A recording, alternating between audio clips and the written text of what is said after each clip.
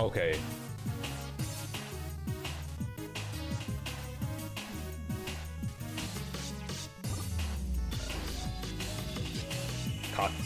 Cocksucker.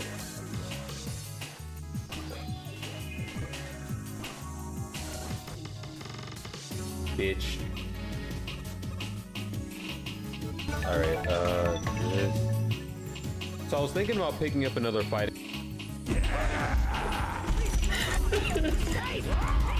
Party one down.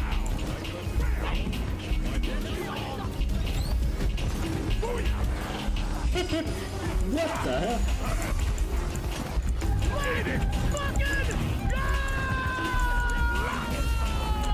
I think it's deep.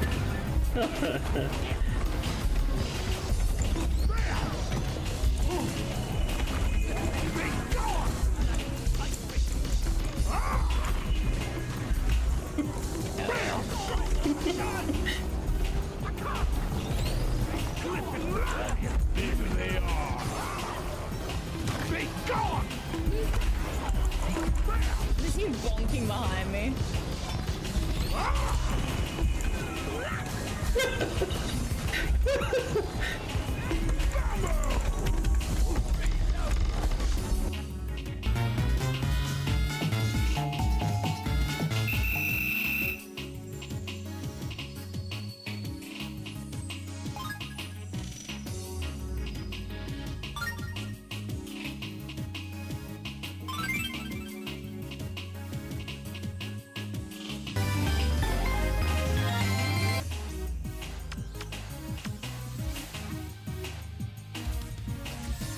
I'm gonna get attacked, but I think that's okay.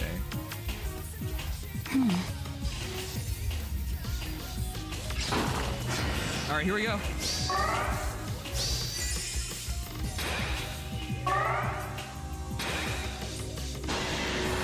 Oh my god. We're okay, right? Because it's 30% damage reduction with LMU support. Give in. And then 80% damage reduction. But she destroys the damage reduction, doesn't she? Holy fuck. Okay, we were not okay. Wow. I go to God. Wow. Career first touchdown. Within an extra point of time. The legacy begins here. And that's a nice reward right there. The first game of his new Make sure to send the video of this to that Joseph guy. from him this season. And he delivers on day one. Just by one little tortilla, buddy. You got lucky. The only reason is because you're a little more They fragile. don't know what to do. Doesn't even have a moving video on it. I'm gonna need your help to help me set it up. I can't even.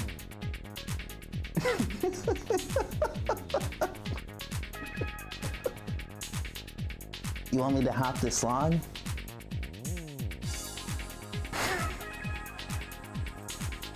Gonna need your help, guys. Fight Kate. The log is flaking.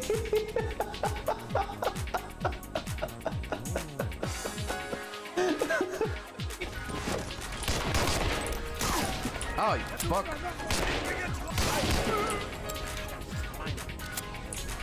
Oh, look at that spinny gun. What the?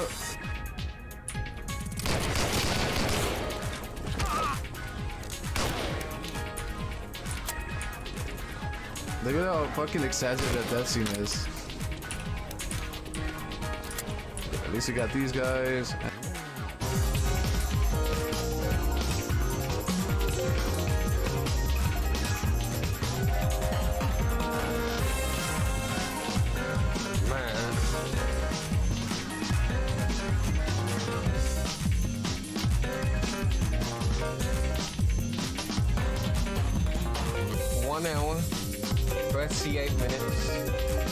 Guided by the emblems. 45 seconds.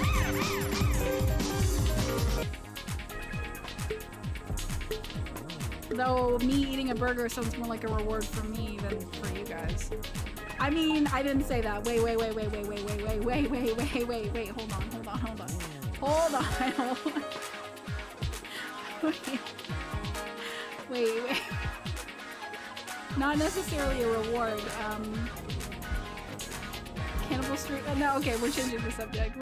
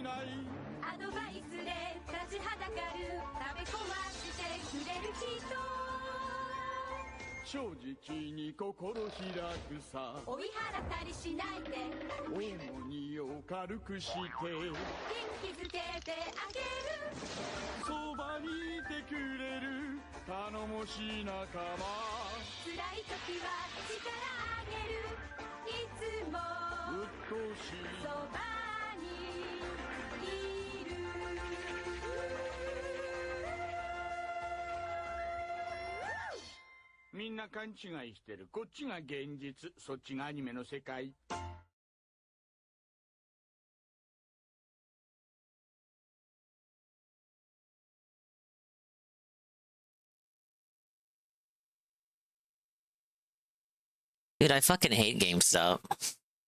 Oh well. Go ahead and see what this is about. As D-Cypher said, let's get those hot day 2.5 views. This game will feature flashing screens and bright effects. Well, I was trying to rate that. I guess they don't care if this game fucking blinds me. Alright, where are we at? The Super Monkey Ball Banana Rumble. Jeez, I already regret booting up this late. I'm gonna be such a cranky lout in the morning. This game automatically saves your progress when you see the notepad. Be sure not to quit or turn the game off. Creating save data. There's no period in that sentence. Thank you, Sega. Welcome to Juicy Island, a tropical resort. It is said that an amazing treasure called the legendary banana is hidden somewhere on this island. I think I see it in the background. Legend says that the legendary banana has never been found and is sealed away by 7 out-of-place artifacts known as Ook Arts. I would have called that Ook Arts. There's currently a festival being held in celebration of the legendary banana. Okay, here we go. I'm all ready. Why are they in their balls? Like, they're never outside the ball. Coming right after I eat this. And we got a new monkey? I don't recognize this monkey. Why do they all look like the... Look, I'm not saying they always had, like, mature adult-style designs, but they look like they come from a fucking Disney Junior show. Wait, how'd she get in the ball? Yeah, I can't even voice act the dialogue anymore. I'm already confused. We just tossed the menu like that? What's going on here? Okay, move the left stick to tilt the stage and roll the monkey around. Well, that's good news. This is one of these, this is one of those, you tilt the left stick and you move the stage, and not you tilt the left stick and you move the monkey. See, in that first one they put on the Switch, it was tilt the left stick and you move the monkey and not the stage. I think that was a big mistake. And then they redid the original ones as the second one on Switch, and it was, these are all multi-platform. Except ironically, for this one, which is a Switch exclusive for some reason, not even on PC. It's only on the Switch. Huh? Where'd she go?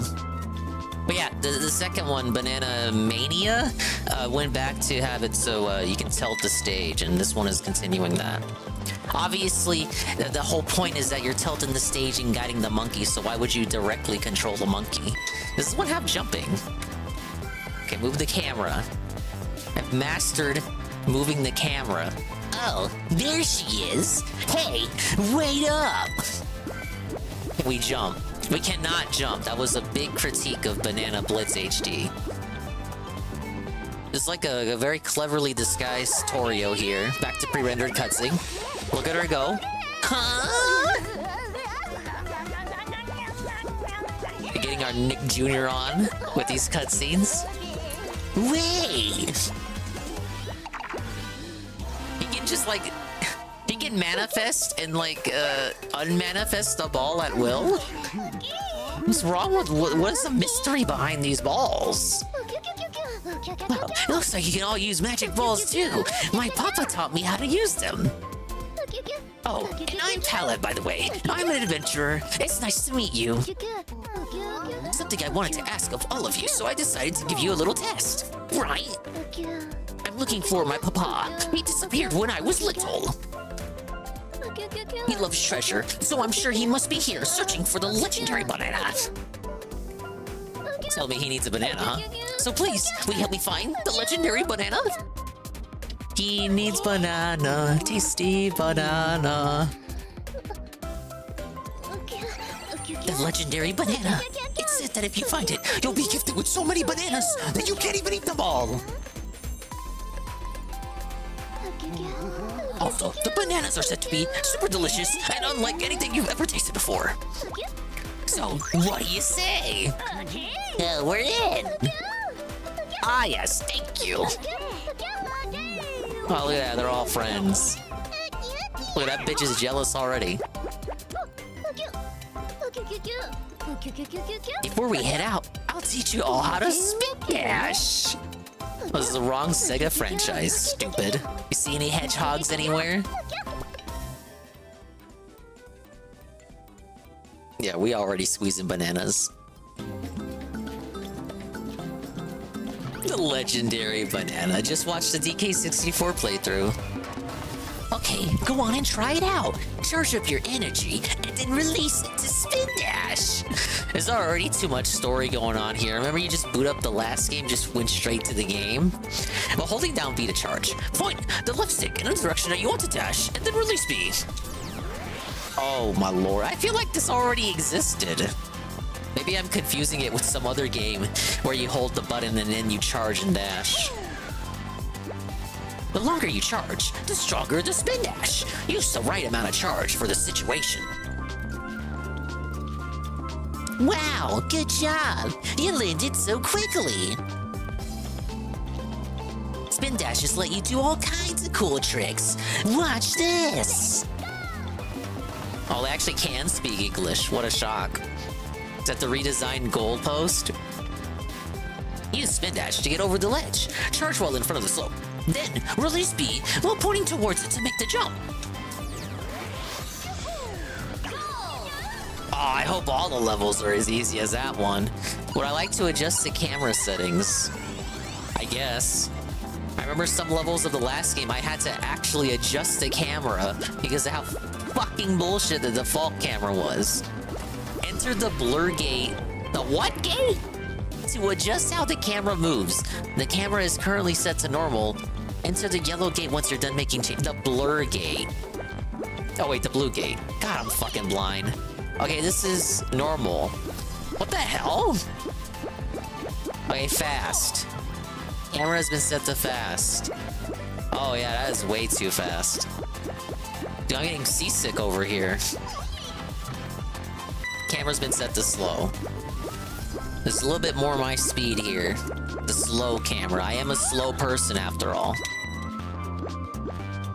I feel like even normal is too quick. Let's try it on slow. This is a Jade speed. I gotta put it on this speed or Jade's gonna complain. Okay, go into there. Go into the goal. Ah, yes, I can change it at any time, obviously. They weren't just gonna Shanghai me to those options. Alrighty, now we're all set to go. Let's head out. Ah, yes, and then they all became the bestest of frenzies. Oh, God.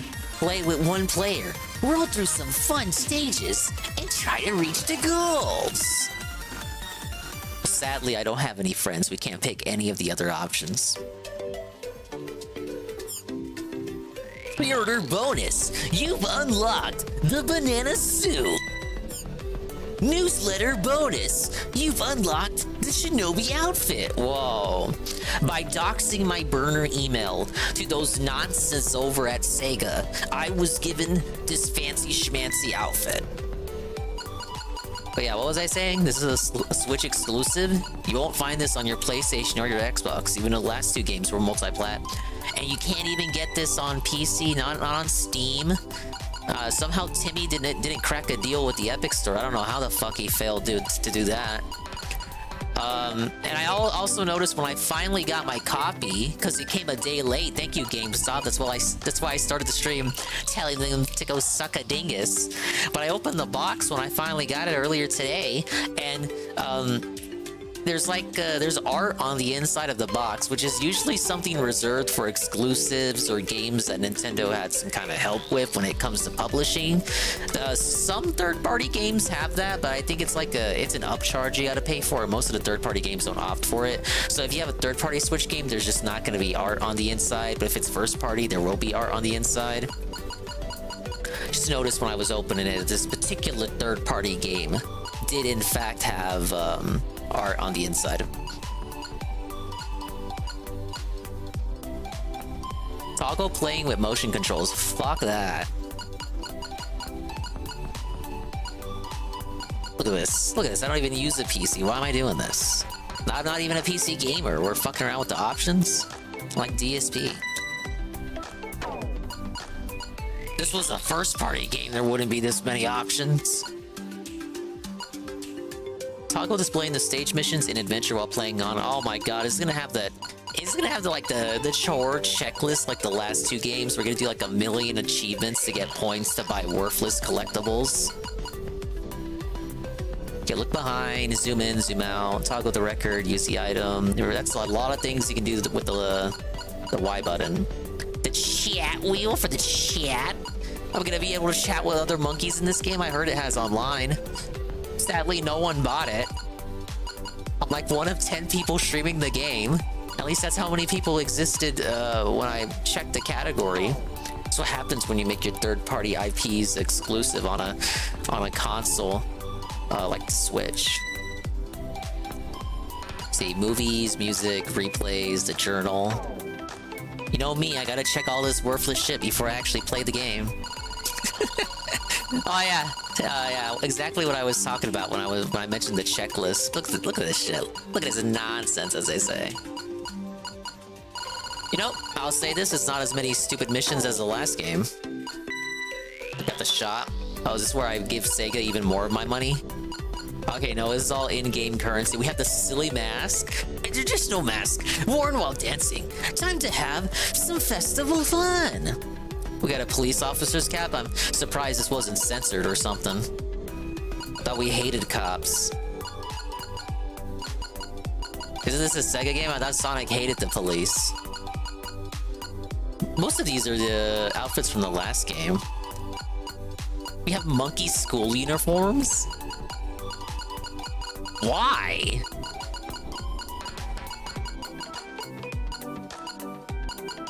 We have purses now, man purses. We got Koopa Shell backpacks and sushi backpacks. It's already going way too hard. I feel like this is already going harder than the last game. What is this? The kimono? There's like one full outfit set and it's 4,500 points. They released it with like only one complete outfit set. Some of these are new. Most of these I recognize from the last game. What is this? Oh, is this the trail you leave behind whenever you move the ball? Monkey emotes and stickers, because of course, every game has to have that fucking shit now. You gotta buy chat. You gotta buy shit for the chat, which you might need if you're playing co-op with your friends. You can get to buy emotes, just like you can do right now on my stream.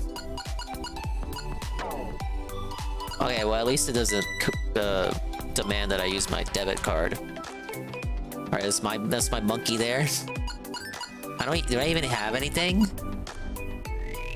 Irregular clothes, but with new flair. Each monkey sports their own design and color. Wow. Alright, we're already decked out. Okay, the DLC outfits. He's in a big old banana suit. It looks kind of cool, like a ninja, though. What do you bet? What do you bet this shit doesn't appear in cutscenes? What do I do if... What's the X button do? Oh, you can save like a set. Wow.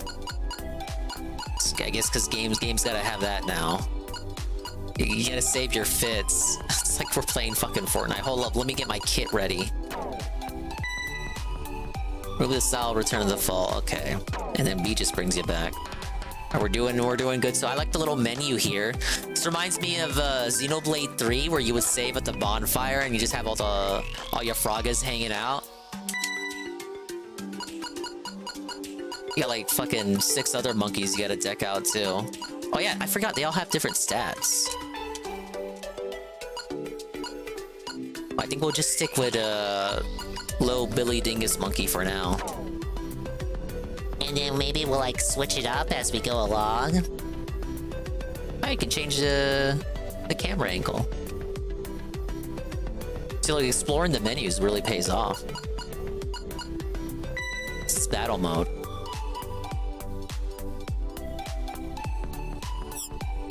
In battle, up to 16 players can play together in 5 different game modes. Race, Banana Hunt, Baboom, Gold Rush, and Robot Smash. In battle, press Y to use items. You can get items by touching an item box or filling your item gauge. Whoa, buddy. Holy shit.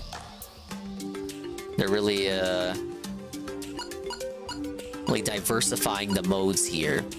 Item boxes are placed all over the stage. Roll into one, you'll be given one of many handy items. Some items you can only get by filling up the item gauge. Which one you can get depends on the character you're playing as. Oh, well, it's like, what do we call it there?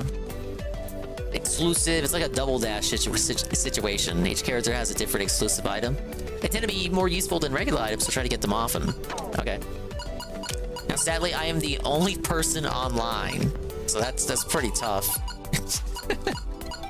Again, I have to preface, this game is a Switch exclusive. $50, right? No, I love this game. Again, we have Banana Farm. It's got a time attack too. And a decent amount of levels for this first world.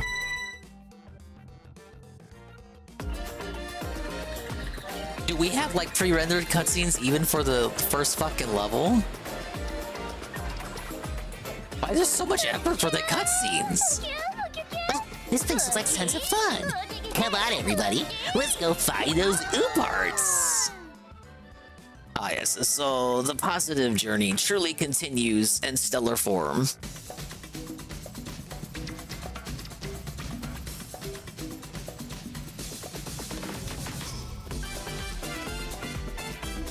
Man, imagine the speedruns are just on this level. Alright, classic starter level here. It's like I'm playing Monkey Ball 1 all over again. Okay, golden banana. Look at that. We're already winning. 11 seconds. I bet the record for that is like 2 seconds. I'm already getting achievos. I feel like I'm playing a modern style game. Okay, zigzag. I vow 1,000 years. Thank you for the re-up, Mr. Pun. We'll scroll up in a minute.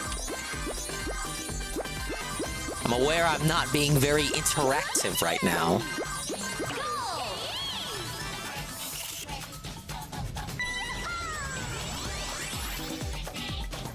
Oh man, don't tell me it's gonna be a thing where I gotta collect the golden banana on every stage. Because you know how I am. You know I'm gonna absolutely try to do that.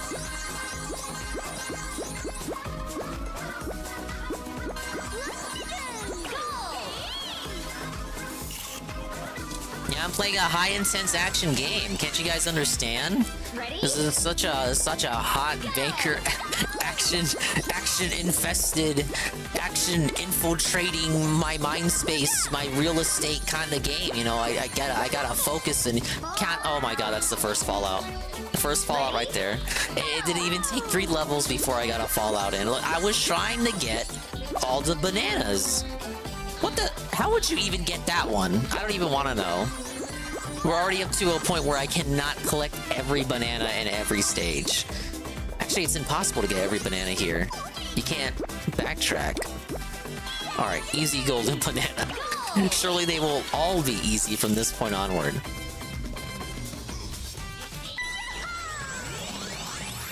Yeah, spin dash, sure, but you're gonna miss the other bananas. Ready? Go on. Go ahead and say it. Go on. Go ahead and say it. Fall gal. Fall gal. Go on. Go say it, because that's what you're all about. Fall gal. This, how would he call this? Wonky? It's quite a wonky spin dash.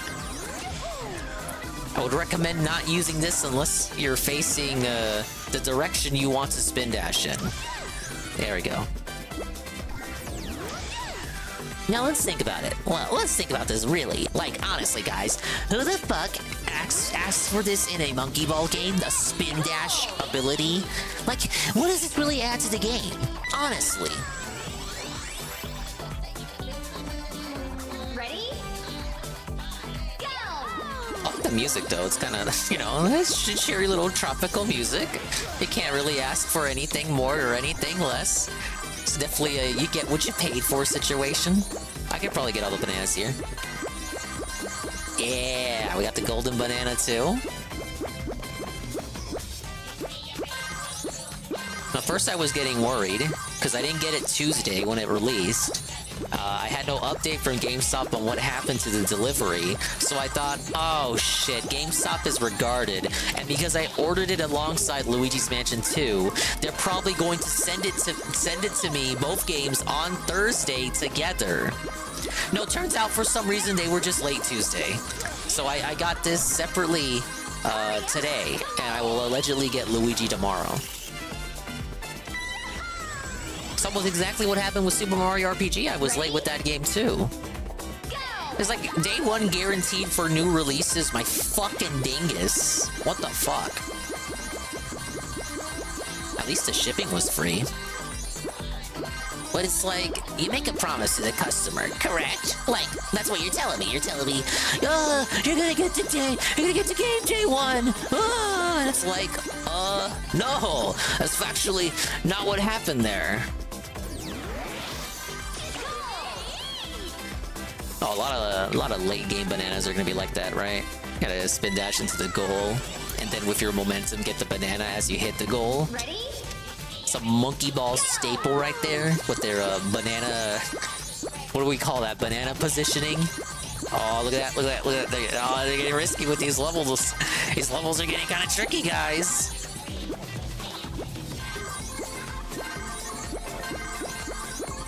These columns, these floating columns, they remind me of like Oreos, but if Oreos were like full bars. Does that make sense? If like Oreos were full bars and they were shaped exactly like that. That's what they remind me of. I know what you're thinking. Dingus, you're fucking insane. Those look nothing like Oreos. I'm just saying. They harken back to the picturesque image of Oreos for me. Like a bar of Oreos. Are you so devoid of creativity and imagination that you cannot picture a bar of Oreos in your mind? Like an Oreo cookie but shaped like a rectangle. Are you just so unable to imagine that? I just described it to you. It's such a simple thing to imagine. Even I can imagine it. Okay, we got the bumpy level. Now see, if this was a PS5 game, you would have like the headless guy, the guy without a body. He'd be like, "Brother, watch out for the bumps, brother!" And the kid would be like, "Dad, you gotta watch out for the bumps." Well, you already knew that.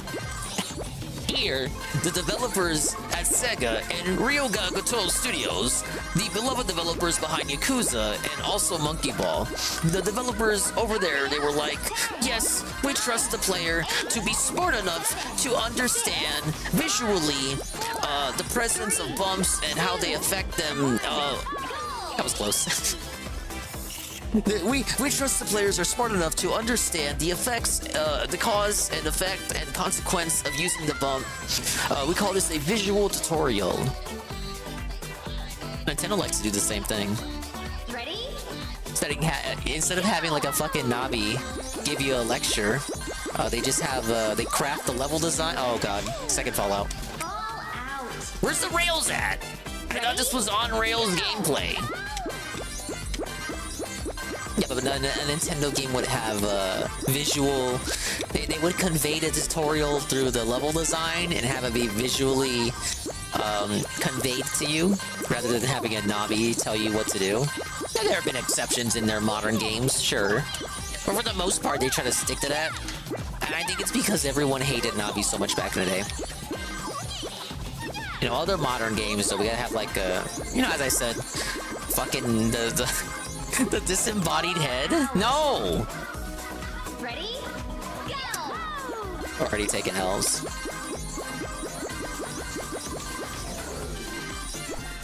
Now, which button is to break?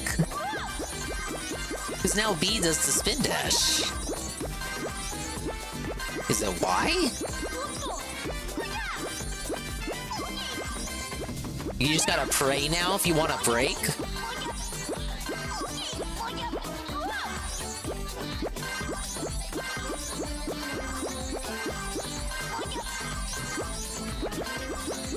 Wait, I left the banana.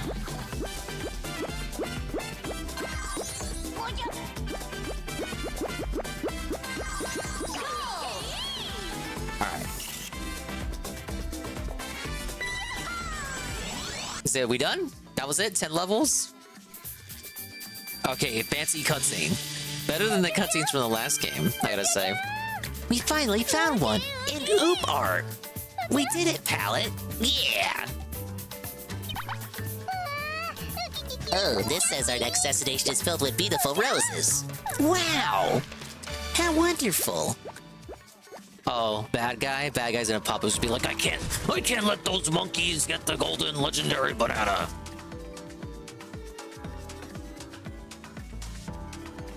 This is like a Yakuza monkey. Like I said, these are the Yakuza devs. Now, we got the Yakuza crossover of the century. You got a souvenir from Banana Farm. It'll be out by the resort tent. You can now play Time Attack with Banana Farm. Probably the only Time Attack I do. Where is it? Oh, there it is. It's very tiny, I almost missed it. Can I buy anything in the shop? I have some... What does the P stand for? Penne? I have almost 6,000 Penne points. What do I spend my Penne points on, guys? What is this? The frame? Why do I want a frame? Multiplayer stuff? Bro, I'm the only guy online. I just showed you guys. I was the only one in the lobby. Now, it is midnight, but... it is midnight, but it's also like the game just came out. Like, are you telling me everyone dropped it after day one? Day 2, I don't care if it's midnight. The lobby should be popping. Let's buy the kimono. Whoa, the kimono is now available for use. Okay, what do I change this? Oh, what do the missions look like? 6% completion, 3%. Oh my god. Oh, dude, it's like a sub checklist. Everything has like, oh, you gotta do this and that and this and that. So you got an achievement for the regular banana count and for the golden banana count, and then you also have to beat it within a certain time once you unlock Time Attack, but you only unlock Time Attack after you fully complete the world regularly by itself the first time. Dude, that's nuts. What was here? Oh yeah, just archive of stuff you've already seen. Okay, we have the kimono set. This game is sexist though. I can't wear the female one as the male monkey. It's very unpride monkey of you, sir. Okay, we're gonna change monkeys. Despite the fact that I just put on the kimono. I'm gonna play as you have AiAi, Mimi. Where the fuck is Yuru? We have Baby. See, I don't know my monkey lore well, but this game came with like a manual. Like it wasn't just a regular Switch case. This game came in like a cardboard box, sorta, like, you know, the stuff you would normally reserve for a deluxe title, but it wasn't a deluxe version. It was just a regular game. So it came with that, and I'll say this too, the last 2 games had similar packaging, but this one came with like a little book.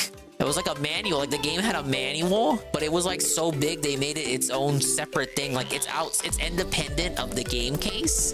And this little book has concept art for all the characters.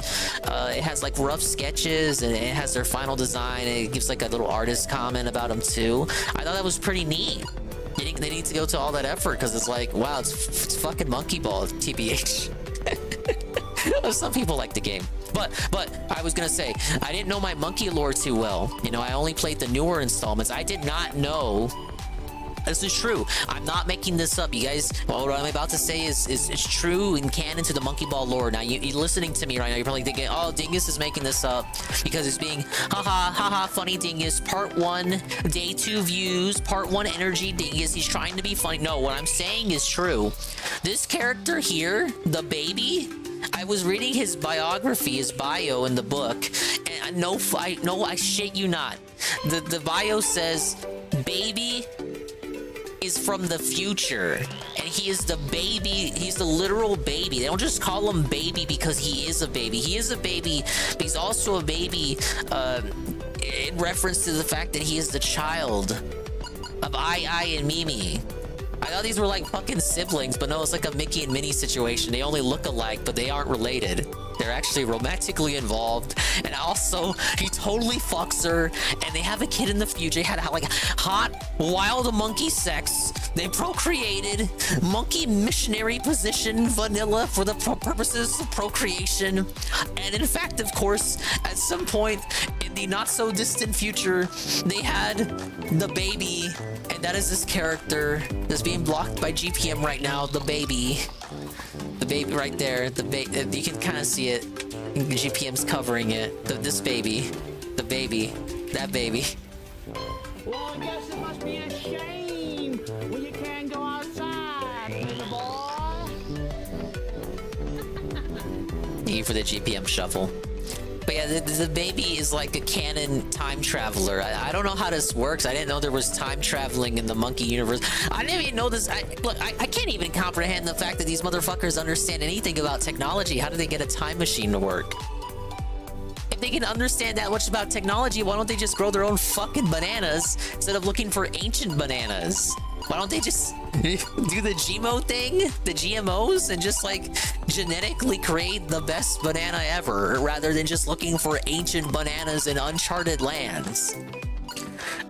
This guy used to be evil, but now he's like the bro of AiAi, and the other ones aren't that interesting, except for the doctor.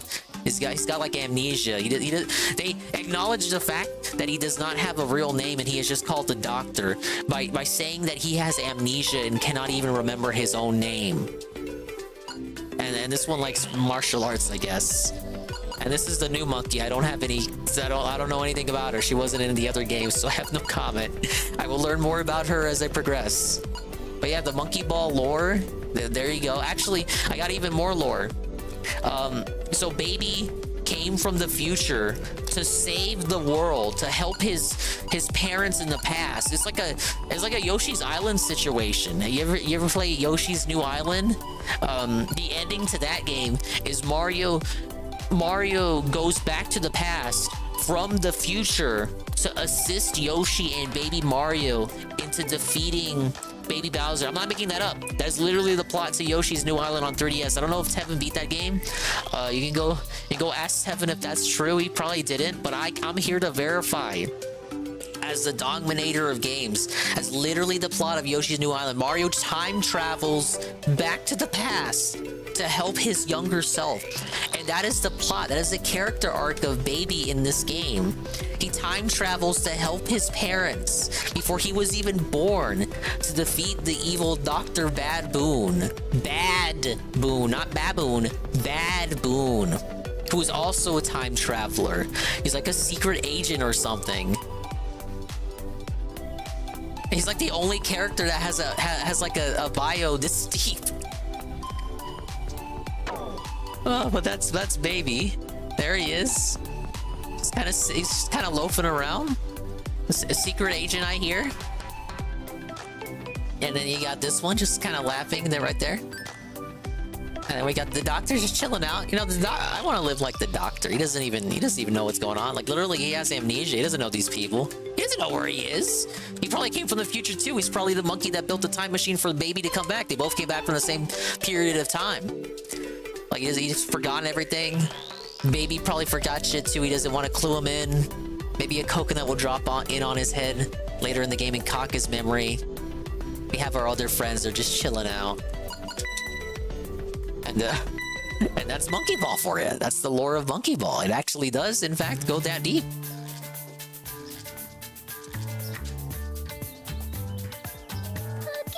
Whoa! Monkey, how beautiful! What's the matter, Palette? This is... Oh my, you spider a trap, didn't you? I'm impressed. Who are you? You don't know who we are? Well then, it looks like you're all nothing but a bunch of oblivious bananas for brains. And then the sheep just nods. Alright, then listen up. I'm Val, and this is T, Ree, and I'm Fez. While T's alive, and he's a sheep now. We're the Gala family. We're treasure hunters that scour the globe for rare and valuable loot. I didn't know, I didn't know animals other than monkeys existed in this universe. We thought we could pull a fast one on you and nab that oopar you have. What? Hey, it's not nice to steal. You meddling monkeys. No matter, the remaining ooparts are ours for the taking. Now, let's move out. Hold on, shouldn't we steal the oopart they have? We can steal it later. Besides, I've heard that Master Thief Easel is around. So we need to hurry up and grab all the other ones before Master Thief Easel gets to them. We can steal the oopar from those monkeys anytime we want. Alright, but I bet you just want to hurry up and see them, don't you? Whoa, what a development here. I like how the baby's got like reactions via his visor there. Come on, everyone, we gotta get going. With your help, Palette, I'm sure we can get to the other ooparts before them. Yeah, just leave it to me. Dude, I'm learning like way too much here. Oh, I like the music. What do we got going? Oh, it's like what is this? A Persona UI right there. It is Sega. Ready? It makes sense. Hello, Capital. I still have to scroll up and catch up with chat. Capital, I doxed my burner email to Sega, and I got like a monkey ninja outfit out of it. I guess that's how they get you. Sonic's gonna come to my house personally. What is with this monkey music? It's monkey Persona. So says the guy who's never played Persona. Oh god.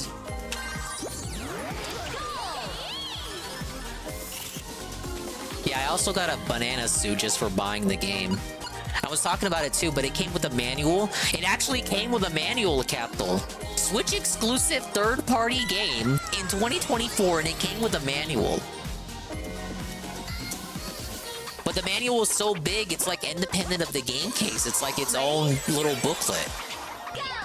It's got like little concept art. I was talking about how like I didn't know the baby character was a time traveler. He was a child of AiAi and Mimi. I thought they were just siblings, but it's like Mickey Mouse and Minnie Mouse, or Donald and Daisy Duck. You know, they just look similar, but they're not related. Nice to know AiAi's got some Riz game. Yeah, we got the new spin dash mechanic too. We're really stealing a lot of shit from Sonic.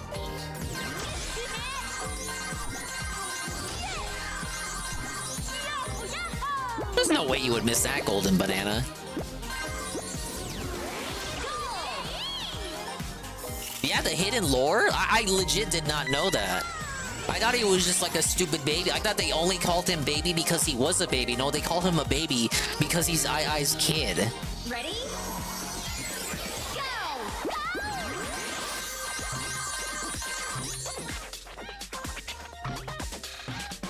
I'm like, these monkey ball games don't even have a plot anyway. Why would you think this deep about it? And then there's also shit saying, oh yeah, the baby, by the way, the baby's not only a time traveler, he's also a secret agent. And his mission is to help his parents in the past defeat the evil Dr. Bad Boon, who's also from the future, who also time traveled to cause shenanigans in the past. I don't know what the shenanigans would be. I guess Bad Boon is jealous that AiAi has Riz game, so he's gonna like break up his parents in the past so the baby's parents don't get together in the future and have him. It's incredibly spiteful. He's like the time traveling incel. He's like, I'm gonna break them up in the past so that they never get together, and then I'm gonna steal them, and then he'll be my baby.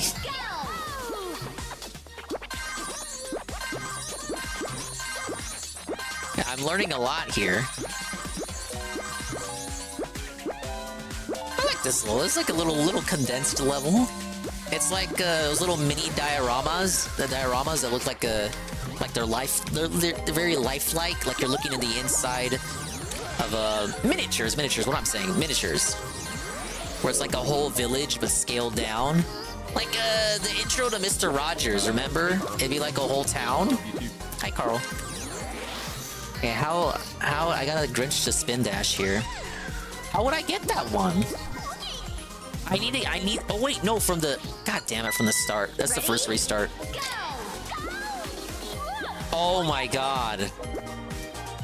Carl, I have to get the golden banana on every level. Wait. No, wait, how would I? There's no jump. This I gotta spin dash. Oh!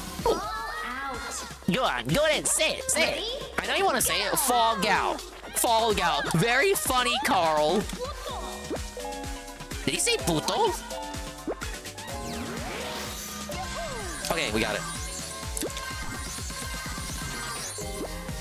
They released this game in Spanish with the little monkey saying puto. Based. If you know, you know. I might actually have to add this music to the backup playlist. It's kind of funky. Yeah, it's like I was saying, if you're just coming in, I gotta get the golden banana in every level. And then on top of that, I have to get like an arbitrary amount of regular bananas in every stage to also get another Chivo. It's one of those checklist Chivo games. Oh my god, I'm not gonna make it.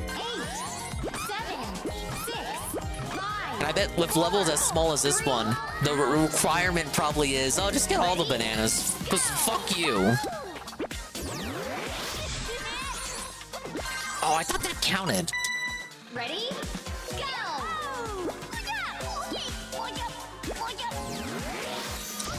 Okay, got it.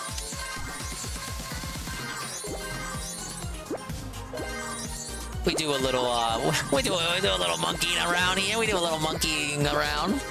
Hey, get up to all kinds of monkey business. Nice try being late, fish and mailed. Actually, I was supposed to get on so much earlier, but the casino was making fun of RTU, and a bunch of other stuff got in the way. And I was kind of hungry, so I went out and got fajitas. They were good fajitas, though.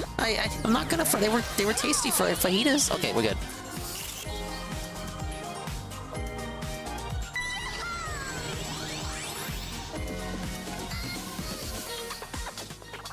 Oh, I really like the rose effect there. Ready? Big ups Arjuna for the Ding Coin currency exchange savings and loan. Yeah, it's a real deal for the Ding Coin today. Big ups Spam Pam, I'm doing great. I'm trying to focus. I'm playing a high intense action game, idiot. See, I don't know how long the game is. I guess there's 10 levels per world, because that's how the first world worked. I mean, these games are never particularly long.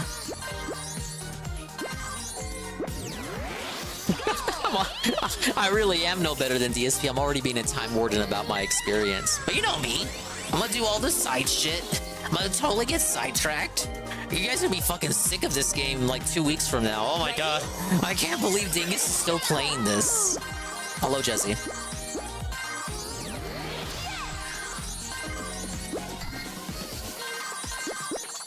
Juzzy, GameStop promised me this game on Tuesday. So tell me why I got it today, despite being promised that I would get it Tuesday, day one. I know they don't have GameStop where at, Juzzy. They just have their sick Aussie counterpart, EB Games. And I think game in all caps, or that might be Eddie B. Game all caps. Pretends to be like a different boutique, but it's literally GameStop with a different name. Run by the same company. Oh god, how would I get... That's in the air. That one's in the air. How would I get that? 7, 6, 5, 4, go! Oh, felt it, dude.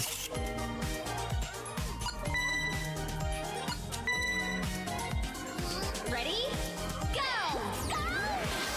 Totally separate companies. Yeah, I bet. It's probably some show company shit.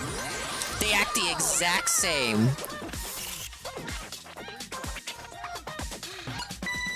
Alright, let me give that one more attempt.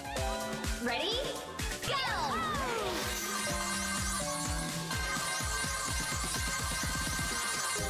I know EB Games is in the US. I tried it early. Will be the right positioning to get the right amount of speed to actually acquire that.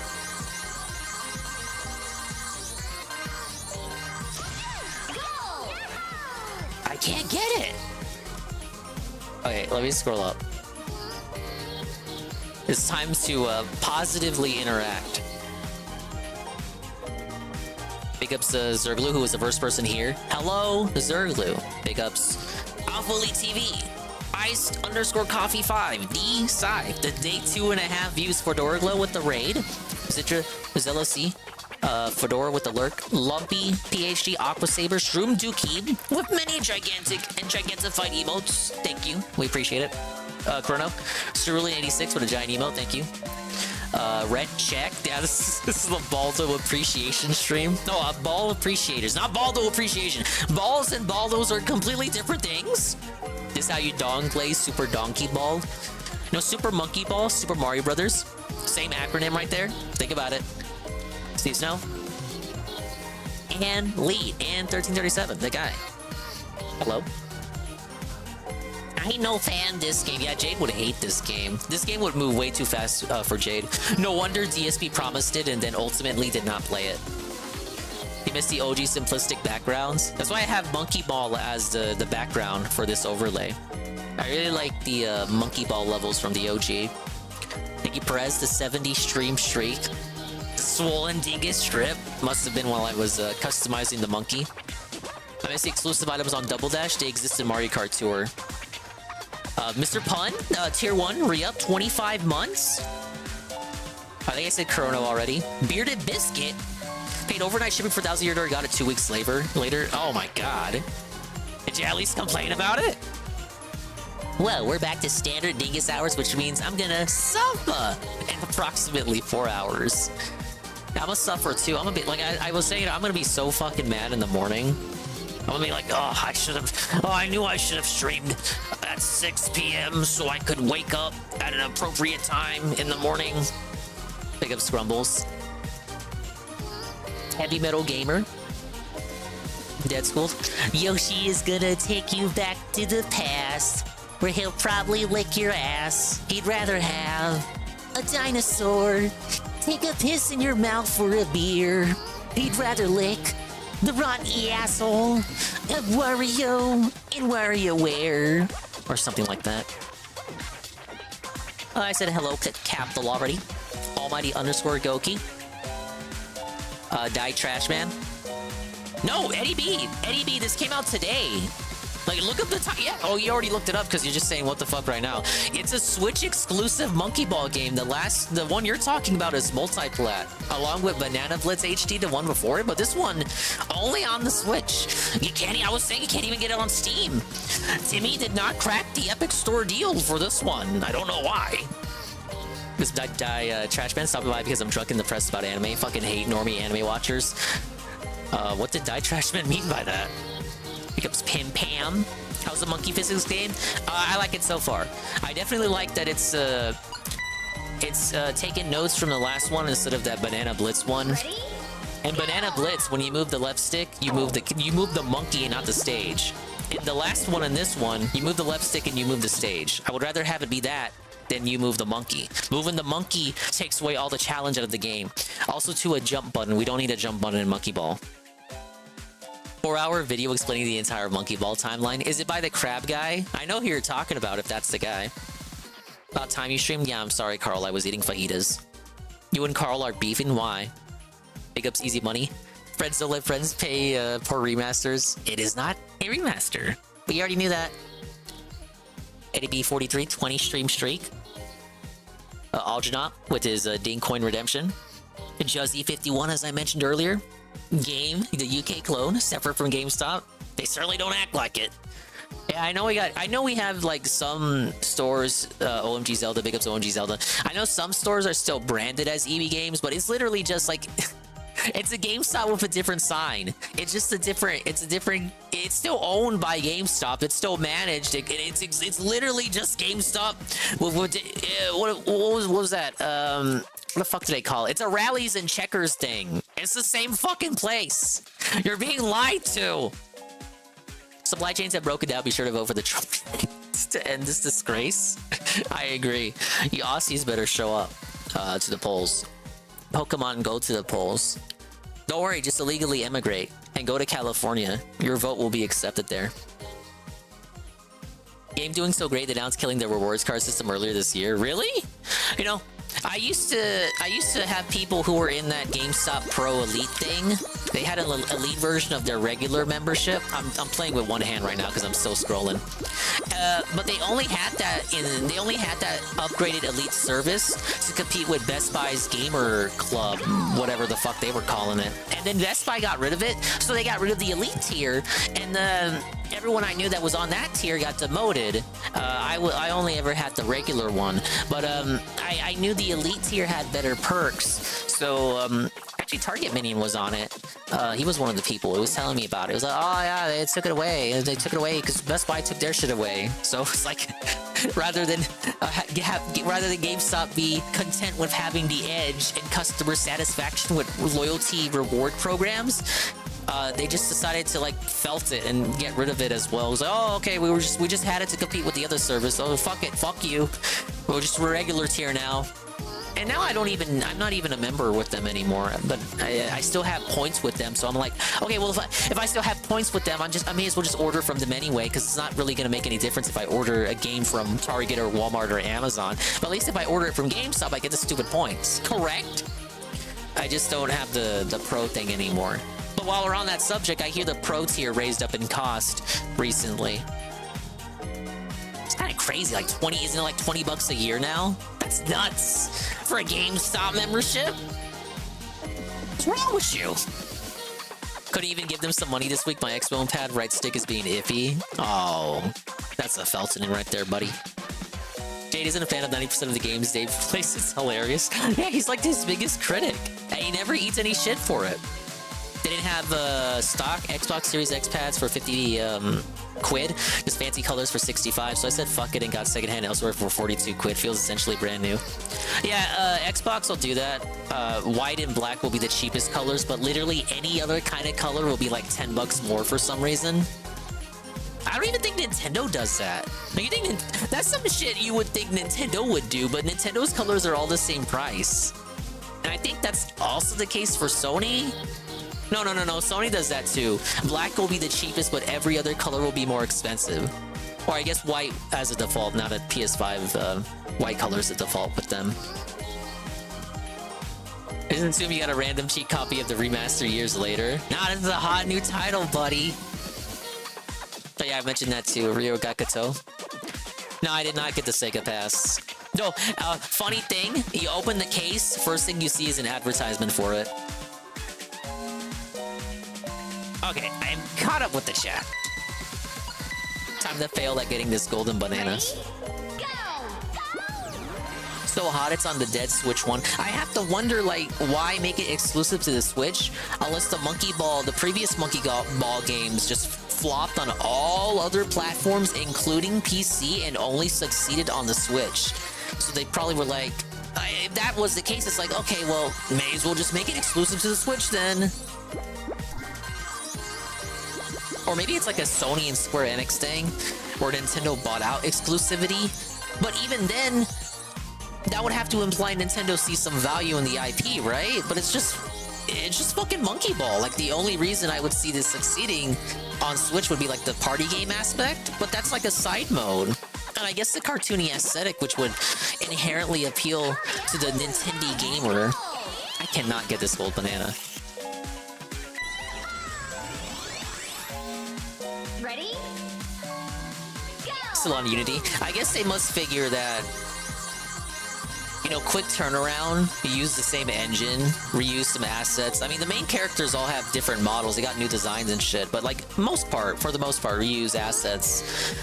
Make a few new assets, and then just like put that out within, what, it's only been 2 years since the last one, maybe 3 years. Put that out. And it was such a quick turnaround in production, it's like, okay, well, you know, the last two didn't do so hot on multi-plat. Let's just put it as an exclusive for the one platform it did do good on. There we go.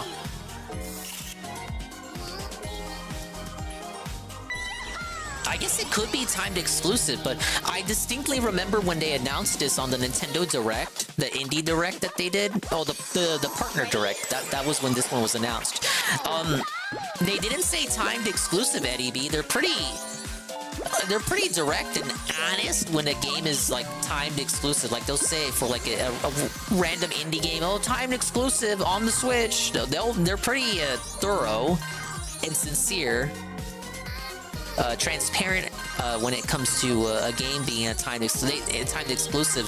When they announced this game, they did not say timed exclusive. They just said exclusively to the Switch.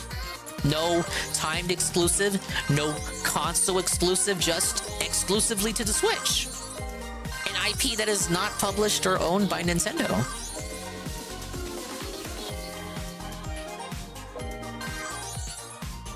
It just makes me wonder what's going on there. I mean, I don't mind it. I have the game. I'm enjoying it. 7, 6, 5, 4, 3. Oh, I'm felted. 2, 1, 0. Never mind.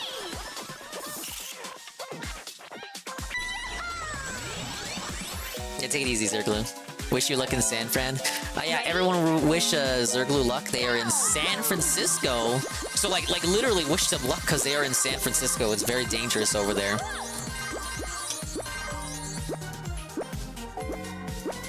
Be a paradise to Dave. I hear there's poop all over the streets.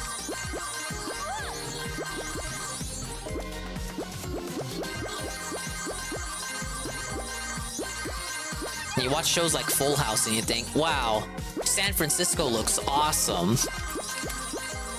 Little did that suburban white family know. They thought I wouldn't know about that one. Easy.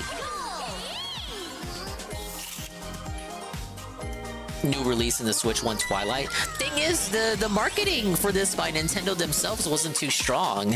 I only saw like one tweet about it. They didn't even tweet about it. No, wait, they did tweet about it yesterday. But before that, it was just like one trailer.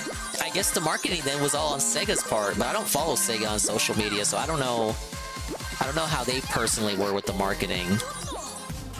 So it's a bunch of baffling decisions with this release. Ready? Happy Year, Joe. Go! And Riku Zephyr. I'm assuming, Riku, you've not picked up your copy of this amazing game.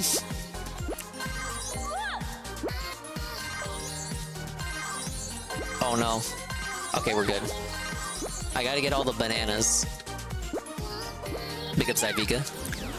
Go on, go ahead and say it. Fall Out. Remember when DSP promised this game? He was like, "Oh, you guys really were like, oh, I didn't even list the Fall Out." Okay, I think we're at 6. Already fucking up. You guys aren't reminding me to add the Fall Out counter. No, DSP promised this game. He was like, yeah, we can play. You guys really like me playing the last one, right? The remaster or whatever. It was like a brand new game. Oh, it's not a remake, Carlton? It's a brand new game? Brand new Monkey Ball game, huh? Wow, June 25th. Be sure to play that. It doesn't play it. This scammed again. Yeah, Luigi's Mansion 2 HD, huh? I really enjoyed that on the 3DS. I used to play that on plane rides. I would take trips on the plane. I play it on the plane. I never finished it though. I'd be so excited to go back and play that.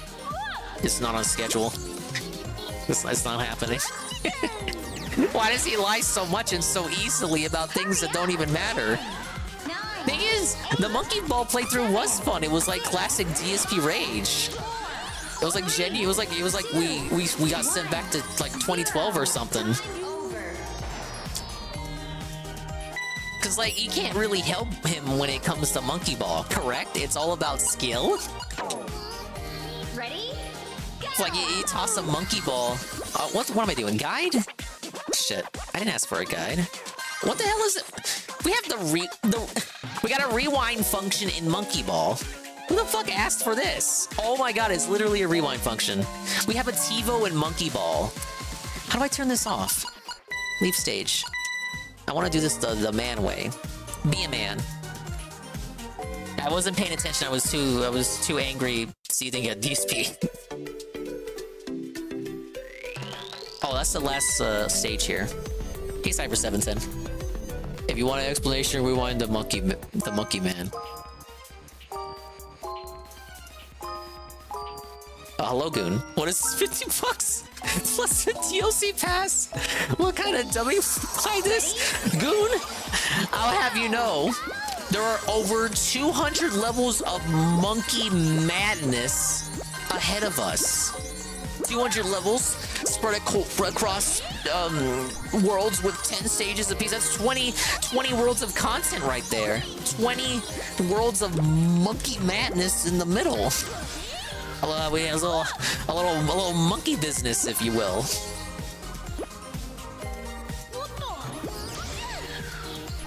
So when Dinger goes on about how Monkey Ball is about skill, some handicapable mode activates the guide. No, I gotta stop looking away. Give me my time back. OG Monkey Balls from you, Dinga. I played the remaster for 1 and 2. But all the Monkey Ball artists tell me that the physics are fucked up in that one. Low GPM.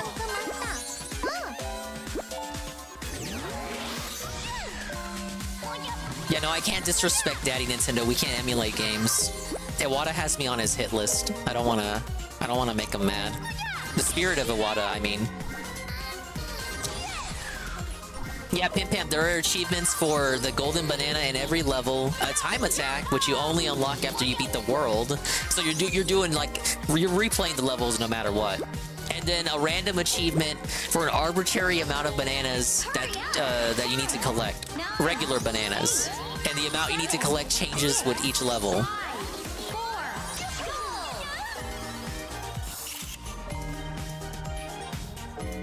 Yeah, the retrospective with the crab. I know the one. You don't need to collect all the regular bananas, just however many they want you to get. We finally got our second Ubar! Yeah, we beat the Gullah family to it as well. Oh, it looks like the next place is a city floating on water! Well, we're going to Italy like an authentic Italian. But I will say, again, Riku, I think you played the remaster, at least you know about it. The cutscenes are so much better than the ones from the remaster where it's like some weird TV shit. I don't even know how to say it. It's like cut out animations. This is incredibly lame. Okay, you now play Time Attack with the Rose Garden. Yes, the monkeys talk. Well, you thought they were silent protagonists? No, the monkeys have character.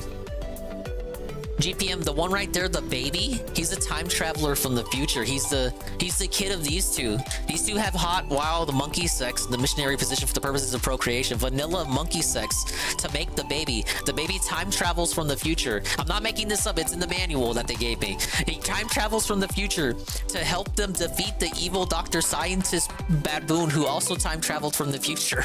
And he's like an incel that wants to break them up so that they don't marry in the future and then procreate and then have the baby. And he's also a secret agent. His characters talk and they have lives and stories. Yeah, he's basically Trunks. It's all in the manual. I would not be able to come up with something that elaborate on the fly. My heart was really pounding back there. Mine too. That was a close call.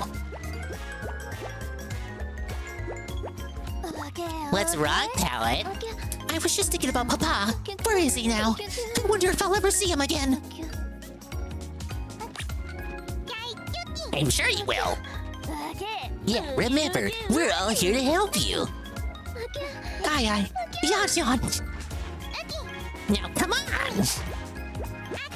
Let's keep moving forward. It's like these stupid ass. It's like a slice of life anime. Is Ant still awake?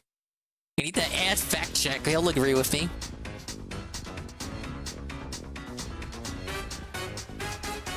I already love this tune. Oh, we got the play and pause buttons there. I recognize those. Yeah, take it easy, Trash Man. This is such a Switch game. What the fuck does that mean? Well, I guess you ain't wrong. Ball Out. The first one was a GameCube exclusive.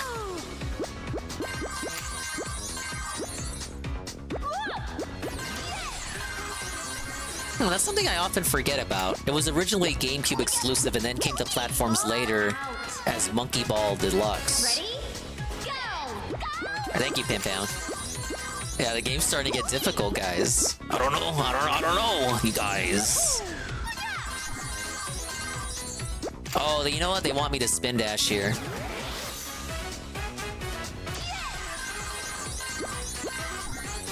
Pretty cool. Oh my lord.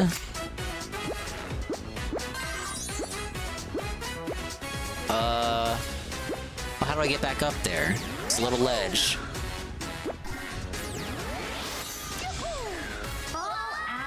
Belted.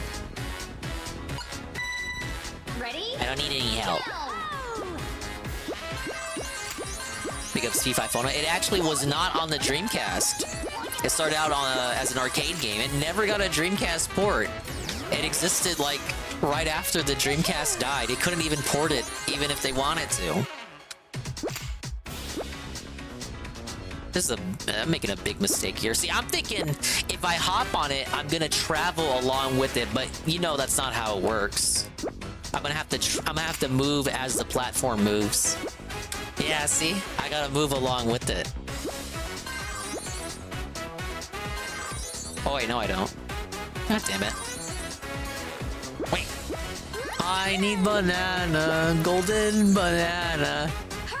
Dude, he should have played this game just so he could have changed the lyrics around. 7, 6, 5, 4, 3, 2, damn, it's right there too. 0. Time over. Time over isn't Fall Out. Twitch update actually fixed my chat, Prega. So I'm thinking to take on the doc drama. Did he do nothing wrong? He probably should not text underage people. That's my take on that.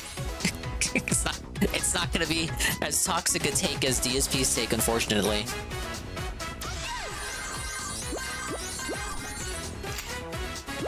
Now, when we didn't have too much information, like last week, wasn't this last week? I was like, oh, it'd probably be some bullshit, probably be, you know how Twitch is, for someone nefarious wanted the doc out of the picture, but no. Once it got confirmed, I was like, oh, well, I didn't like him in the first place. I never watched his content.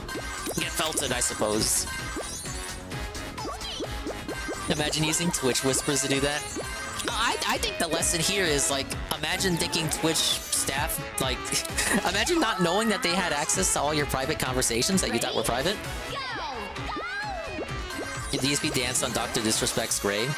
Yeah, he did. And it wasn't even the first time that he did it. Yeah, but I asked Goon his thoughts on the matter, since Goon is here. And yeah, I kind of echo Goon's thoughts on it, where it's like, yeah, it's literally Jover. Actually, we can kind of equate it to the Vosh thing, where it's like, yeah, he's probably going to have a lot of support. He's not going to... He'll have a level of constant support that's not going to go anywhere just because of who he is. But in terms of, like, getting any higher than that, he's kind of done. Like, he's hit the ceiling, as it were. And he's probably not going to be elevated beyond where he is now. Probably not going to get any brand deals anymore, all stuff like that. What else did I say when it came to Vosh? Hey, hit the ceiling, always have a level of support, but not gonna... No, I think that's exactly what I said with Vosh. Yeah, it's the same thing with Dr. Disrespect. Except it's not as bad, comparatively speaking, to when it happened to Vosh, because it's like, you could argue that Vosh still had the places to go, because he was getting invited to the White House and shit. I would argue Dr. Disrespect was kind of like at the height already, so there really wasn't much higher for him to go. So to get canceled when you're at the peak of the mountain is kind of like, well, I mean, you're going to have that constant level of people who are always going to believe in you, no matter what fucking happens to you. And it's kind of like, he wasn't going to get any bigger anyway, because he was already at the top. So to get felted when you're at the mountaintop is kind of like the best time to get felted. Because if you get felted when you're a nobody, then it's like, well, you just felted yourself out of a timeline where you could have been more popular. But that's my take in regards to what will probably happen to him going forward. Oh, there's a golden banana over there.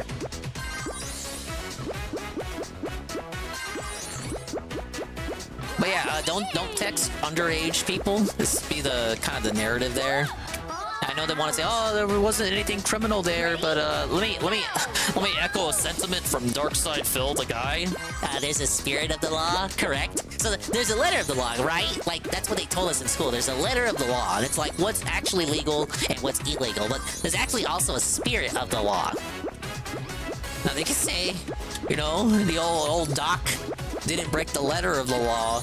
But I think no one can deny, unless you're like Sneeko or something, like Sneeko was capping for it. But I think everybody can agree that like the spirit of the law was infringed upon here. Because like, even if you want to agree, oh, Dingus, didn't you know she was 17 years old? That's not hard confirmed, I thought. There's like a Twitch email that suggests that she's 17, but I learned later that this isn't 100% confirmed. Like, it could be fake, so I don't know what to believe anymore. But let's err on the side of that is true, and they were 17. Okay, let's use the Sneeko defense. Oh, but Dingus, didn't you know she was 17 years and 364 days old and 23 hours and 59 minutes and 59 seconds old? Oh, look, Dingus, you're fucking stupid. Don't you know the state of so-and-so, the age of consent is 17 and 16? We're treading some fucking wafer-thin ice fucking eggshells over here. If you're gonna start arguing the age of consent to me, like, that already is a red flag, sir. Like, don't you think it's weird that, like, whenever this happens, we gotta argue, oh, yes, well, don't you know, in like, Romania, it's actually 14 years old? It's like, okay, you're just giving me more reasons to never visit Romania, you fucking weirdo. Why do you know this information off the back of your head, too? Fuck, I deserve that. Why are you able to spout this information to me without going on, like, Wikipedia or something? But yeah, despite all of that, even if you want to cap and say, okay, 17 years old, like basically almost 18, if you think about it, Dingus, you're being a moral figging crybaby. You're a moral fig. You're being a crybaby. Okay, well, Doc was 35 in 2017, sir, and he was married. He's fucking married, dude. Like, I'm not gonna cap for the infidelity. I just can't. It's like, you literally, like, even if you want to, like, pull out of your ass some fucking cope about how it's not as bad because they were allegedly almost 18. But it's like, okay, he was still married though. And I'll tell you this too. Thank you for the follow, Volkari. Sorry if I mispronounced that. But I'll tell you this too. I gotta be consistent. That's basically the Leanna situation, minus the marriage part. So, Doc was 35. The little lady was allegedly 17. We don't even have hard confirmation. I'm told the email that was shown that suggests she was 17 could have been faked. So I can't even take that with 100% confirmation. But Doc was factually 35, talking to a 17-year-old, and he's married. Like, dude, you know you shouldn't be doing that. On top of that, too, I gotta be consistent here, because that is the Leanna situation minus the marriage part. Phil was, Saru posted a tweet, basically said Phil was in his 30s. I think it was, Phil was 32, and Leanna had allegedly just turned 18, or was kissing 18. It's the exact same fucking shit. If this sector, it can't cap for it when it comes to Phil, I really don't see how you can cap for it for Dr. Disrespect. I can't. Like, I can't. Like, this is literally the Leanna situation. And you know what? Ralph did it too. Except Ralph Ralph porked Faith coming out of high school on top of that and gave her a kid, baby Xander, who he ended up going to go visit him last week, and I'm told he had such a rousing time with baby Xander. Got him a bunch of Godzilla toys or something. But what Doc did, like, argue to me, Carl. I'm just pretending like Carl disagrees without looking at the chat yet. But argue with me. How is this any different from what Phil did with Leanna or what Ralph did with Faith Vickers? It isn't. You're a grown man. You shouldn't be talking to like 17-year-olds. Like, I'm sorry. I know you want to live the bachelor life like Dick Masterson, Enriqueta, Nick Fuentes. You want to like capture them as soon as they're out of the womb and have this fucking weirdo autistic high schooler trad wife barefoot and all that, doing the laundry and making you food and all that. I'll tell you this. It's not going to happen. First of all, they have no life experience. They don't know how to do the laundry. They fucking don't know how to cook. I can tell you that right now. And they don't know how to do laundry. I guess that's why they call them groomers, because they're gonna groom these ladies into being the trad wife. But no, it's not a lustrous ambition at all. It's fucking gross and disgusting. So I cannot cap for it. I'm sorry, Dr. Disrespect. You went from .doc to .pdf. Dr. Disrespect, the age of consent. You know what I'm saying, fellas? It's unfortunate. Because it gives DSP another tangential W to brag about and dance on someone else's grave and the destruction of their own life and all that, this, that, and the other. It's not all jokes, because this does ruin the life of, say, there was a victim in the situation, and Doc is married, so I can't imagine how his wife is feeling. He already cheated on her before, cheating on her again with fucking underage people from, I know it was 2017, but, like, time doesn't necessarily heal all wounds, correct? And he thought he would get away with it, and Twitch, like, okay, I know there was some NDAs and legalities and liabilities and all that and whatnot and what have you, but Twitch sat on this information. What if Doc was texting and sexting even more ladies after this one? Twitch sat on that information. They could see into his private messages and didn't say anything. They Twitch capped for a predator all this time and told us nothing? Why? What the hell, man? Doc says 2017, but Twitch fired him in 2020. Yeah, there is that time gap. That part I don't understand. But I don't know the whole situation. So I'm aware there's like a 3-year discrepancy there, but I don't know why that is. But I think the story up to that point, I think I'm fairly correct on everything that's happened so far. Okay, let me scroll up. Sorry for ranting, but that's my take on it. Thank you, Carl. Got that out of the way.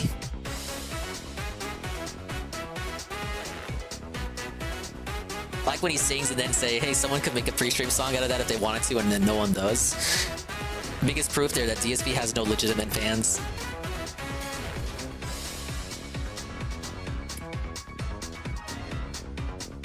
Why were his Twitch whispers even open? So weird. I would have to imagine, like if if you're a high, bigly personality like that, you shouldn't have your whispers open at all, because wouldn't you just get a bunch of trolls or phishing emails and all other nonsensical nonsense and shit like that?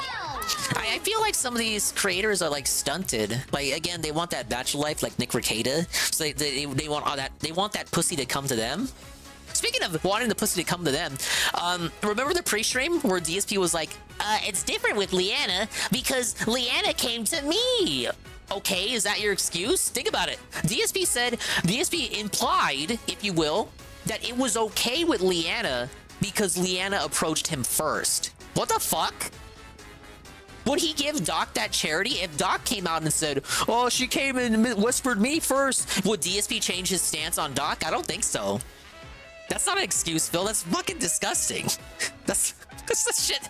That's the shit they say on Catch a Predator. I'm not the first person to say that observation. That's literally what they say on Catch. Oh no, they came to me first, buddy. Okay, but you're the adult in the situation, and so you have the responsibility to tell them to go away. Now, there's still the question of the year. Oh, did he know their age at the time? I feel like if you knew the second you find out about their age, you need to draw the line in the sand. If you're not going to distance themselves, if you're not going to distance yourself from talking to them, at least make it abundantly clear that they should not be participating in this kind of conversation with you. And honestly, you should have just walked away from it there. But it doesn't seem like he made that clear at all, because all this ended up happening.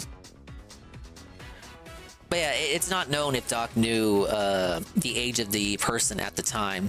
I feel like if he did know, that would have been something to include in the apology. He did not include that. It's quite a glaring omission. So I like, it doesn't matter what I think, but personally, me looking at the situation, I question whether I should afford him that charity and like tell him like I'm talking to him directly, but like be like, okay, well, you know, there's a chance he didn't know and then found out later. But even when he found out later, he still had plans to meet up with them at a convention. It kind of just doesn't change it. I feel like that would have been context that could have saved you some fans giving you benefit of the doubt. But if it is the case, it's not there in that letter. Yeah, I would like to know the timeline, and as Goon said, I would like to see the chat logs. For me, I doubt there's really much that can change my stance, but for me to see all that shit would be to color in the context. Yeah, another Dave W. So says the guy who did the exact same thing as Doc. You know, Doc sexted a minor, but DSP started a romantic relationship with one. Think about it. And then flew her in to his humble abode, and then forced her to move with him to Washington, and he disconnected her from all of her friends and family. And then did it again with a horse. Yeah, Carl, I just don't feel comfortable giving him that like benefit. I feel like he knew, or else if he legitimately did not know, he would that just would have been in the tweet. You see that the quartering applied to the Doc tweet and then deleted? Yeah.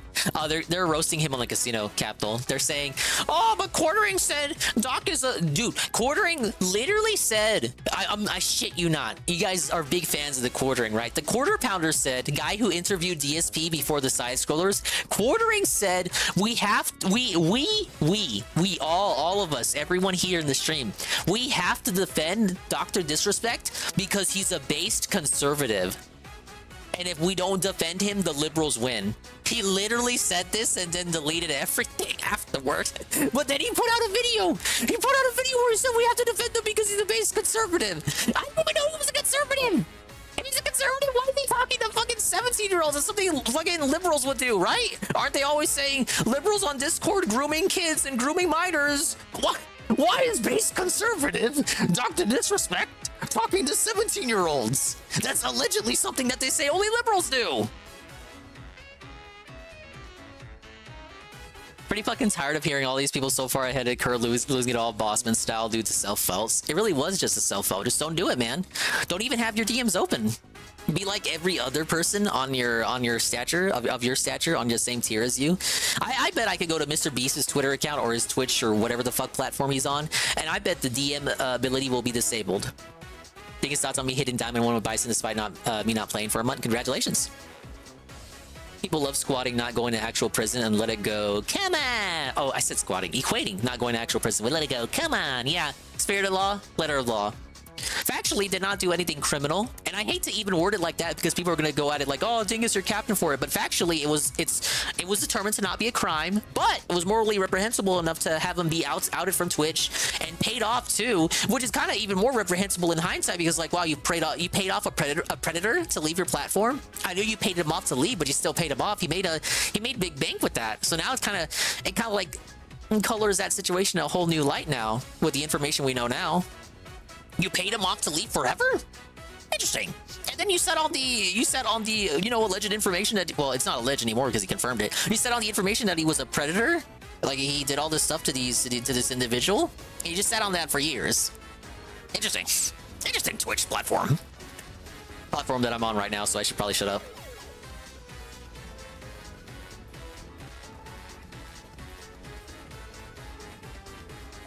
Age of consent is 16 in the Netherlands, therefore Doc is just a creep. GPM, you still gotta understand he was 35 and married. It doesn't matter. And honestly, it's just like a minefield anyway. Like, one, you're fucking old. You shouldn't be you know better. Two, these people already give you red flags for arguing that shit anyway, so don't even bother. And three, you're married, stupid. Don't even fuck with it. You gotta be like me. You gotta PW dubs it. You talk to anyone, the first thing you ask is for their docs. Okay, you send me your license. I can't talk with you until I have your license. Don't worry, you can censor everything but your birthday. That's true too, Rent Check. 18 is still an actual toddler in terms of emotional maturity. So the society has established, 18 or depending on where you are, like GPM said, 16, 17, and such, as like the socially acceptable age for maturity. But in reality, scientifically, you have these all scientists and big brain guys saying your brain isn't fully mature until you're like 25, 26. You can still make mistakes when you're 18, obviously. Like as OMG mentions, Moogie dating the 20-year-old. Her brain's not mentally mature. 17 is legal in most states, but it's still really gross and he's so stupid. Yeah, it doesn't, like, for me, the legality of it doesn't matter. The letter of the law wasn't broken. I can accept that. But it's like the spirit of it is still fucked because he was married. He's just too old. Like, okay, if it's some Romeo... Okay, Carl, I'll look. Picture this. If it's some Romeo and Juliet shit where it's like, okay, she's 17 and he's like 20 or something and they're like in a state where it is 17. Okay, yeah, you're 20, you're 17, you probably met in high school or something.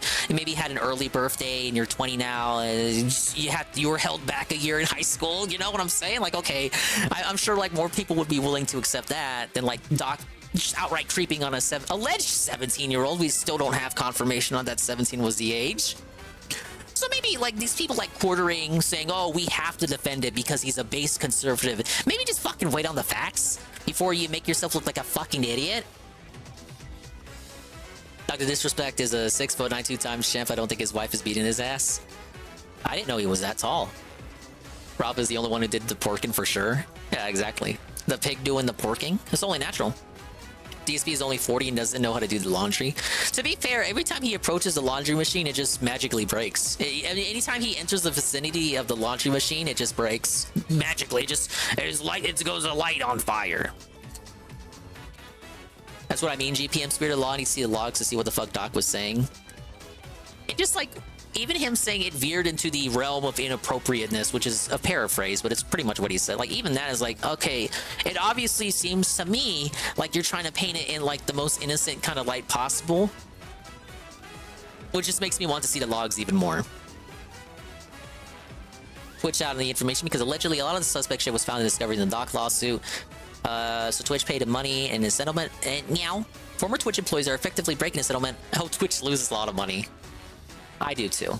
Companies losing money sates me. Not only that, when they said Doc was abusing his power with a fan when both his relationships have been with fans. Yes, that's true. Yeah, just be like DSP, just marry your fans. I would still sue that guy that leaked it if I was him though. Yeah, it was a former employee though, and they only linked it because, you know, them being a former employee, allegedly they thought that meant they were no longer under NDAs. Hey, Uber Jill. The whole doc situation is dirty business, man. Like something in it, like that in any situation is never a good idea. Some people just can't handle that kind of power, TBH. It's again, I feel like it's the Bachelor thing. Like with Ricada, these people want that life that they were like in Ricada's case. He wants it because Dick Masterson made him who he was, and he wasn't able to have that kind of college bachelor life because he married early on and had like 5 kids early on. So he just wasn't able to have that period in his life where he could just fool around. And I think it might even be the same for Doc and a couple of these other big guys where they kind of feel like, well, I gotta boot up every fucking day and play like Call of Duty. I can't go outside and have fun. I can't hit the bar. I can't really do anything. So I feel like, okay, well, you know, he has the power. I guess he's got the power in him. So he's gonna go ahead and see what he can get away with. Ordering is lol as hell if he tweeted that. Both sides are wrong, it seems. That's what the casino was saying. They're probably going over it right now, and I'm missing it because now I'm the one that's live. I see it, Mr. Beast, all the time. I even gave him my bank account info, so he can give me $1 million. Twitch staff broke a behind doors NDA and has a kid. Twitch paid him because Amazon as a whole doesn't want any of their business policies exposed in Discovery. That is true. I do hear that a lot with companies. And Twitch in particular, that's not new to us because remember when DSP got cut off from the partnership, he was also told that he was not allowed to know specifically what got him banned. I mean, they eventually told him it was hateful slurs, but even then they wouldn't tell him specifically what moment, what specifically was the hateful slur. Even though we all know what it was. They never gave him the timestamp.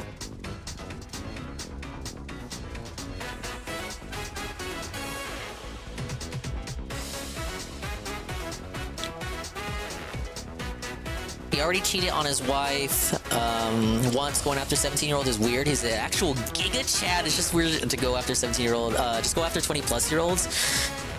It just like it really is that simple. Like, does he really think 3 years makes that much of a difference? Go to the club or something. You can get any girl you want. Just please make sure they're of age, you fucking weirdo. List for the court for the full uncensored slurs, please. Imagine a court case. DSP's like in court and they're doing like discovery or something. You got the little lady with the typewriter. She has to type down all the slurs DSP has ever said.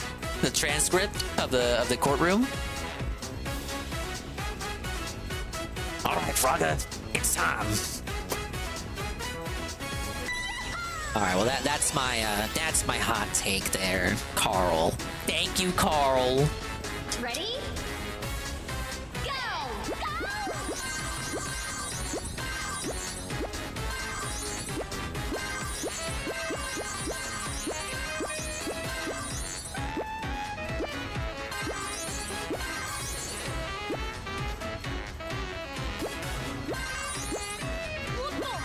Oh my lord. Restart. Ready? Go! It's like they chose that life, now they want to go back and live that bachelor life. Like, you had that choice, but then you take that route, it's just all dirty. Or at least live that life and then do what you gotta do. Like, if you want to be a streamer after that, sure. But get it out of your system. Seems like Doc just could not comprehend that. Similarly to Ricada. And Ralph, and Dick Masterson, and all these other people.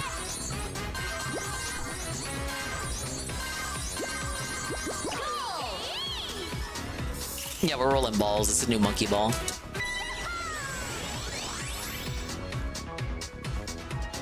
Is that Gon in the background as a statue? Switch and jump! Oh, I love my switch.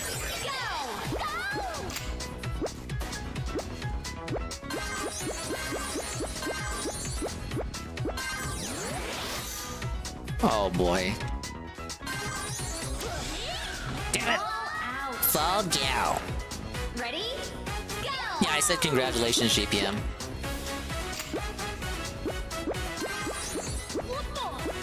I love to be a stenographer that just types in slurs all the time. I was just like posting on Discord. Yeah, it'd be great.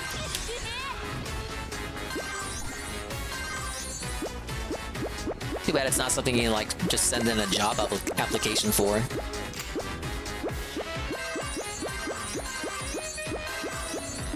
Now, I got a high word per minute count. I could do something like that. Ready? Luigi's Mansion 2 as well. It comes out tomorrow. This came out Tuesday, but my copy came in late. It came in today. But yeah, Luigi will be tomorrow. I'll do multiplayer too, so if anyone's got their copy coming in, we can, like, I don't know, co-op or something. You can play with me? Like, what? You want to play games with me? Looking forward to actually playing that because the 3DS version was rough. Yeah, I saw the Digital Foundry video. The way the Switch version looks is how I remember the 3DS version looking in my head. But no, the 3DS version actually had a lot more jagged jaggies to it. And it had an unstable frame rate on top of that. How's the physics? I'm not a Monkey Ball pro. I suppose it's okay. You'll have to ask the Crab Man. You just don't understand the chat, Doc Live. Doc is like Don Draper in Mad Men. Yeah, he has a trophy wife at home. That doesn't mean he's not going to cheat on her with various random women. Yeah, it's like Ricada's favorite movie, American Beauty. About the dude who has everything, but for some reason he wants to fuck his daughter's best friend. And only because he thinks she's a slut. But then he actually gets her in bed and then discovers she's a virgin. And that totally ruins his interest in her for some reason. Ready? Go!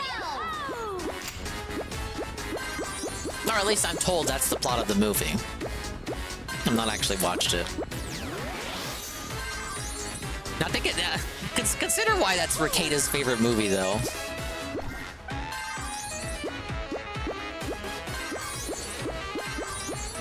Oh, hello, right, Drake.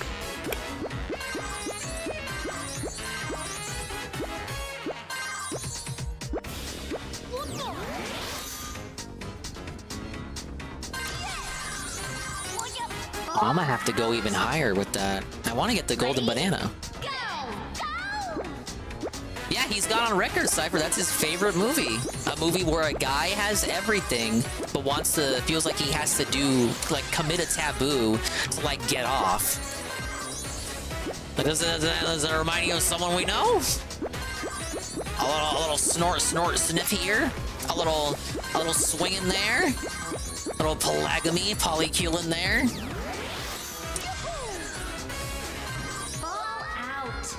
I'm gonna get my fucking 20 fall gouts just from this level alone.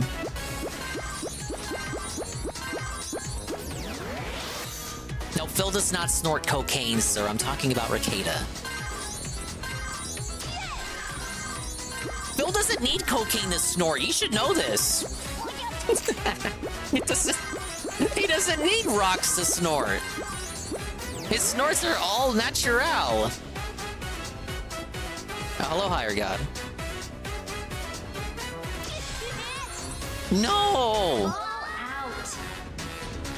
Alright, while I'm losing... While we're taking L's, get it, taking L's. But while we're taking L's and talking about a celebrity who lost it all, let's go watch a celebrity who debatably never had it in the first place. It's iDubbbz. They force their fans to watch this slot. Yes. I would like to know what the analytics look like. The monkey ball was $50, Goon, not 60.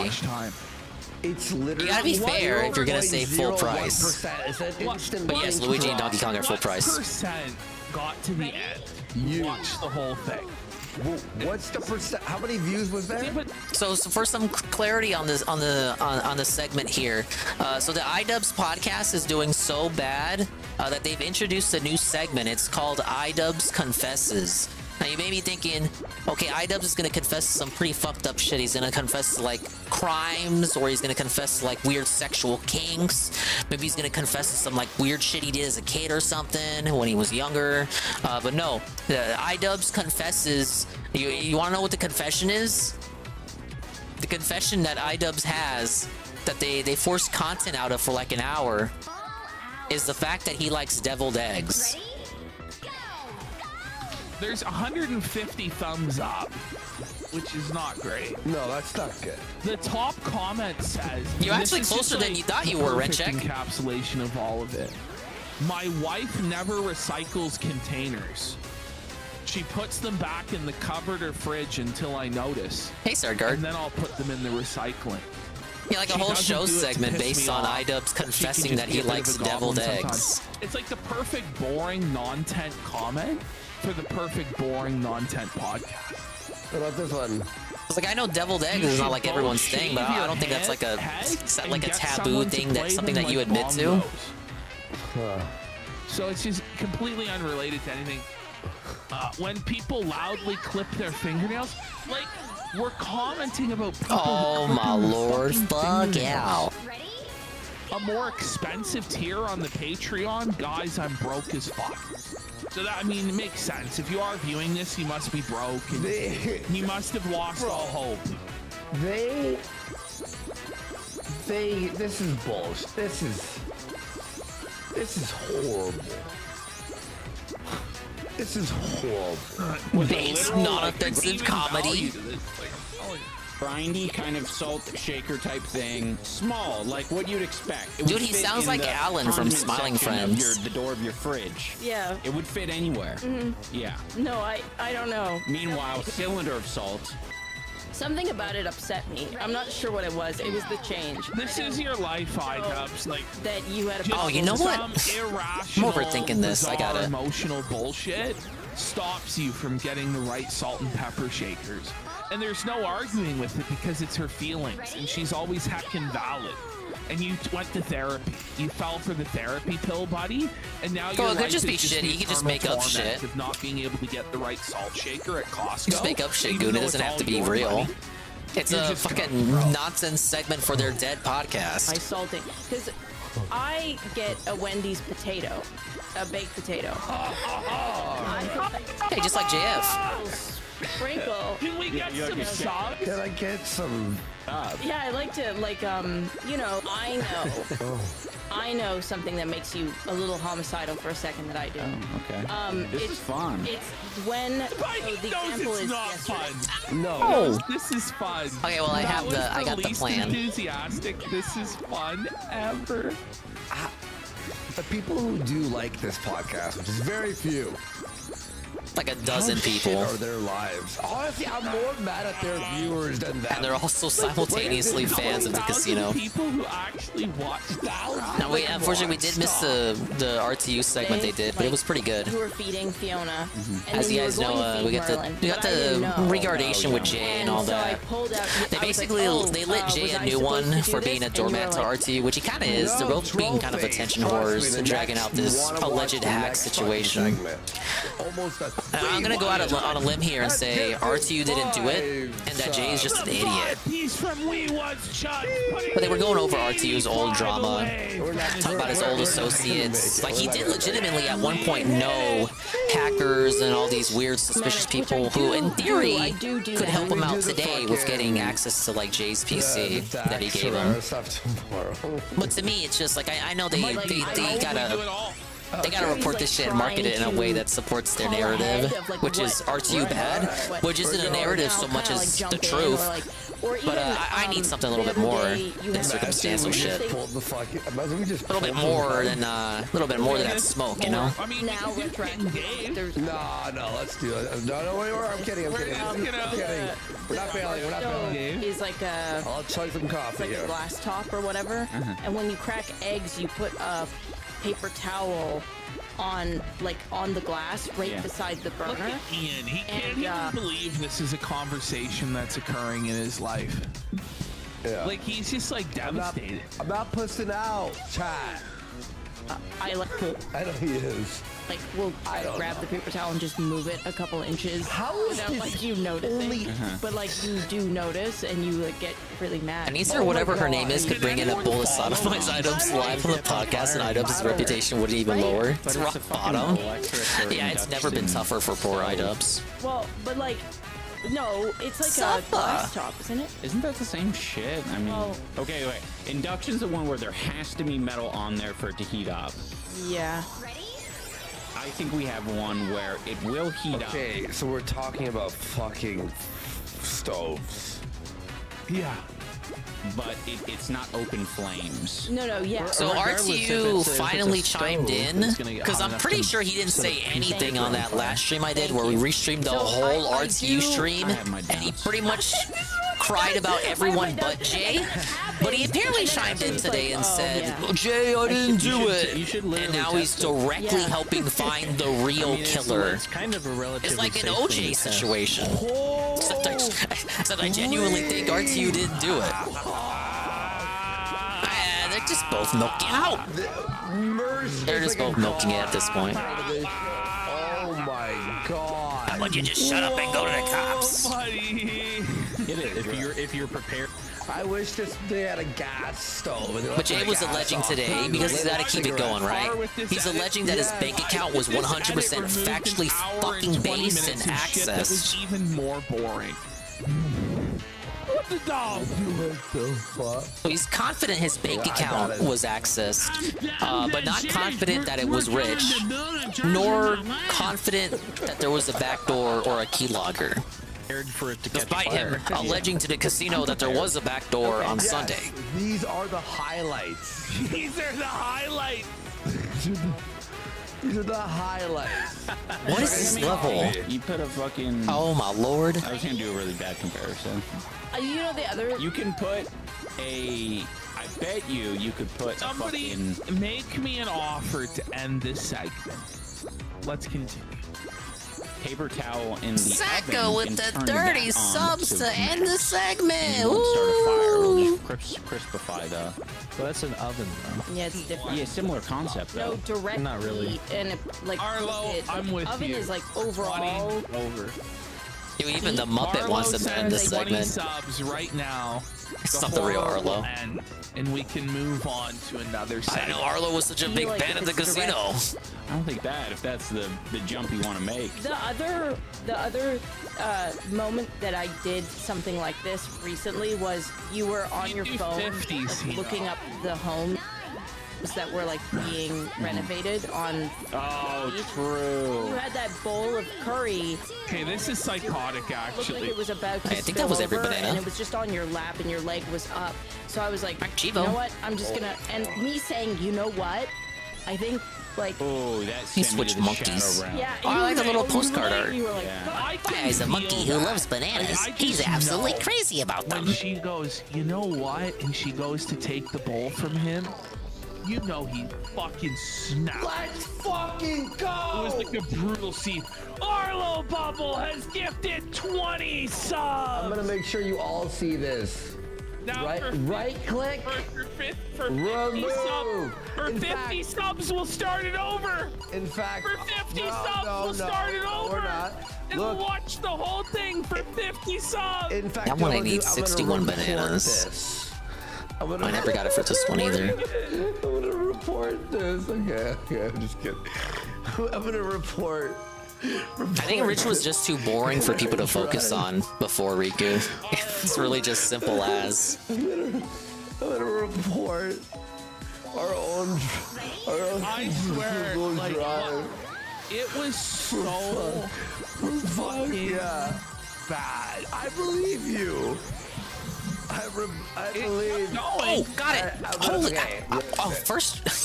Dude, I thought that would be like a 10-minute segment. Thank you. We're not even an hour into the podcast. Thank you, Arlo. No, what? Sorry, repeat that. They weren't even. So at that point, we were at.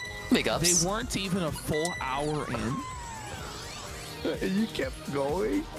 Yeah. Thank you for the clip. I watched the whole fucking And thing. hello, Was it good? Sweet Buddy, I was on, 96. like, Welcome I back. was Playing games or We're something at playing the same a time. new No, man, I game. was actually, Super I was Monkey just Ball. like Dicker's level stoned. Like, I took like 6 edibles. No, not that Arlo. I was so high. And I was high.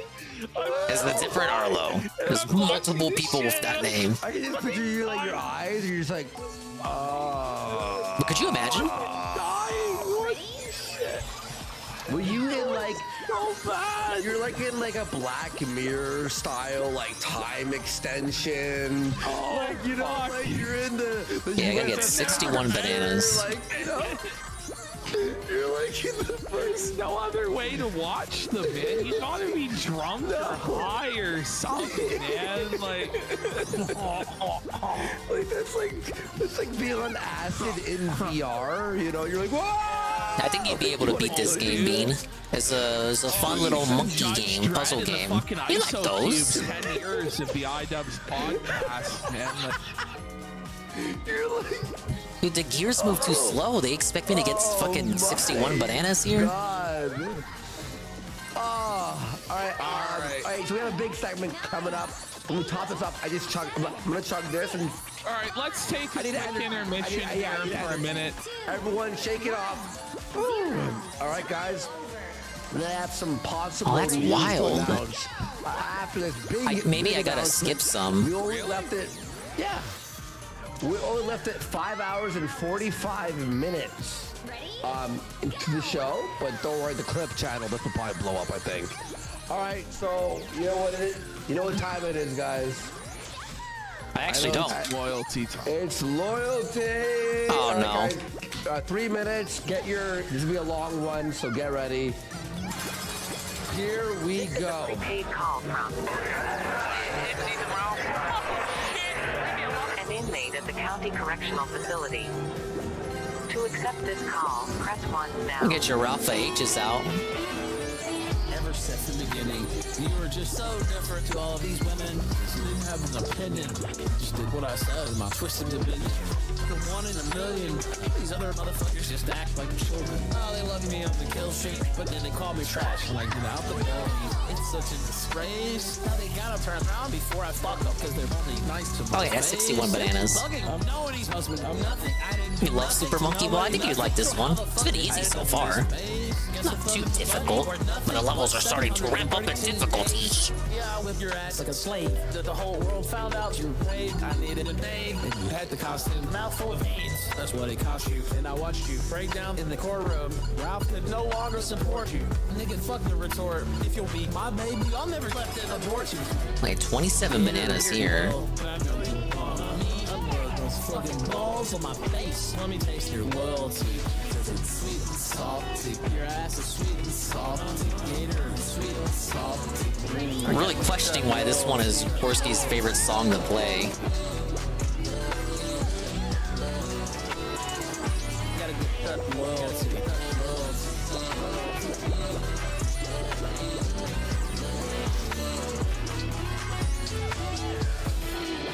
I couldn't resist it, you know. All calls are subject to recording and monitoring except privileged attorney-client communication. Man, fuck. This is bullshit. Your call has been accepted. You may begin your call now. Remember my favorite musician? He needs to be gunned down with some ammunition. Find whatever the fuck town he lives in. Pop that bitch. I think it's 20. Isn't it 23? Oh, 27. You ain't black. Even though I'm from Memphis, and they gave me an N-word pass before they put the dick in my crack. I'll trade pins of cowboys for broke backs. Trade the 4 truck for a coat rack. Depending on how things go, I'll trade Southern Dingo for a Mandingo. I just hope that you won't burn me like kerosene. I guess that's jealousy. How they make every effort to have with me. Put your jobs, never to question me, never to mess with me. And shake the pill bottle endlessly. Go and fix me the Hennessy. I know, make you Hey, the Henny. Nibbles your autistic energy. Follow me to wherever. Dude, Ralph loves the Henny. But I did more than take photos of you. Please leave. Okay, this should be enough. Balls on my face. Let me taste your loyalty. You're a goated. You could probably do this and get all the bananas, but I'm not that crazy. You have to complete the level with the golden banana for it to count as you getting it, or you can get the golden banana die on purpose, continue playing the level like normal. I assume the former. Nah, yeah, I already found that out. You have to get the golden banana in the run that you beat the level in. If you die, it respawns.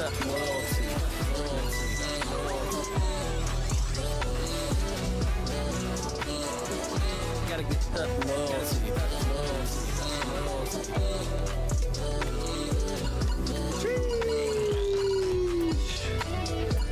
To decline this call and block future calls to this number, press 9 now. Oh my God! Welcome back to the show. There. Why does Worski love loyalty so much? He edges this out of Ralph talking romantic. Because Worski at one point had loyalty for Ralph. Very funny. Lowest. It's the lowest one there. He also come on. loves the smell of Gator's balls in his face. All true. All right. Replay it? Okay, cool. Enjoy it. Don't do it, Worski! Imagine I actually did that right now. All right. Very, very funny. Wow, we got a big seg coming up, guys. Holy shit. Can you believe, guys, we're on 5 hours and 50 minutes. Thought they were gonna say 8. That's not that impressive. What show do you know does 6 hours besides game shows? Oh. Right? Yeah. All right, guys. Damn, I walked right into that one. 24-hour stream? No. I've got my bag of Try not to help him by accident. pretzels and trail mix. Wow, you're gonna need it, guys. Listen, guys, we are. Worski, is Worski far right? I would say How not. many subs to replay loyalty? 10 subs will replay it right now. If we get 30 more subs, I will try these KFC chips. You're gonna review the chips? Yeah. Whoa, Wow, buddy. I'll try these Kentucky Fried Chicken chips for 30. KFC chips. What? I know. They got the chips at KFC. No, Now wait a they're minute. just right at fucking the Circle K. Review Chips Canada. That's the new channel. All right, guys. So here we go. Nobody will. If he tries it. Oh, listen. Let's just. Here we go, guys. All right, we have to make sure that this is a solid intro for the clip channel. Okay, ready, Ash? Well, hold on. I got. Okay, all right. Here we go. You just Hold I wonder what the segment is. I don't think they said. Arlo Bubble has gifted 10 subs. You know what? While we listen to this, let's. I'm gonna have a snack too. Actually, I'm hungry as fuck. Dude. I keep turning this shit on by accident. For dinner, but whatever. Loyalty. We're only 20 subs away from the chip goal. Come on, let's hit it. Let's hit it. We need more energy all night. Loyalty. MC Jarbs. We're gonna stay on camera though, so don't start JOing on screen. All right, 1 sec. This is a prepaid call from. This song All right, we can't hear it a second time. I'm sorry, Ralph. Okay, that's that. Okay, I just gotta come at it. I gotta approach from that angle. I think. I got the position advantage from this side, not the other side. Because this is... Oh, see, look, I had it. But the boost didn't go out. The wacky physics dropped my fucking boost. Pick up Sky with two names. I might need bumpers, probably. Damn it, look, see, it's supposed to be like that. Why would they put it there? Like, Sega, what is wrong with you? You see what I'm trying to do, correct? Right? You don't get it, guy with two names. I need that banana. I need to be the guy with 2 bananas. Both of them golden. No! Yeah, it's a new mechanic. I feel it's integrated decently enough for it to feel like it was always kind of there, even though it's never been there until this one. But it's a, seamless integration. It feels like the series has always had it. You know what they call it too? Oh, I got it. You know what they call it? The spin dash. Wow. Very creative, Sega. Damn, I need the bananas though. Oh yeah, I need only 5 bananas to get the banana medal.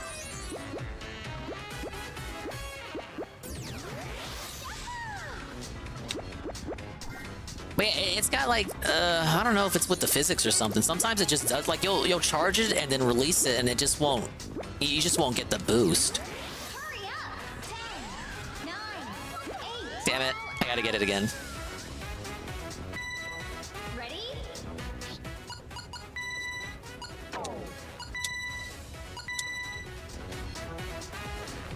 There was a harvest festival being held at Banana Farm. Wow. I didn't know that.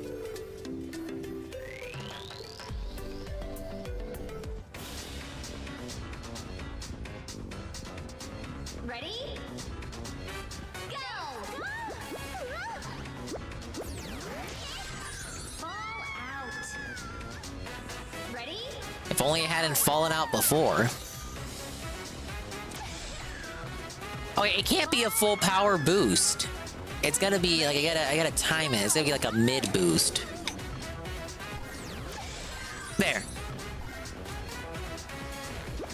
But yeah, sometimes you'll charge the boost and then release it, and then you don't really boost. I don't even want to say it drops it. It probably has something to do with the physics. You'll just do the thing and it won't let you do the thing. Hey, 5 bananas.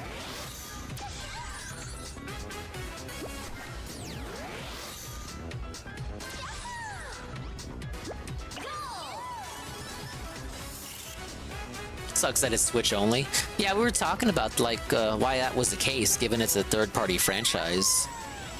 I mean, the series started as a GameCube exclusive, so it's not too surprising. I can only assume the previous ones must have not done well as multiplats, and so it's like, well, why even bother? Because no one bought it on the PlayStation or Xbox or even PC.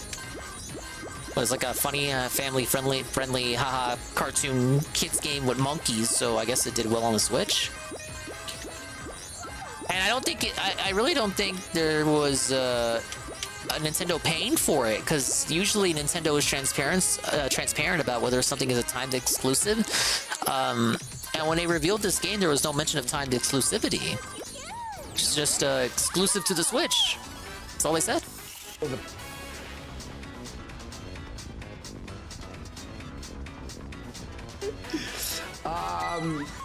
Wait, hang on. What is this? Dr. Disrespect is being felted by some other bitch now. Yeah, well, it's gonna have to wait for this cutscene. That's the third one. Hey, AiAi, don't you think exploring new places like this is super exciting? Sure is. Going on an adventure is always a blast. I see. So this is an adventure, huh? Hey, the map says there's a place nearby that's overflowing with riches. Really? That sounds amazing. Come on, let's hurry up and get going. A positive story here. You got a souvenir from Floating City. It'll be out by the resort tent. And now play Time Attack with the Floating City. And we got the Golden Temple. Oh, I think I might like the theme of this one. 42 bananas. 20 seconds for Time Attack, but I don't have that unlocked yet. Let's try the baby. The baby has high speed. Good break. No weight whatsoever, because it's a stupid baby. And a little bit of spin. Yeah, we got the baby, the guy, Big Chongus, the lady, the other lady, the doctor. I think Twitch needs to keep an eye on this doctor too, if you know what I'm saying. And you got the new lady. AiAi is the only one that's like all around. It's like he's got like Mario. He's the Mario of the game. Try the stupid baby.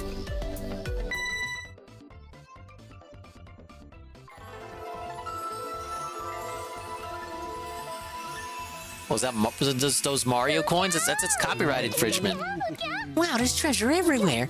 Hey, Gon, have you heard? It said that if you become fixated on the beauty of the Uparts, you'll have a curse placed on you! What? And then, once you've been cursed, your heart becomes consumed by evil. What? Wait, but you're not cursed, Pallet, right? Don't worry, I'm pretty sure I'm fine. I mean, it's true that I keep thinking about the Uparts. But I'd love to steal all the treasure here too. Oh, it's nothing. I just want to do my best to find my papa. Right on. Let's get going. Look at him go. Hey, sorry to keep you waiting. right, now we're in Ding Dong Dailand. In China, they say.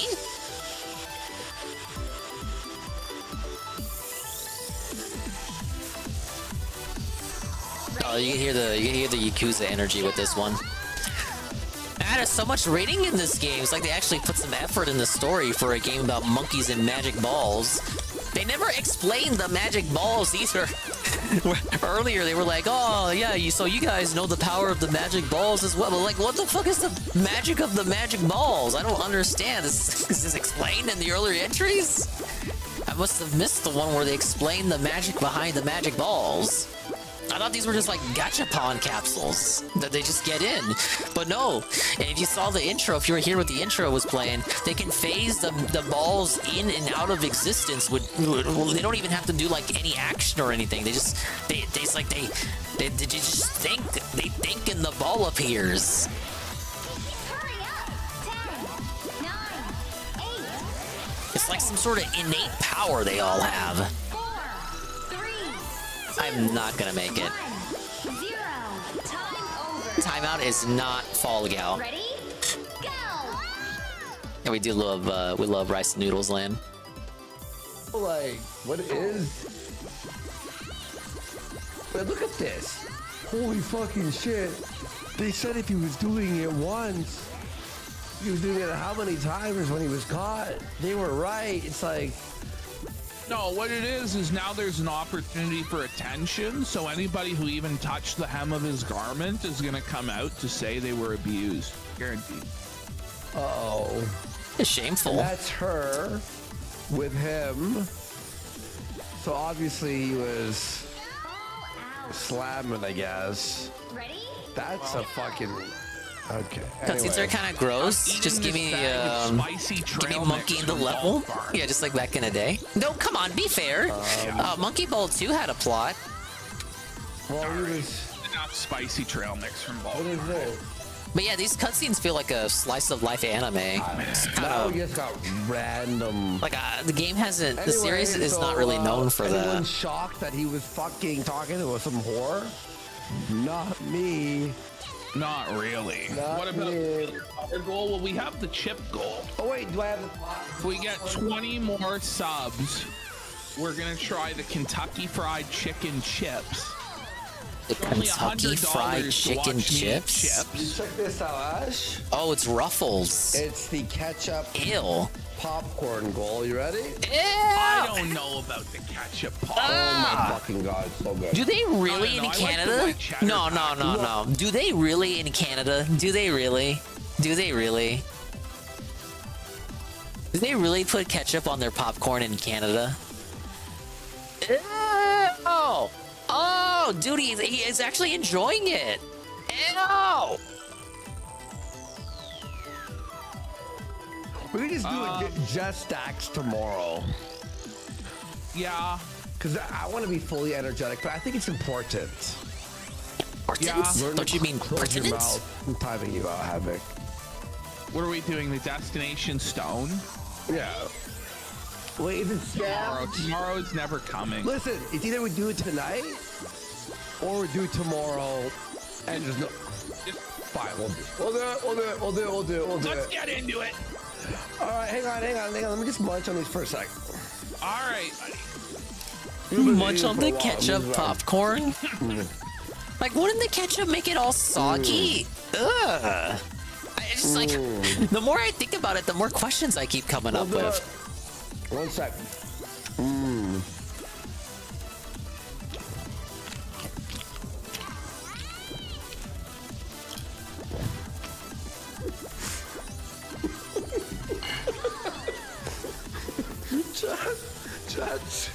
Just see.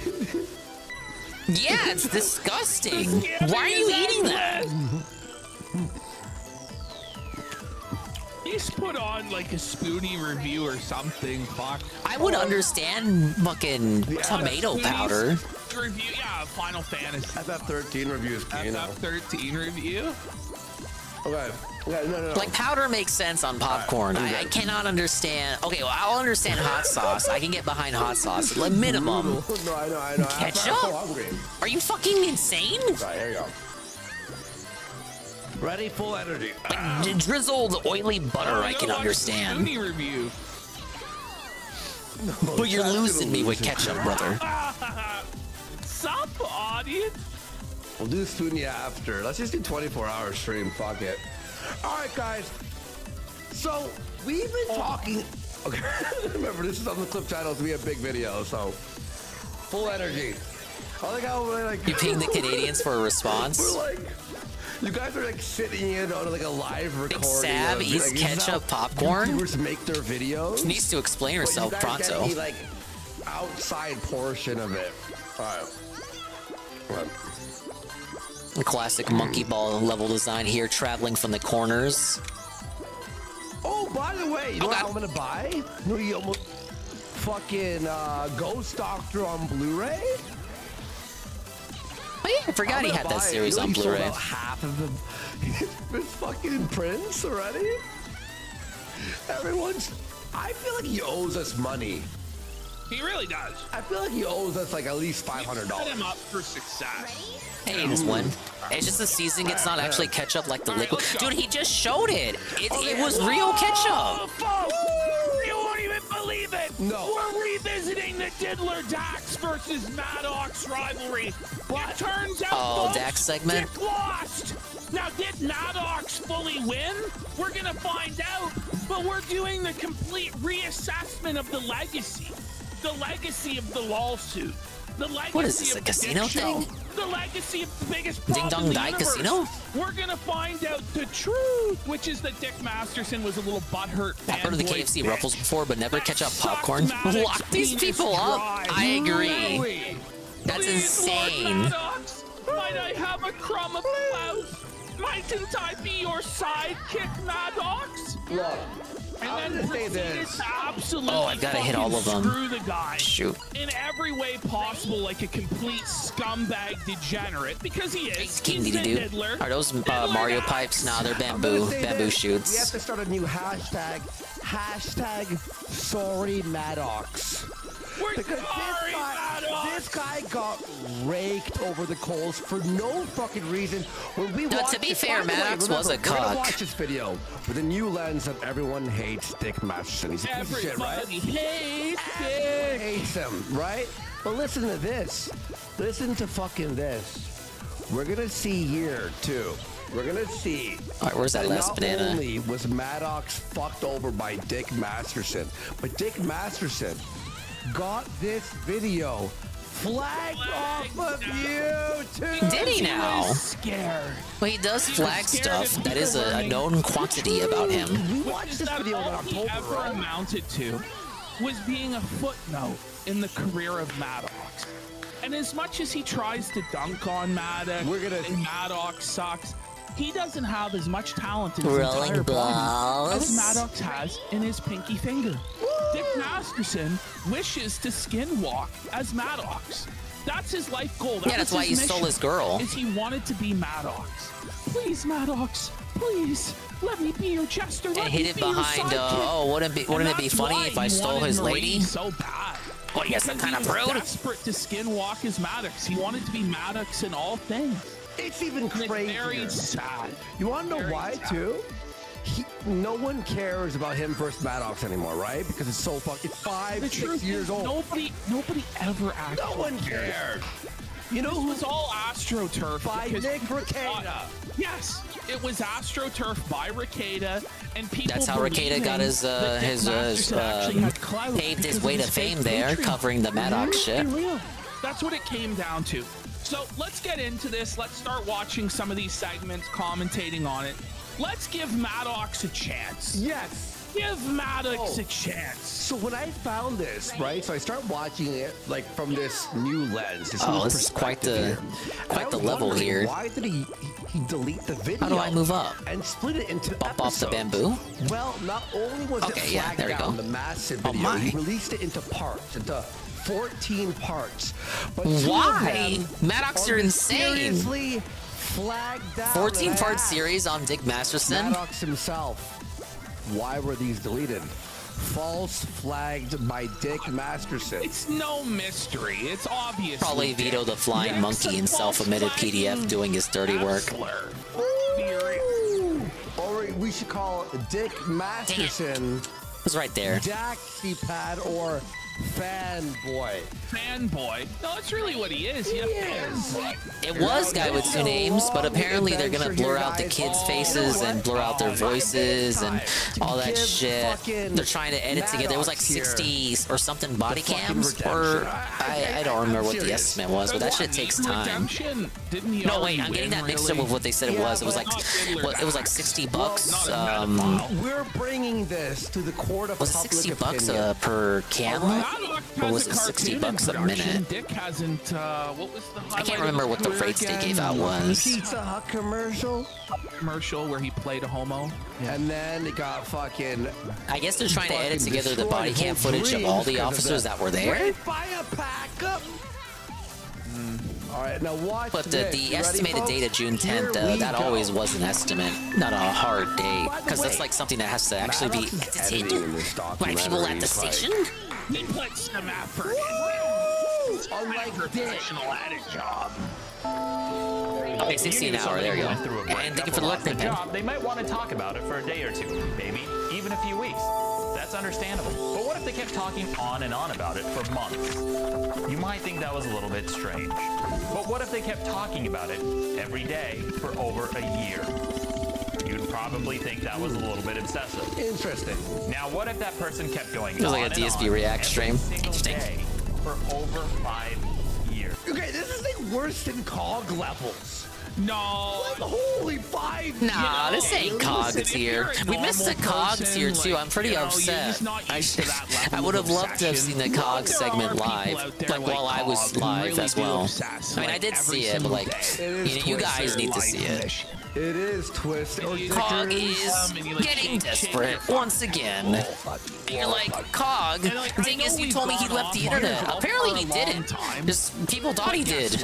Even we had Nobody to move on cared enough to go verify if he actually did or not. He just won't move on. He just won't move on from Maddox. Yes, and it doesn't do anything for him. It's not like it's a hot topic that's bringing in all this engagement.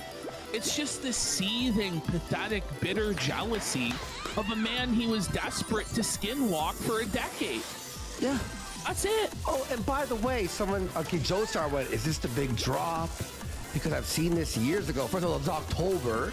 Second of all, it was flagged off. Third of all, people didn't give it a chance. And lastly, I'd like to say, and Flake put this in the fucking intro coming up, we spoke to Maddox and he is willing to do the first interview about this in 5 years. Big of Strong Frogga. Kino Casino. Finally a good So game. we're I don't know what you're setting you talking up. about. I'm already in World 4.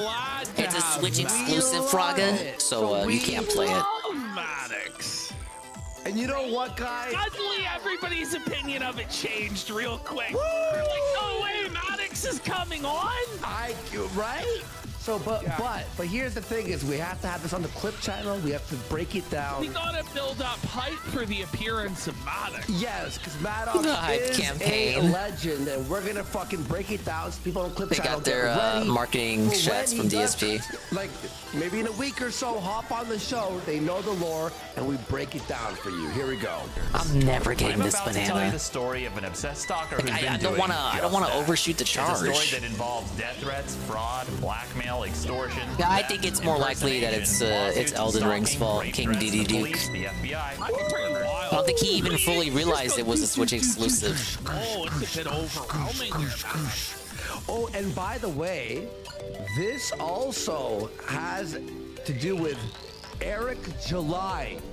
Oh we're gonna see boy. a lot of We're gonna see a parallels. lot of parallels, a lot of at it again. scenarios that are very similar to the Eric July situation, because Dick Masterson is an unoriginal, untalented hack bum that's not even really a good troll. Exactly. Yeah. Neo-Nazis, restraining orders, crooked journalists, two ex-girlfriends, Not that the guy who acts like one. neo-Nazis. No. This is the story of what happens when fans become stalkers. Maddox Blast. All right, there we Let's go. We got it. Let's go. What's the secret? How do you get so many downloads? Like, how do you start something like that? I was like, oh, it's easy. You just glom onto someone who's way more famous than you. Like, What did Dax mean by that? he's a bum. Oh no! He's a fucking bum. He really is a bum there. Taxi Pat, self-help. Guilty! Guilty, the parasite that is Diddler Tax. Straight up admitting that's what he did. He glommed onto Maddox because Maddox was more famous, more talented, more successful than he would ever be. And he's like, oh, no! It's the same strategy all the bums Should have around Diddler reoriented Tax. the camera You first. don't think I'm going to be famous, buddy? Come on. Come on. Riley thinks he's going to be famous. And by the way, I love now that people are seeing through the mask, the facade that we've seen through years. He doesn't. Anybody thinking he was ever anything was delusional. Like, I still don't believe Dick Masterson's Patreon numbers. Shit's way too high for the amount of people he gets in for his What would you do if shows. somebody told a lie about you to get attention? Would you respond to it and give them the attention they want? Or would you ignore it and take a hit to your reputation? It's a lose-lose situation, and you might choose to ignore it if it was a small or occasional lie. But what would you do if the person told thousands of lies about you almost every single day, smearing you for over half a decade? I cry about it on my fucking podcast. I understand what Maddox was thinking. It's like, you got to ignore this shit. You got to ignore this shit. But honestly, if he had just come out 5 years ago and explained his side of things and presented a lot of this playing this evidence, shit. he would have been I thought way he better enjoyed off the than last one he filing that played. lawsuit. Yes. And if he was going to sue But this ain't really a game you can handhold. It's not like the levels are as hard as that other one he played either. Interfering in his business. I guess that one toxified him. He don't want to play it. He thinks the levels will be too hard. Maddox is now castigated. But no one's gonna be able to guide him through a game like this. He actually does have legitimate grievances. The guide is just get good. Like he really does, and we're gonna hear them. Ash, I'm sorry. Pardon my ignorance. He didn't sue Dick. He sued. I don't know any. I have not. I'm not super up on the lawsuit stuff and every single detail of it. I'm not gonna lie to you. I wasn't following that at the time. I didn't know what a Maddox or what a Dick Masterson was until I was like actually on the phone with Dick Masterson, felting him live. Like, I had never watched Rekida's show until I was on Rekida's show. Lol. It's just funny. He did a good job on that show too. Yeah. But you know, on that area of the lore, I'm a little bit shaky. But from what little I do know, and it's basically just regurgitating Josh's opinions straight up. That's what I know. Okay. I know he sued Asterios, and it didn't make sense, and the lawyer fucked up the filing. Okay. Basically, it was fucked from the start, because even though he did have some, like, legitimate grievances, the filing by the lawyer was such a disaster that it was just immediately doomed from Jump Street. Okay. Let's get away from the lawsuit. Let's get into this video here. Yes. I'm about to tell you a crazy story about a fan who became a stalker, got close to me, and has dedicated over half a decade to obsessing over me. He's even been able to turn his stalking into a business model, and he did it with the help of some very surprising people. I'll tell you who this is by the end of this video and how it's gone on for so long. This is a story I'm telling publicly for the first time, and it'll be apparent why I haven't talked about it before now. But first, hi, I'm Maddox. You may know me from such things as the internet. Here we go. And books. It's time for Maddox to suck himself off. Everybody, let's glaze Maddox. Glaze him. Join in as Maddox You may know me from himself here with the time. What a king. Internet. Yeah. I used to visit his website, Maddox.X mission, when I was a young 15, 14-year-old. I know a lot of people. How did. old is Maddox? I never did. He's plastered. I'm old ski. I'm grab ski. This is when articles were fucking good. New game Wednesday with Super Monkey I was Ball. young once. The Yeah, new it's one. very true. It's a Kino website, dude. Here's a quick introduction to give you. Yes, the first. Yeah, they're going over the Maddox video where he destroys Dick Masterson. Where he critiques But it's still drawings. a Maddox video, so you're still suffering either way. You after stop. He's just shitting on kids' drawings. Someone sent me that, and then on MSN Messenger, and I was a fan since. Give some context for those of you not familiar with who I am.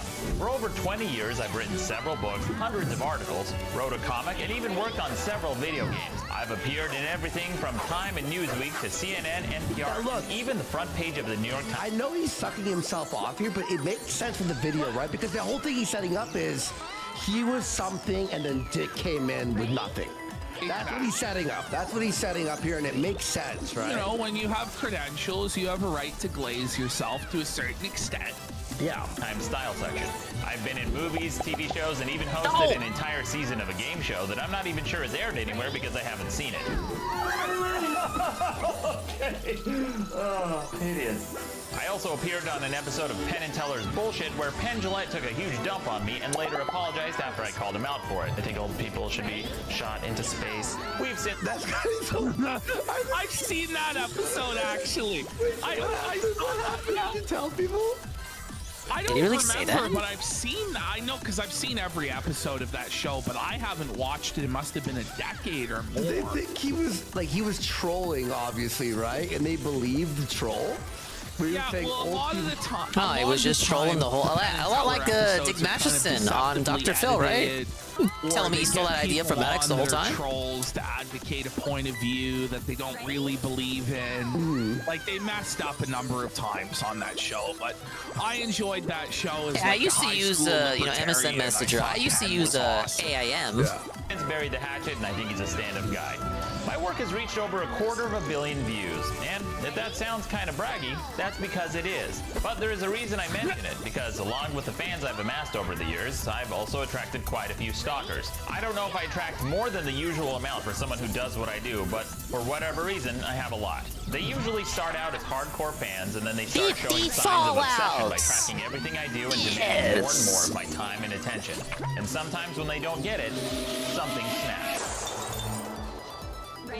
One of my earliest stalkers was a guy named Nolan, full who became chats. obsessed Well, with I me around didn't use it for 2002. too long. He followed me around everywhere After a online, minute, on forums I and switched chat over to rooms, Zat, even my university, XAT. where he somehow found my Big private ups on the university Sunkiss. school email address. Then things got really weird when he emailed me one day saying that he was going to start a religion based around me called TAHXIC. By the way, like addressing all their articles is like Your Majesty and that he's a king. It's like you guys are so. Has the casino not talked about Drexel? A full segment on Drexel? Not yet. Majesty, like, holy. He's doing streams with Camelot now. He's disavowing Ricada, I think. So when Dick, and he'll get into it, when he did his book proposal, the first This one looks easier than the one DSP played. The one DSP played was a remake of the originals, which, you know, of course, would have harder levels. Greatest man in the world. Watch this. Yeah, in difficulty, this one feels closer to the first Switch one. The one that was a redo of the Wii one. Titled the Maddox Bible. As bizarre, it was relatively harmless until Maddox Bible. How do you not just like I say it's easy as I can get this banana. Because it was 2002, we didn't know any better. Like, I don't know. One day he started posting really disturbing stories about school shootings. So I decided to break character for the first time in my career and talked with him one-on-one to encourage him to get some help. My next significant stalker came several years later when I started receiving a flood of disturbing messages from a guy in Michigan. He'd send me pictures of himself drinking various beverages and he'd use bizarre made-up words in his emails. He claimed I owed him some money for a zombie film we allegedly shot in Hawaii. Only problem was, I hadn't even been to Hawaii at the time, and I sure as shit never met that. This really is like the magic of email. Like, you could never really get shit like this anymore. Yeah. You know, like 800 fucking emails from some weirdo drinking Pepsi, like... Wings? Met this guy. And like many other stalkers, when you ignore them, sometimes they get angry and start making I had someone like that too. Forrest and he did Gumsky. exactly that when he started threatening my mom and sent pictures of himself holding a knife. But the internet. Okay, maybe it doesn't have to be a full charge. That's when I went to the police and problem had to here. warn my friends, family, and my publisher. Then there's the girl who's been emailing me almost every single week for 9 years. She became so infatuated with me that she bought a one-way ticket to Los Angeles and even buried a treasure for me at the beach. And it's worth emphasizing that this is somebody I've never met before. At one point, I thought that maybe if I told her I was gay, that she would leave me alone. That didn't work. She's convinced that we're meant to be together. I really don't believe... Bring it back. I really don't believe that you're gay. You're not gay to me. And it isn't me being in denial about what you say. Your manhood awaits. You structured everything for change. Jesus. I see you. You are who I want in my life details. I choose you. Well, that's that. You know, she's got a woman's intuition. You know. I choose you. No, bitch.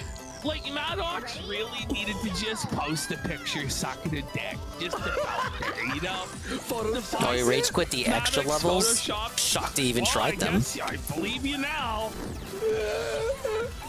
And then I'm sending her subliminal messages in my writing. And to be fair, I am.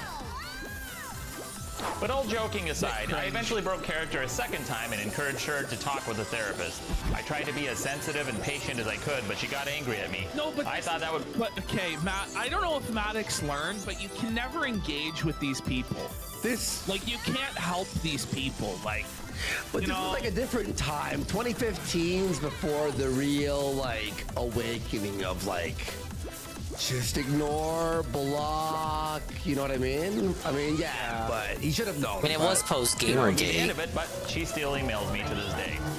But by far, the worst stalker I've ever had is a guy named Dax Herrera. He goes by... That guy. Oh, shit. Oh, man, Masterson online. He looks terrible. What an unflattering photo. But he uses... Buddy Chad's losing it.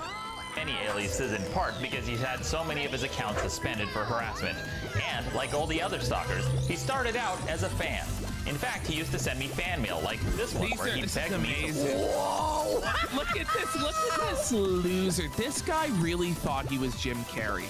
When you go back and you watch the high school videos of Deck, he really wanted to be Jim Carrey, and he's trying so hard there to be Jim Carrey. Look at it. But listen to this subject line.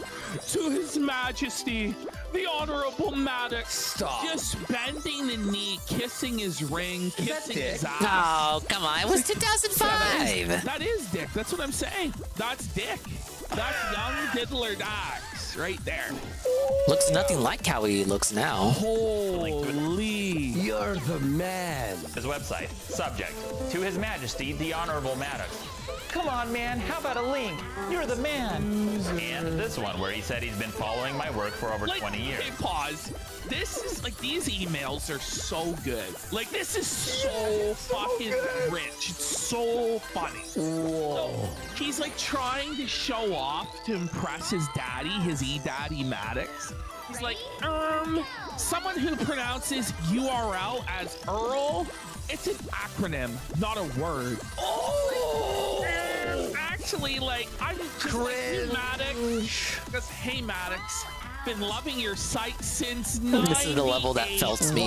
The one where I gotta perform a fucking arbitrary bounce. Correct. 7 years of obsessive daddy worship, of worshiping the ground that Maddox walked for. Oh, shoot. As much as you want these people try and say, or Dick try to say, Maddox is gay and he's cringe and he's untalented. This guy spent 7 years deep-throating Maddox, begging Maddox for a chance to shine his fucking shoes. So he sure must have thought there was something to him. You know? He goes, I know you hate this kind of shit. You just, oh man, the cringe of it.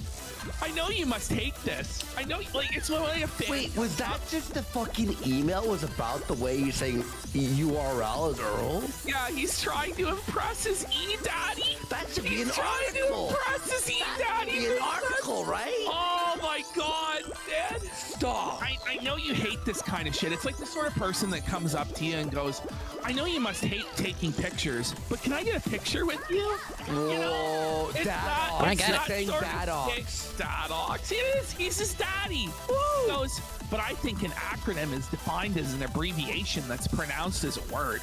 So URL is an abbreviation and not an acronym. People who say Earl think it's an acronym. Thought you might want to check that out. Or not. Such a beautiful sound. Let's see, where should we go next? Oh, I'm so excited. Wow. I'm sure no one would mind if I take only one. Oh, my lord. Hey, Val, look at this. There's so much treasure here. It's incredible. How about we take a little for ourselves? We have to focus on getting the old parts, remember? Come on, we should go. Ah, wait, hold on. Next up, let's head to the desert with a beautiful sunset. Take just one. Aw, Felton. So, she's a gold digger, huh? Yeah, it'd be like that sometimes. Women, right? You got a souvenir for the Golden Temple. That'll be out by the resort tent. You now play Time Attack with the Golden Temple.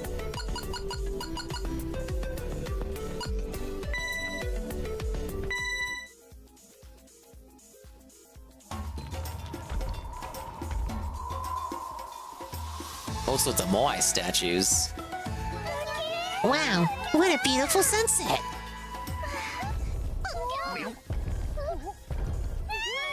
Startled squeal. That really startled me for a second. How nice. I think they're welcoming us. Okay, everybody. Let's get rolling. I need that treasure.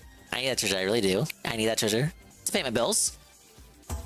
To tell you what that would do to book sales, but honestly, it means a lot more to me personally. Just bowing, groveling at his feet, sucking his nuts. For linking his book on his site. Let me change characters. For a long time, yeah, more than 7 years. At this point, more than a decade now, Diddler.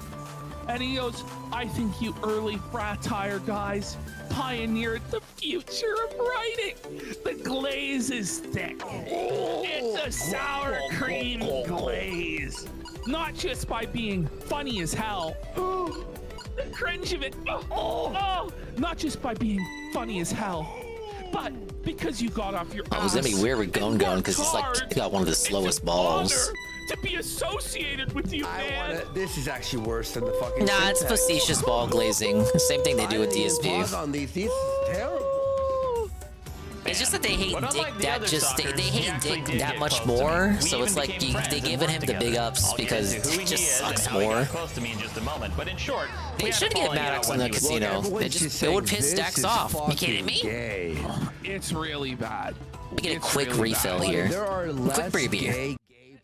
Out there. How much older is Maddox than Dick? Or was Dick actually looking up to a man that was younger than him or about the same age? I don't even know. Because it's not even that he's like, I don't even think he's 10 or 15 years older than Dick. And Dick's like, oh, this great older man. He's literally looking like, yeah, they're around the same age. Yeah. Whoa, it's sad. This is fucking crazy, dude. Was caught lying and talking behind my back and hiding financial information from me. So I cut ties and tried to move on. But like a boomerang made out of garbage, every time you try to throw it away, it keeps coming back. The problem with some stalkers is that once they've gotten close to you, sometimes cutting ties makes them even more obsessed. There's a saying popularized by Tony Robbins that says, rejection breeds obsession. And that's exactly what's happened with this stalker. He's become completely obsessed with me. What I'm about to show you was collected with the help of fans because it would be nearly impossible for me to do on my own. I want to stress that this is just a small sample of the stalking and obsession. In 2021 alone, he tweeted about me over 380 times. First of all, that's fucking crazy, but it's acceptable. The year before that, 475. What? And before that, over 500. Okay. And from 2016 to 2017, over 2,033 times. What the fuck? That's an average of 1.9 tweets per day, every day, for 5 years. And this is just a quick estimate where my name could be searched, not counting subtweets and replies or the thousands and thousands and thousands. This is fucking thousands of comments on other social media platforms. He just has nothing else. Holy shit! It just never ends with him just crying about Maddox. What the fuck, dude? This is psychotic, actually. This leads me to one of the first reasons I've stayed quiet about this for so long. It's overwhelming. If you read these tweets 4 at a time, back to back on a 6-inch smartphone, this is pretty wild. Scroll over this is a crazy comparison. 752 full pages. At 6 inches per page, that's about 376 feet of tweets. That's taller than the height of the Parthenon in Greece, stacked on top of the Colosseum in Rome, stacked on top of Niagara Falls. What the fuck? When you put it in that perspective, that's crazy, dude. Whoa, Yo, Dick man. Masterson needs to be checked, bud. Bruh. Bruh. Oh my god. Just 10 seconds. Chat, I'm gonna put chat on the screen for a second. Yo, look. No wonder he had this level of obsession, though, when he's referring to a man for nearly 10 years. Thank you, as Your Excalibur, for the follow. Majesty. Yeah. Like, I just saw that as I came back. buddy, Give glazing me one him more every second. day in emails for years. And then Say it's hi. like, I have to. Everyone say hi, YouTube. Look at that. Look how many angry. Look how many angry Dick Mastersons are in chat. Mastersons. It doesn't fucking matter what Maddox says, Sean. It doesn't fucking matter. Whoa, this is a lot of Maddox. Reading and responding to each tweet, this video would be over 9. By the way, this part is nothing compared to what happens it later. just gets Like, this crazier and is just crazier. like, whatever. It's just like, okay. Hours long. I couldn't reply even if I wanted to, and I don't. So I haven't responded to any of them. Not a single one. This isn't a feud because a feud requires a back and forth where both sides engage. This is a sad, one-sided relationship where he pretends like I'm doing and saying things to him and because of him when I'm not. For example, when he attacked my online store, I ignored him, but he pretended like I responded to him by quoting an old tweet of mine claiming that he struck a nerve with me. Only problem was, my tweet was 7 months old. So he's responding to old tweets of mine as if they're statements. That's like, okay, That's he's so sick. sad. He's sick. That's on a real pathetic level, man. Like, I've done a lot of A-logging. Nah, and what are you talking fucking about? That's a total going after Dick people in Masterson my W. time. But at no point Okay, now did I'm I back. try and pretend that, like, retroactively they were responding to me. Like, they're responding to me, but it's 7 months old? Yeah. Like, that's just a whole other level of delusion, or it's just full-on bullshit. It just doesn't even, it's sad. It's sad. All right, about gonna things go he's saying in the time. present. There are a lot of bizarre responses to Yo, Psycho, this is crazy, huh? People are in chat are like, wait, what? Watching this in hindsight, like knowing Dick has like who he is, it's fucked. conversations where he pretends He like was he's always talking like this, directly though, to me, wasn't he? Even though I've had him blocked for years. Was always In the kind of fact, person until he I started was? skimming a few of these tweets while making this video, I didn't even realize how bad Big up his Snurgle, how obsession bad is the had new gotten. monkey ball? For I don't know, watch me example, play one time it. he watched I think a it's 4-hour okay. live stream I did The and levels are too commented on easy, every though. It's little more like detail, Banana including Blitz when I HD got to up me go than to the Banana bathroom. Mania, which was a remake of the original 2. But the physics were fucked up. It's using the same engine, so I don't think they would have done much with the physics. I'll say though, we got the spin dash move. It's very wonky though. Sometimes you use it for a boost and it doesn't boost. That says if you hate somebody but you And can't keep Casino their was name watching the out, Maddox you're not a documentary hater, on you're a Dick fan. Masterson. So I'll call him fanboy from now on. I'm already on World 5. Whoa. Look at Dick's face here. This is big progress even for me. No, man. They've lost. Guy tries to pretend that he's a Chad and all this, but he was in the AV club in school. He was a cringy. What's wrong with being in the AV club? Comedian. He never amounted to fucking anything, and his only hope was glomming onto the Sarah was coattails here. of He a didn't man seem to he have was any obsessed particular with complaints. For a decade of his life. And I don't know. I feel like you gotta play it for Maddox yourself to gave get the him feel for it, right? Without Maddox, he is nothing. It is one where you move the stage when you move instead of the monkey, so that's good. You know. Most of the newer ones were doing that where you were moving the monkey instead of the The stage. only relation that he has to anything is being the flame. And now you gotta get this big golden banana in every level. It's added content. Chapter 1, Obsession. His obsession with me would almost be flattering if he wasn't constantly spamming self-promotion, threats, and abuse. As you can imagine, I've ignored most of his attempts to get my attention, and that may be part of the reason he's become so obsessed. He hates being ignored more than anything. In fact, he said as much It's on true, multiple. and that's honestly why Josh and us, for the most part, have ignored this guy for years. Because there's no point engaging with him, and it rattles him the most to not matter. Yep. For real. Oh, also, Eric July, right? Eric Ego. July has been trying his best to ignore him, right? So what does Dick Masterson do? Sends Riley to do all these disgusting, dirty things to get Eric July's I have the right attention. idea with that. Well, Eric's making a ton of money. It doesn't matter. Well, occasions. Doesn't So he fucking tried. matter. Eric July won for It's sure. about the and fucking art. This, Oh, yeah. This is fucking nuts, dude. Well, you notice all these guys like have far more success than Dick. Yep. Like Eric July is a millionaire. Maddox has his animated show. He's a published author that sold a lot of books. Like, Dick is a very Nah, you don't bitter, understand. Dick jealous, has his Hollywood resentful mansion. guy That's never Josh gonna told us amount to Dick had a anything Hollywood because mansion. He's never produced anything of worth. All he can do is ankle bite at other people that are far Ankle bigger and bite. more successful than he is. Yep, exactly. Provoke a response out of me by constantly following me around online and tracking everything I do. For example, if I create a Facebook page, he's there to comment on it. If I'm tagged on Twitter, he'll abuse the person who tagged me. If I do a Twitch stream, he's there, lurking and encouraging Big up to Nurgle others on the to 10 stream streak. If I post a new article on my website, I'm playing he'll write a Luigi's multi-part Mansion 2 negative tomorrow. review denigrating it So within minutes. if anyone has their Spoiler, copy everything coming in, he they has want to say a about me scare is scraper, always I'll bad. try that out He used too to sing my and do some praises multiplayer. before I rejected him, but after I cut ties, he turned his life into one long, No. sad Bye Felipe joke. That's when a guy gets rejected by a girl and then immediately calls her fat and ugly, even though he seemed attracted to her just before the rejection.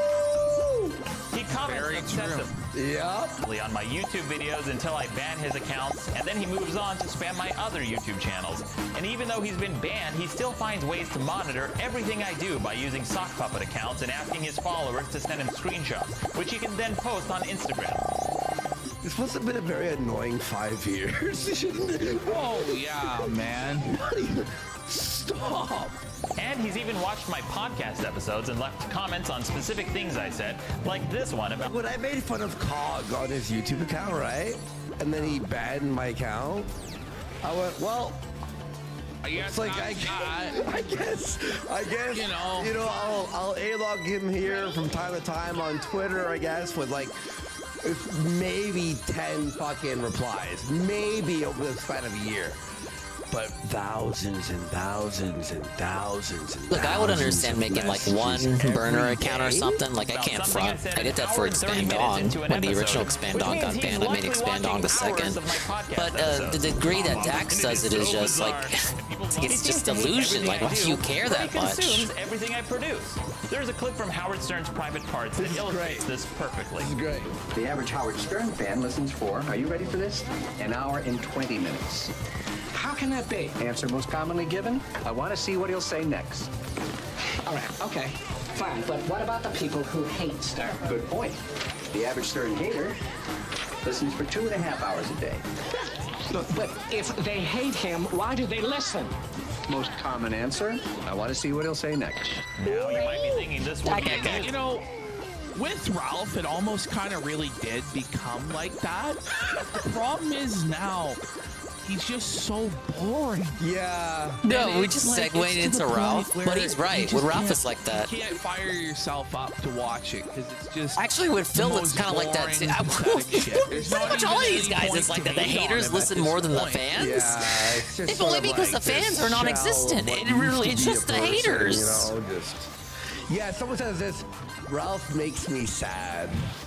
You know, It is. Yeah, it's just sad. It's just like pathetic. And it would if it weren't for the fact that he's also obsessively harassing my friends, acquaintances, colleagues, sponsors, and even girls I've dated. For example, when my friend Ryan Holiday did a Q&A, he harassed him on Reddit, Twitter, and Facebook, even though it had nothing to do with him, or even me.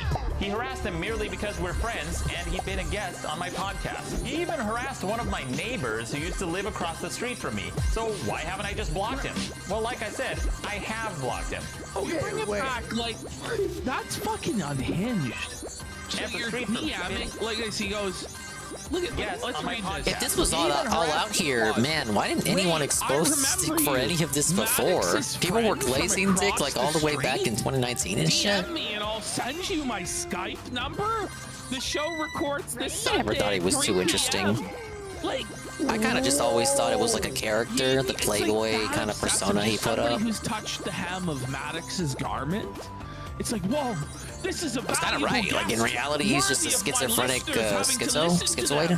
Whoa, you one time touched grass upon Maddox's lawn? A mentally unwell frenetic who obsesses over one guy. The red carpet for you, sire. Like, This is where, bad, dude. this is where it gets twisted, right? So you go like, what's the interview? Though I like? guess I could describe a lot of So, people in this what did sector. he look like when he walked Mentally out of the unwell and house? frenetic that obsesses over What one did he look guy. like when he started the car? Did you ever see him get groceries? Yeah. The difference there is that DSP is not a human, he's an alien. Did he order food? Did he order Oh my pizza? lord. Do you know how often he got DoorDash? The twisted mind of Dax Herrera. New Dick until Digibro, the PCB brought him up a lot. To one of my neighbors who used to live across the street from me. So why haven't I just blocked him? Well, like I said, I have blocked him everywhere, but he keeps making new accounts. His documentary is kind of enlightening for how much Maddox sucks otherwise. Any of his relentless Facebook and Twitter spam, and when he's not directly look, when we A-log people, right? There's a back and forth. We usually get responses from them. Especially if it's COG. Like, or there's somebody that's like not a whole lot. See, I had the right angle, but I was too far to the right. Watching a clip or whatever. This is crazy. Right? Go on and on and on for 5-6 years, just with no response whatsoever. Yeah. But then to pretend that maybe you're he's coming fueled up with knowing that Maddox has looked at it. With elaborate copes in your mind. Like that's all he needs. Just the idea in his head that he's reading it. And Maddox has read it because he acknowledges them in this video. Like that's all. That's the only confirmation that Dick needs. He doesn't need a response. There'll be a part you'll see, guys, that he actually, when everyone went out for New Year's to party, drink, get laid. I don't even think Gun can get this one. He's too fat. Dick Masterson seethed on Reddit. He spent his whole New Year's Eve till 4 a.m. seething about Maddox. No joke. Look, we could go after iDubbbz and Anissa too, right? We make fun of them once a week for a video, and that's it. We don't message them 24/7 and find their neighbors. On iDubbbz Facebook, like, oh, yeah. Like, there is a sickness to this A-log. It's not even A-logging, it's stalking. Contacting me, he'll sometimes ask people to stalk and harass me on his behalf. Here he is directly asking. Oh, where does that? Who does that sound like? Riley and fucking Eric July? Leave a comment for Eric July. Okay. Right? Hey, Riley, you want to go fucking visit Eric July's comic thing? People to spam my website, and he's even asked and encouraged people to harass me in person. In fact, he's even offered them rewards for it. For example, this creepy stalker came by my booth at Comic-Con and purposely recorded videos of me like a one-person TMZ channel, except he didn't just take a creepy, obsessive video from afar, he put a sticker on my monitor and Fanboy offered to reward him for it. But his obsession doesn't... Who does this remind you of, though? It's the same playbook he used against Eric July. He was there as a TV man? Like those VTubers? Stickers and put up wait, he went to a convention, but like he wasn't there? It was just him and intimidation tactics and taking it to real life and fucking with people's real businesses. No, cut it back. Honestly, we just can't watch that and just leave it at that. What's the story there? Dick fucking with his business.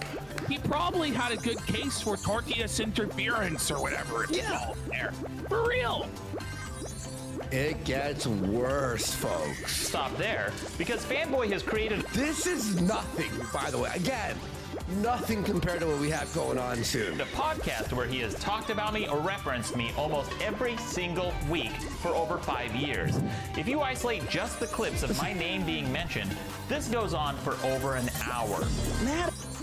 An hour. If you were to take, only on his podcast, I mean, if you were to isolate the name Ralph from the Kino Casino, how long would that be? 2 hours? Maddox is Maddox. Maddox is a Maddox. You Maddox is Ash. Is that not twisted? Maddox.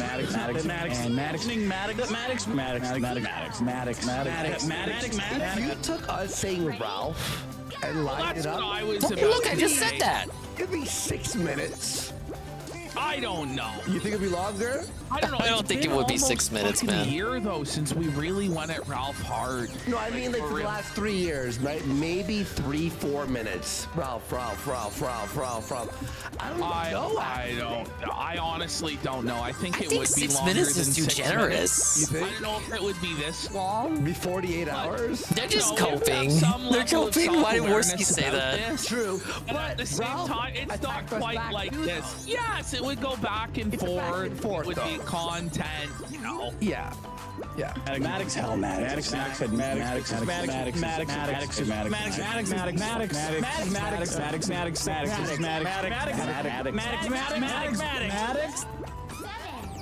Seriously, this goes on for over an hour. And this is just my name from a sample of episodes, let alone the countless hours he's talked about me on other mediums and podcasts. I can't imagine being this obsessed with anyone for this long. So if I don't listen to it, how do I know it's happening? Well, two ways. First, when he makes a false claim against me, it incites his small group of sycophants to attack me for it, like this guy. And if you want proof they're his followers, all you have to do is check who this person is following, and it's always the stalker and the people from his hate mob. Every time he mentions me, it acts as a dog whistle for his followers to attack. Whoa, whoa, whoa! Do you see what I see? Yeah, Ricada! Yo, shut it down. He knows this, which is part of the reason why he does it. And second, I've received lots of help from my fans. Without the help of my fans 69. and some amazing transcription software, I wouldn't even know the full scope of his obsession. And I'm sure there's tons of stuff I've missed because some of what I found while making this video was as he was making this, he was like, what the fuck? talking even to me. And of course, I want to emphasize that I haven't responded to any of this. And why should I have to? Imagine if you had to take 20 or 30 minutes of your workday to respond to your stalker who's obsessed with you every single day for over 5 years. If I address this smear campaign, it gives the stalker attention, which is what stalkers want. But if I ignore it, I take a hit to my reputation. It's a lose-lose situation. This is what manipulators do. They try to force people into giving them attention, which in this case how would I is get getting free publicity maybe use a and character content that's by not forcing gung-ho? someone to respond to your slander. Here's an example of him trying to manipulate someone into making a public statement on his... Wait, look at this. I offered you the chance to call in and talk to the artist you've been accusing of stealing your money and content. You refused. Not sure why. It's like, why should he respond? Why do you think he's entitled to you coming onto your podcast and talking to somebody about a dispute? What like, the seriously? fuck? His mental illness. Like, move on. Yeah, so we can use them for free content and publicity. And if they refuse, he'll accuse them of being guilty. It's a slimy and manipulative thing to do. A more notable example comes from the cable news pundit Glenn Beck, who routinely spreads misinformation and not Glenn Beck. Had a red telephone. Yeah, Clever could be like, you gotta call in. Yes. You better call in or you're afraid. His desk for the person he's incriminating to call in and set the record straight. And if the phone doesn't ring, which it never does, he'll use that as proof that the accusations must be true and therefore the person must be guilty. He was such a shit disturber, you know? I haven't seen this guy in what, 10, 13? I know he founded The Blaze and it went on to be big in like media. But like, I remember this guy, like, I think he was like crying on TV. Was he? He would get like, he had like the blackboard. Did you ever see this guy? He had like a blackboard or like a whiteboard where he would draw out diagrams? No. He was nuts, dude. Yeah. He was crazy. Him and Alex Jones were feud for like, it was crazy, man. Buttons still work.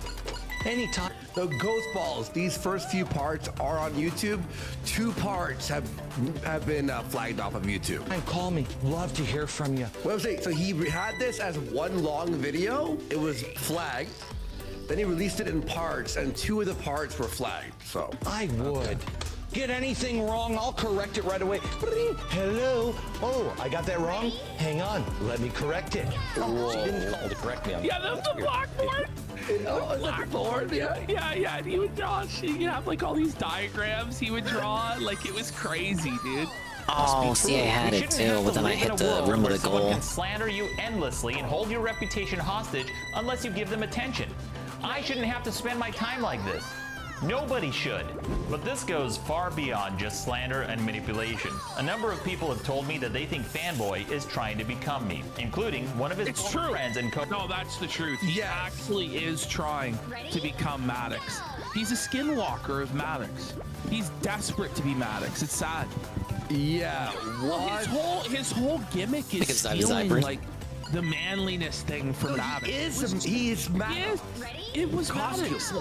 We're chilling out with Super Monkey Ball. Crazy, actually. Watch this too. And for some reason, Dick Masterson wants to be because Maddox. It seems like Fanboy copies everything I do, but poorly. If I create a Why? podcast He website, sucks. he'll steal the design. Volcano again, by the way. Make a shitty version of it. If I take a photo on my throne, you'll find one exactly like it and even do a similar pose. He even dresses like it. He saw an interview where I wore this shirt, so he went out and... No, Dick, that's shameful. Every time. Swagger jacking. Oh, weirdo. Yeah. Got the Big ups Twitch, though, I guess. That's fucking nuts. But here's the part Yeah, where that's things actually get kind of really weird. creepy. Imagine being a swag thief is worse Now, I know the than stuff with being a RTU thief, is by the way. circumstantial, but this Fanboy actually is even seems dating legit. one of my Like, Dick, I could actually see Dick being this crazy. He'll never let Maddox's, ex go. Yeah. Because it's like this deep connection to Maddox. And when he's with her, he feels like he is Maddox. And it's like a deep mental illness for the diddler. I'll talk about her along with her involvement in all this stalking and obsession later in this Bill video. here. But suffice it to say, it's extremely creepy.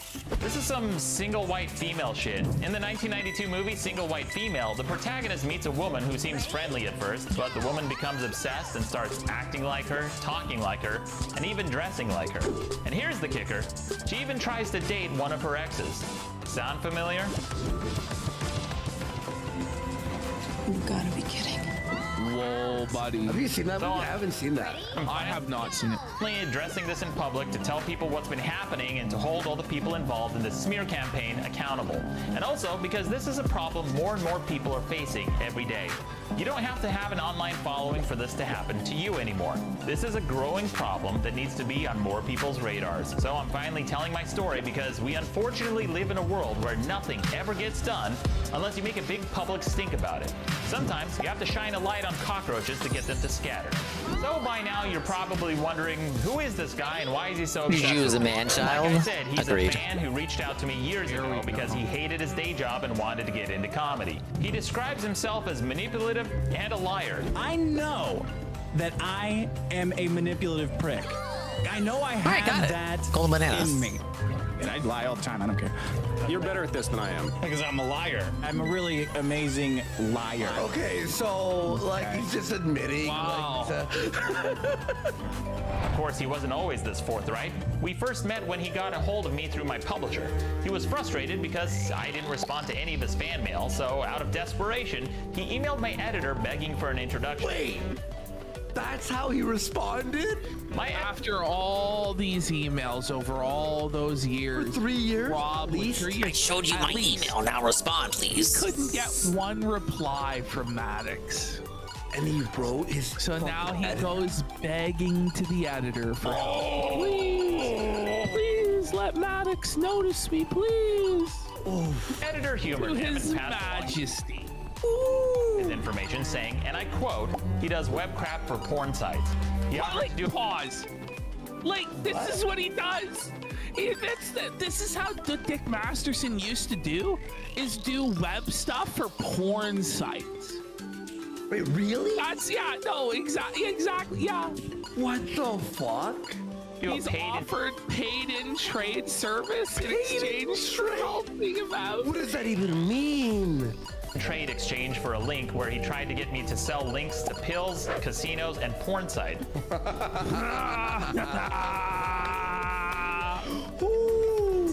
As tempting as it was to trash up my website with garbage and spam, I wasn't interested. But I had just moved to Los Angeles and I didn't know any people, so I agreed to meet with him. He was actually very nice and flattering. Casinos? I know. At first, his niceness was almost aggressive, but admittedly, it appealed to my ego because he was a fan after all. So I let my guard down and let him in, and we eventually became close friends. You know, I met Maddox. Huge mistake. Yeah. In 2017? He was nice. He was cool. He'd come to my birthdays, barbecues, and even holidays. Look, I'll be honest, at times we had a lot back. Like, look at these pictures. Like, look at that. Like, look at him, man. He's Maddox's little hanger-on. Look at that picture. Zoom in.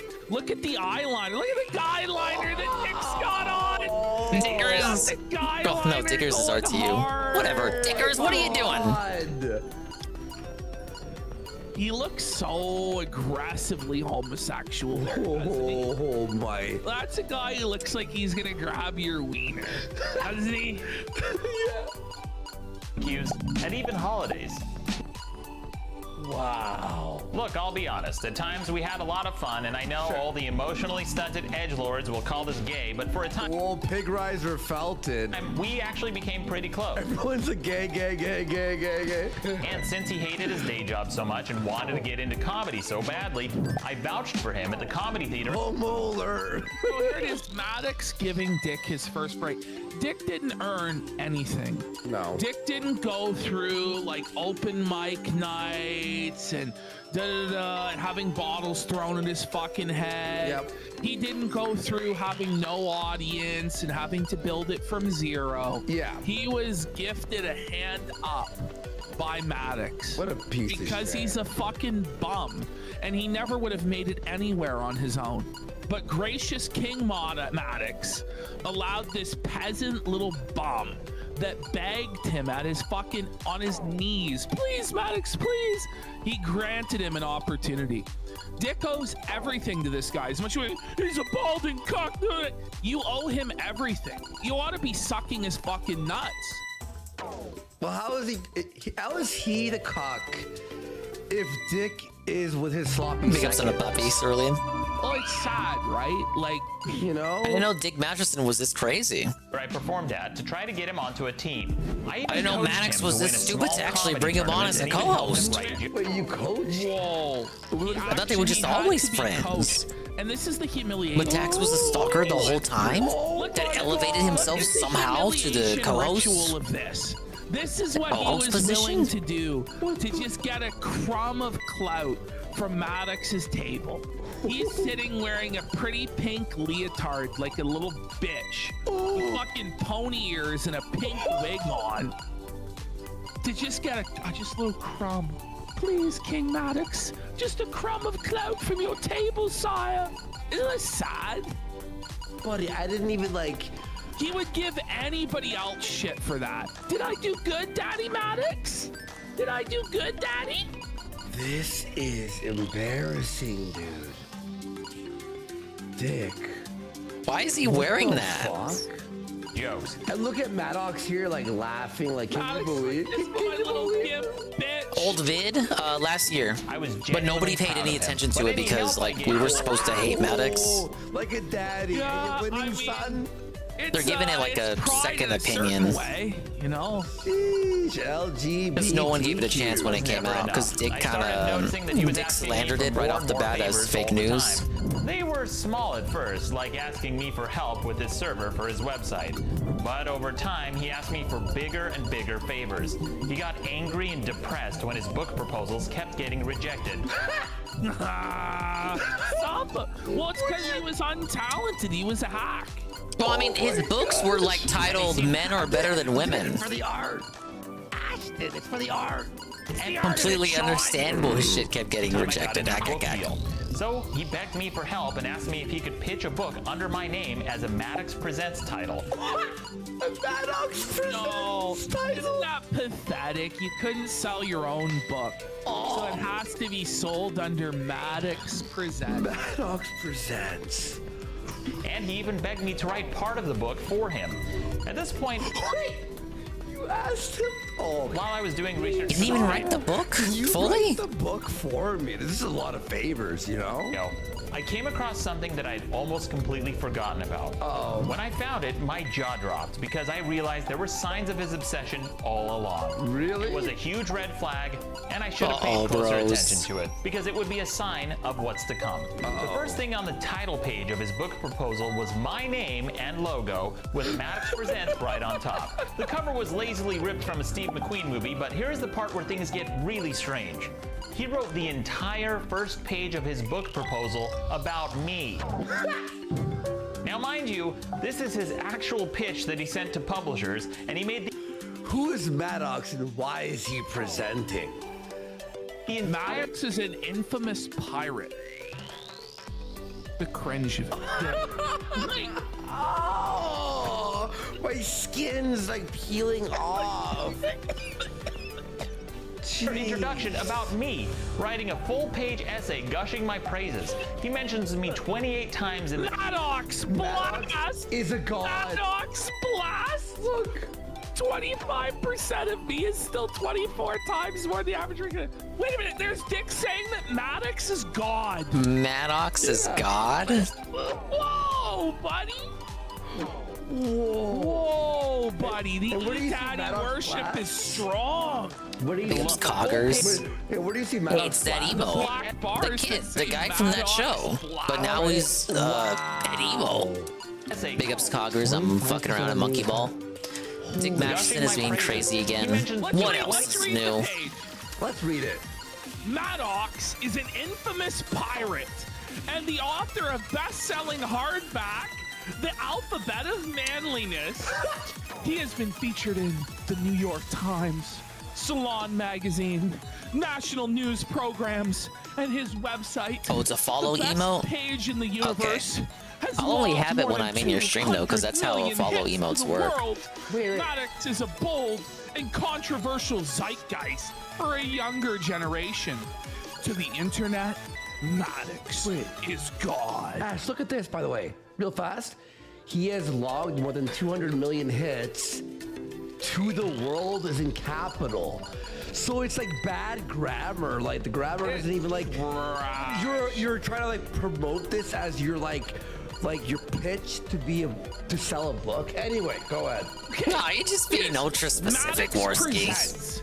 Is a line of books approved by Maddox, backed by Maddox, and infused You didn't know that with about follower Maddox's- emotes? None of this has anything to do with Dick well, Masterson. that's how they get you. Or his talent, or his ability. It's just If you can desperately cajole, clinging if you to can the cajole coattails everyone of into his hero, subbing, of his then idol, they'll of be his able to use daddy, follower of his emotes king. in any channel, Who he like calls regular God. sub emotes. Like, whoa, buddy! Like, Even this beyond level of that. blazing to You try and can flip it if you have around a and say you sub. hate this guy. Read that next line though. Read that I next guess line. you're Watch. subbed here, and you use my follower emotes everywhere, so you thought that's how it worked with follower emotes, even if you weren't subbed, but actually, because you are subbed, that's precisely why you can use my follower emotes anywhere. 2005 Spike TV. These are not mere recommendations. I don't know, it might be by better to known have and that one as a successful 7 TV, because you can hardly These are see collaborative the works kid in his funny presented expression. by a cultural I think that force. one might be better as a 7 Even TV, Maddox or has to blush at do this some level of cropping glaze and art make it on. bigger. But he Like, I see He him. expected I get it because I've seen the show, but if you haven't seen the show, you might not understand what's going on there. Profits from, I assume. That's on Well, him. get ready for this line. Think Oprah's book Hey, let's buy some club, stuff from the shop. but for men. Stop. Oh, That's a retard alert. it's a retard. It's a Dude, fucking kicks are crazy- expensive. It's just like real life. Holy fuck. God. Think National Black Lampoon, low-tech, low-top Christmas sneakers for Vacation. 700. That is a lot This of is the words birth of a new just to comedic not say brand. Converse. Maddox's first book, His names are The conversating Alphabet too of much. Manliness, hit #1 on Amazon the day it was announced. Simply Silver ring? It looks like a because he told drill. his readers to go buy it. That is the marketing muscle inherent to the Maddox name. Any title honored to be a part of his world and the Maddox Presents series will receive these benefits. This is so embarrassing. The humiliation of it all. Buddy. Was he Dick upset actually or wrote was he all of in this? love? Asks someone in chat. Oh, Why my not lord. let the man pick who speaks on his behalf? A field guide to man points is the first in what will no doubt be a colored and illustrious line of quality, uniquely masked literature. Maddox Blast! Thousands of idiots try to bite my style every year. The lucky ones choke to death on it. Well, guys, it's the red straw hat Maddox with a legally distinct me as a bow. bold and controversial zeitgeist and a god. He added a bunch of factoids all throughout the treatment, calling it the Maddox Blast. This is the second most Blast. So he called it the Maddox Blast? That's Gay. Maddox Blast! Thing I've ever read It's in my like entire life. Sunset Media doing the Rafamale fact, This but is the second unironic. most embarrassing thing I've It's a ever reference read only in my I'm gonna entire understand. life. Maddox Blast. He even told the publisher I'd write 25% of the book if it ever got sold. Spoiler, it didn't.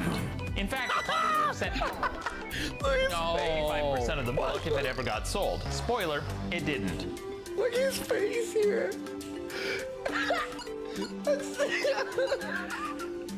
It did.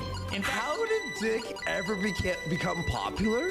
Was it all AstroTurf Yeah, but lies? let's be real. He was never popular.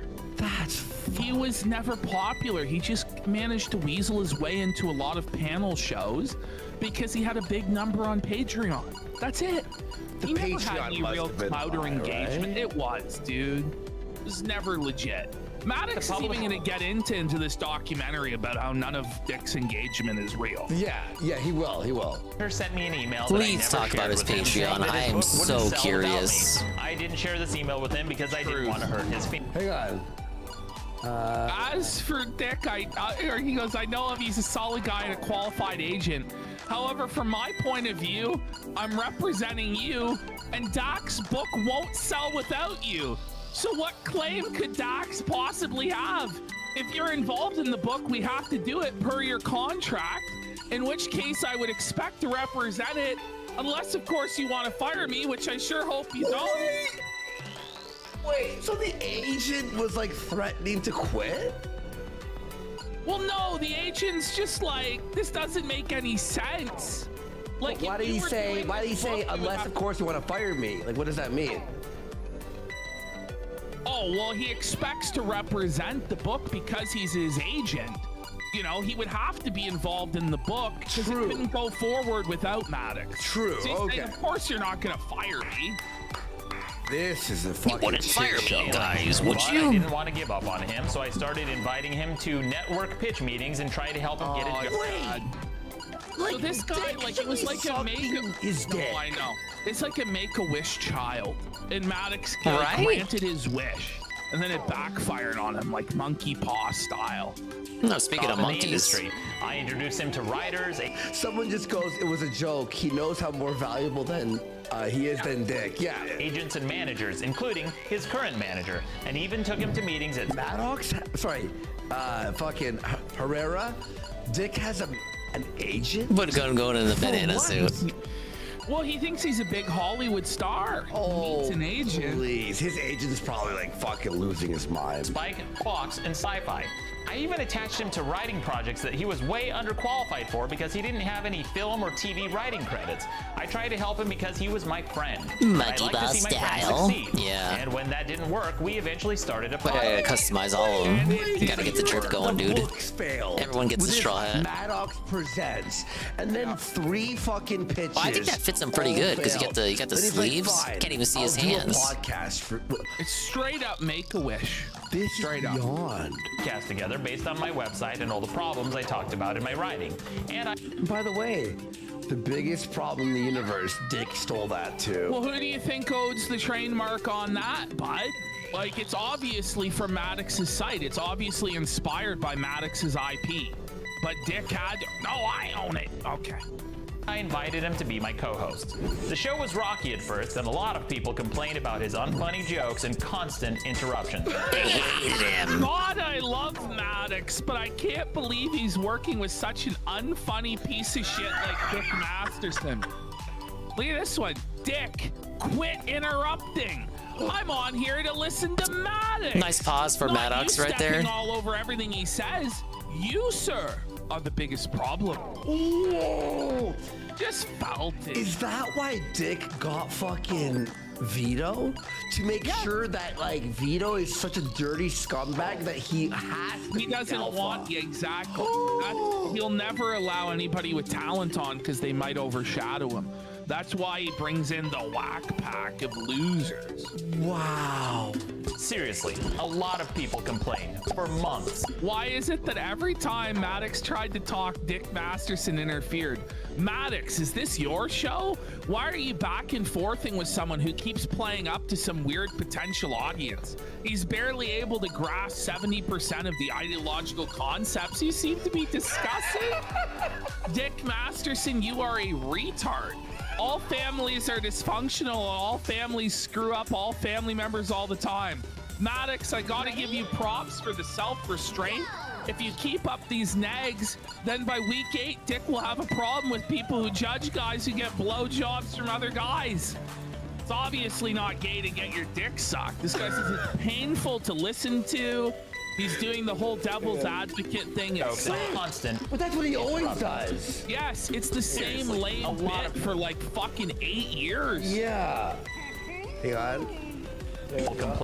Complain. Yeah. So he still tried to push it through, even though everybody's like, this guy fucking sucks, he's terrible. It's like, well, he might get better with time. Months. My fans generally couldn't stand him, but I stuck with been an annoying twat. Sweet Jesus, Dick is a fucking moron. Dick is a narcissistic sociopath. He's interrupting Maddox every other sentence. To try to make it work. Jesus, Dick, just shut the fuck up. You're yapping worse than a woman. Let the fucking man speak his idea, then go on platform. You know what we have to do? So we have it to is re-listen to one currently, of his. by the way, at this point in the timeline, it's currently 2014. He has been a Maddox fanboy for 16 years. 16 years at that point of slurping Maddox's balls, riding on Maddox's coattails. Maddox is everything to this man. He's the only hope he has. Shit, was I muted that whole time? Wage slavery and trying to sell boner pills. I didn't say anything. I actually said, thanks, Rydrake, for removing my pinned message. He wasn't the best or the funniest person I knew, but I enjoyed doing the show. And I actually said, that's more offensive than whatever you claim Goki did. 26 years of his life on Maddox. That's twisted to even say out loud. 26 years of his life either being obsessively in love with Maddox or obsessively hating Maddox. That's not normal. No. I don't even care what sort of fucking A-log you are. Like, can be pretty obsessive with trolling and shit on this show and other people in the sector. I don't know of any person ever that spent 26 years obsessed with some fucking guy online. Yeah. That's fucking... Rise lying on your name. I'll take your word for it. To anyone else. It's worth more than Rise. Goof around with one of my friends every week, and it soon became clear that the show was about our friendship. Despite our rocky start, he had his moments, and we eventually hit our stride. The podcast got a small but dedicated following. Not even DSP trolls, dude. And it did all right for a while. We even got as high as number 42 on iTunes. It depends on what you call trolling. I mean, he'll A-log LTG when he feels like it. Except Greg moves on, and Dharma becomes an obsessed stalker for over half a decade. Why are you doing this? Oh no, don't ask me. I'm the insane jealous one. As we recorded more episodes, I started noticing... This is fucking retarded, Ash. Watch this. Cracks in his facade. For example, I started noticing that some of his jokes had similarities to ones from shows he watched. For example, he kept doing this really bad Al Bundy shtick from Married with Children. This was probably the funniest joke he told on the entire podcast. Mine's a pretty simple problem. What do you got? Women. Can't live with them? That's it?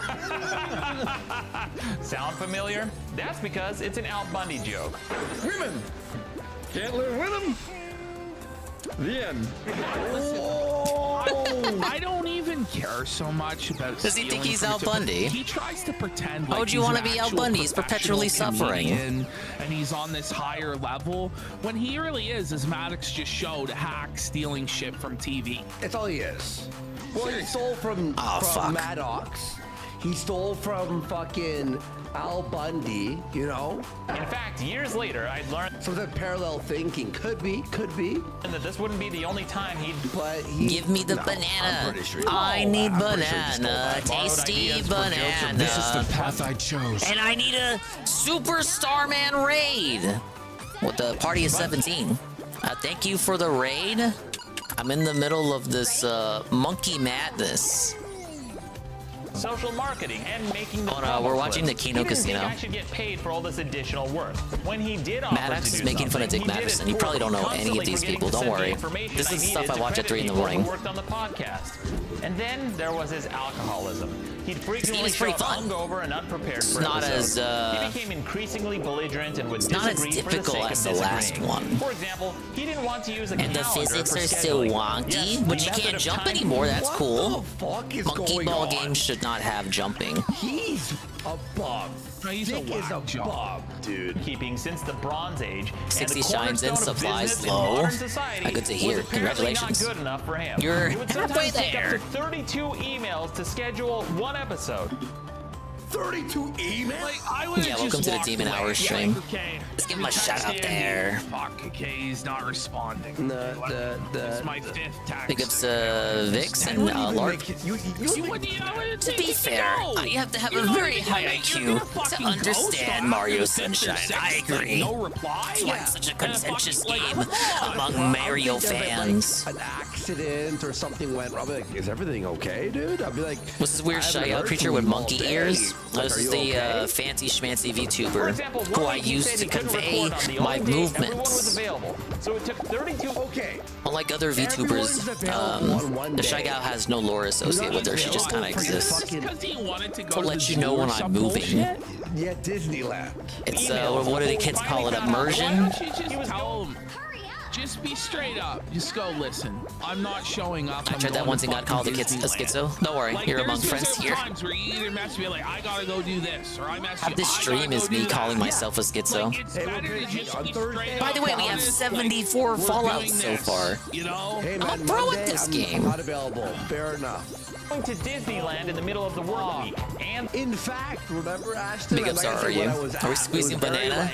like, Exactly, we are doing book exactly that as we something hunt and do down something, right? the legendary banana. And then, And I'm in my was monkey arrested. banana suit. I literally looked at everyone there and went, "Listen, guys, this is the most The important day of my brand life new right now." Monkey Ball And I took- Madness and I game stayed there for a that few- and I DSP Ubered back, refuses and to it was show an you. important event. And even then, I was like, I have to leave for the show. I have to. Dick is a grown-ass man in his 30s, taking off work to What's go the to gimmick fucking here? Disneyland?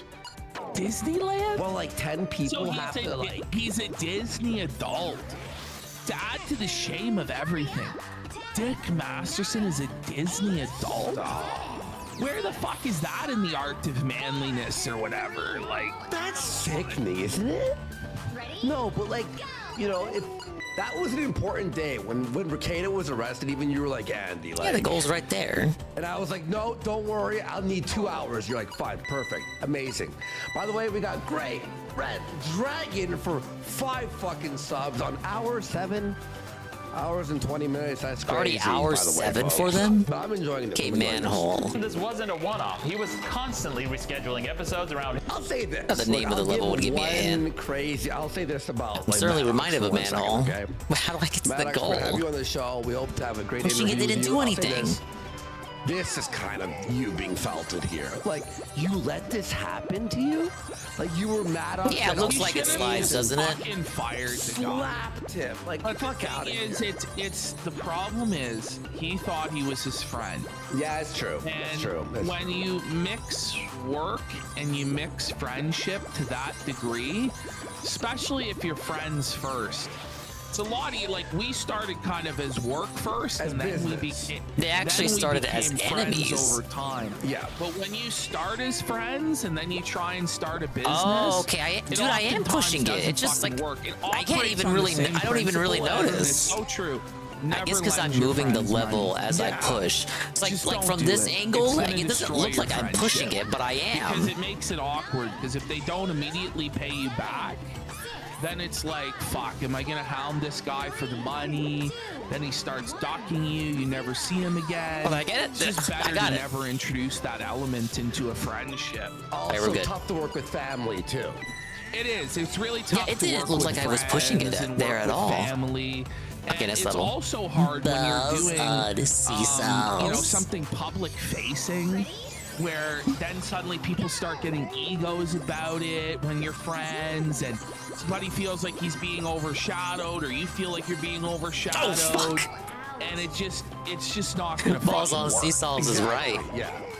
I'm trying to get all the bananas. Leave me alone. Here's a partial list of the reasons he wanted to reschedule: going to Disneyland, going to Six Flags, going to Burning Man, going to Burning Man.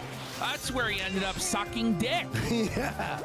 Hey, he was just living up to his namesake. Like, you can't do the show because of an aquarium?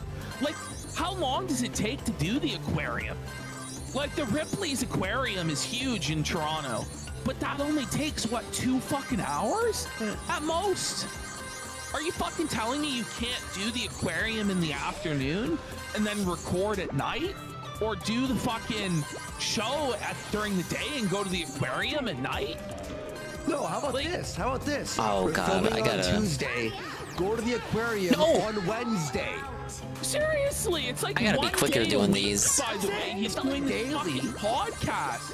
If it was daily, it's like different, right? Because it's like, okay, I have no time for anything. No. You got time. Am I using Dawn Gun again? Going to Burning Man again. Another camping trip, hanging out with his nephew, countless sketch and improv shows, and oh fuck, this one makes me mad. He even wanted to reschedule a paid live show we were doing so he could rehearse for an unpaid sketch show he was. What? Unpaid sketch show.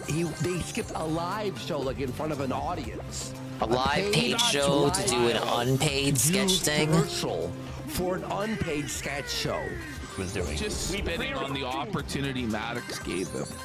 Like, and that's it's not good enough. That's the thing too. Is he viewed it as never being good enough for him? That's just a 2-bit bullshit podcast. Dick Masterson's gonna be a Hollywood star. Exactly. I'm gonna be a big shot actor. Recorded so many episodes that it started to kill the show. Part of the reason people listened was because we encouraged fan engagement with weekly comments and voicemail about the previous episode. Emblem, however, engage. when you pre-record so many episodes, it makes it impossible to bring in comments and voicemail for the because follow. none of them would be relevant to the most This guy they're recent talking about recordings. sounds stupid. There are so many layers to what I'm watching, and none of it's gonna make any sense if you aren't familiar with any of it. I don't even know like where to start. We started receiving complaints about how the show sounded stale, and they were right. This is about Dick Masterson and Maddox. If those names mean nothing to you, like, I don't even know what the first layer would be. Explain who Ethan Ralph is, and then maybe go from there. The show was dead. It's over. Shut it down. It's all internet fucking drama, correct? I could easily make an hour-long video just talking about what a nightmare it was working with a stalker. But it would be insane to running a spend single that much thread time brain. on a I can't dead tell what to comedy focus on. podcast that ended half a decade ago. Yeah, this anarchy is it's kind of like the anchor of the dinkish stream. You know you're in the right place when you don't know what you're looking at. Like the logistics of using a calendar, but some of the more More or serious less drama than your standard beat there. with the Thread show's correct. finances. Despite the fact that fan Okay, this is crazy. It's real bad. This is real bad. This like It's all YouTube, not YouTube. Well, yeah, YouTube. But most of them have been kicked out of YouTube, one though. thing he did seem very enthusiastic about doing. Alternative and that's the media bookkeeping. sphere That style could have been a people huge that red flag, tend to lean but I to the trusted right, him. but they're soon not I started based. noticing They're not even discrepancies based. in his They're all bookkeeping. fucking At first, cringe. So the only thing that he wanted to do was get the money and pay out people? Dollars. No big deal. Everyone makes mistakes.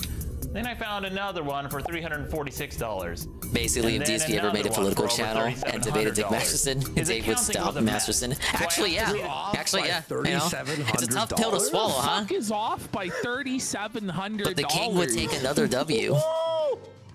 Tax forms for the statements so I could double check his numbers, which he mistakenly referred to as W-9s. He meant to say 1099s. No big deal, right? Not when... Okay, we got a cutscene coming up. There's some voice acting on the horizon.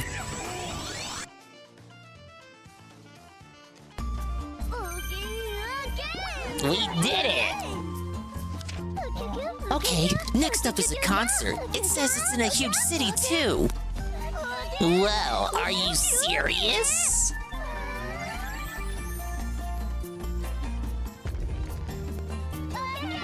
And the statues are like alive or something. It's not explained. Apparently the stadium was built in the middle of the city using some crazy technology. That sounds great. And they all had a great fucking time. They had a whole ball. They had a blast. You got a souvenir from Stone Valley. It'll be out by the resort tent. It's been years. How is baby still a baby? Some time travel chicanery, most likely. All right, we did a world with Gon Gon. We'll do Yan Yan next.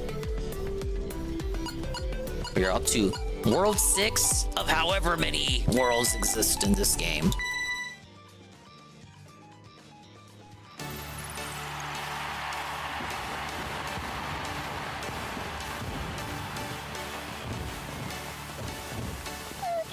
Wow! What the heck is that? Wow, look at that. Wow, that's amazing.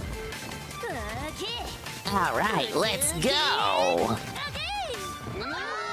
I can't get over his overalls. I don't think they fit him at all. I always saw AiAi as like a family man, like Pac-Man. It's like the everyman, the just the average Joe. What is this music? It's like an anime ED. Why does he have an ass stitched on his overalls? I don't know. I guess the devs thought that would be funny. Be very hilarious. Monkey with invisible ass. Very, very humorous there. Oh my god, I forgot. She's so jumpy. Log out. Ready? Oh my god. Just swindled and pimped, you know? Like, go on. Go ahead and say it. Bog out. Dirtbag, man. Really what happened. In April of 2020, a whistleblower with first-hand knowledge finally came forward and told me how much money he'd allegedly stolen. She was someone who dated him and decided to come clean after they'd had a messy falling out. Wow, surprise, surprise. She said he was trying to impress her by showing how much money he had in his Bitcoin account. So he was simping again. No! You know, this is downfall. Oh, look at this, lady. Look It's gonna be so tough when we hit 100 fallouts. Oh my god. And according to her, it was around $40,000. Thankfully, this ain't like OG Monkey Ball. He owed me approximately $25,000. Now, to be clear, I would've been out of lives ages ago. Amount that was sent through Bitcoin because he never shared it with me. But I do know it's not zero because he admitted to receiving payments in Bitcoin. So if we sold just 15 units at $15.99 for the average price of Bitcoin around that time, that investment today would be worth over $54,000 at the time of this recording. And to give you an idea of how many units we were selling, we sold approximately 3,800 bundles per year. So I know some of those were paid for in Bitcoin, and he kept all of it. None of it. Wait, so these... If only you could jump. Maybe if I turn on baby mode. Just thieved. Yeah, was shared with straight up stolen. If you paid for anything with Bitcoin for my old podcast and still know the wallet address, please contact me. We may be able to... Maddox, I hate to break it to you. It's gone. Like, it's not... And it's not even worth pursuing. It's not worth pursuing. It's gone. It's gone. Track this down. Now, what you could do is join us and destroy Dick for revenge. That's all you have now. This podcast, by the way, which is like the peak of Diddler Dax's career, was like nothing. Yeah. So they're making, I think he said $3,800 a month. Is that really what it was? No! So how the problem Dick is Masterson the angle I gotta go from a at to get it. I just can't rebound from it. $3,800 a month with Maddox to one that Diddler makes Dax. Yeah, $28,000 a month. it's what they call Dick Masterson. It doesn't Which is really already add quite up. a name when you think about it. So says the guy named Swollen Dingus. And if there's any doubt about the Bitcoin account, late one. By the way, on the pedophile video that will be in part 6 or something. Oh, that's quite a. what's It's quite a tease there, Worski. Maybe worked that a little bit better, mind you. Not Maddox. A Dick's house. Apparently, it's tiny with 2 bedrooms. Oh, it is. Yeah, it's a very tiny little house. Oh my god, you might be right, Coggers. What the hell? Barbie's fucking dream mansion. It's a little tiny shit shack. Son of a. That's how you're supposed to do it. All right. Well, the fact that I was able to get it from the bridge is inspirational. No, it's not in the Hollywood Hills. Really? No, not in the Hollywood Hills. Wait, really? No. Dented. Tonight, one of my followers sent me a clip where a fanboy may have It's in actually... East LA. It's bullshit. It's a little bungalow. Okay, what I thought what it would be, I thought it was in the Hollywood Hills, but it was like the one shack in the hills. You know, but It's not even not even in the Hollywood Hills. It's not even that, man. I mean, it's in LA, but it's in East LA. It's not in a very desirable area, and it's not a very big house. It's like the fucking crack shack, because it kind of is. No, I didn't think it was a dream house. I thought it was at least near that area. I didn't know it was fully not there. Okay. He mentioned it. In this clip, he conveniently remembers having a weird Bitcoin account around the time when the price of Bitcoin spiked the first time in 2017, or in his words, when the price of Bitcoin went to the moon. I've got some Bitcoins in some weird account somewhere, and I totally forgot about them until they went to the moon. But I found the account, I logged back in, and it's like, well, you need a minimum of you need a minimum of 1 or 0.1 Bitcoins to get your Bitcoin. I'm like, fucking that's 10 grand now. What do you mean a minimum of 1 Bitcoin to get it out? You fucking pricks. I've never seen the money in this account, and it's been over half a decade since the podcast ended, and he still hasn't shown me any official statement, tax records, or even a check stub so I can verify any of his numbers. I don't trust his Yuletide spreadsheet. Listen, you were fucking played, bro. You are not seeing reason that to money. Check his bookkeeping, especially since he didn't disclose this income, and there were so many discrepancies. And that's me giving him the benefit of doubt because he regularly mixed up the form name. What's up with this benefit of the doubt bullshit we've been? He's a nice guy. If you were in my, he was fucked, man. Like he thought it was his friend, you know. You'd probably be wary of him too. After all, he's manipulative, a liar, and he wasn't forthright in his accounting. So, understandably, my trust in him had eroded quite a bit by this point. But the last nail in the coffin came when he was caught lying and talking behind my back. Late one night, a fan of mine sent me a leaked conversation he was having on Reddit where he was caught saying he was just using me for money and for fans. So not only the knife was he incompetent, inconsiderate, the knife snake, fucking, and a joke thief, and it's but a public snakening too. It's just retarded. Oh. Hey, same thing that JKB did to DSP. The public snakening for no reason. When someone shows you who they are, believe them the first time. He was someone who I genuinely regarded as a good friend for over 9 years. That's sad. But in the end, he was just a groupie who was riding my coattails. Spoiler, he still is.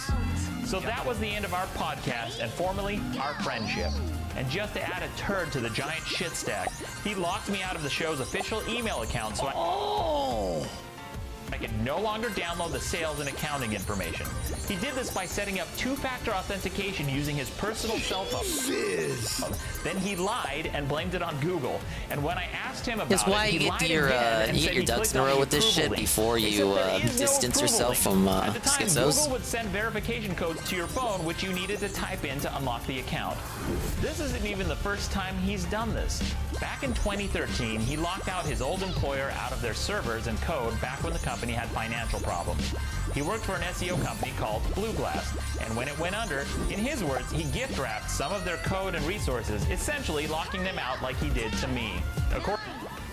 What a fucking scumbag. When did Maddox know this? I imagine it was only after everything fell to shit. But if you knew somebody did somebody like didn't have this enough that they worked bananas? for before, What? you'd really think twice about bringing them on again. But, you know, people still, like, try and do business with this guy. Like, Vito, like, guaranteed Vito. All right, well, never Vito's gets a an fucking honest idiot, dollar. first of all. No, it's guaranteed he's not paid dog shit. Like, he's not paid anything. How about Sean? Not probably given a legitimate split of anything. Sean probably gets paid a pittance, if not, I think he actually does it for free. That's what I heard. Yeah, I think Sean does it for free. Yeah, I've never heard of Sean getting paid. New project too. But I don't pay much attention to Sean. Well, that's the thing too. Like, I'm sure New Project 2 is still above board though. It's on the match list for fraud. Yeah, you know, he's like banned off like visas and MasterCard. How about the non-existent toss for New Project 2? What about His that? former company became downright toxic near the end, with things devolving into a messy public dispute and executives threatening legal action. Well, this is like the longest part. They're all a bit shorter from now on, but... Sound familiar? That's because Fanboy went right from one job that ended in a legal mess right into a podcast with me that ended in a legal mess. Yeah. The only common denominator is him. If that's all he did, you would already think that he's a scumbag, and I could end this video here. Nothing compared with what we're about to see now. But this is just where the story begins, because he has truly lowered the bar for all. So what? Yeah, that's part one, and it's just like whatever. That's not. It gets way worse. Yeah, it's way worse. That's like if it was just that, whatever. Next to slither under after him. Whoa! I'm gonna use the bathroom real quick, all right? And then forced break. What is this, a dinky stream?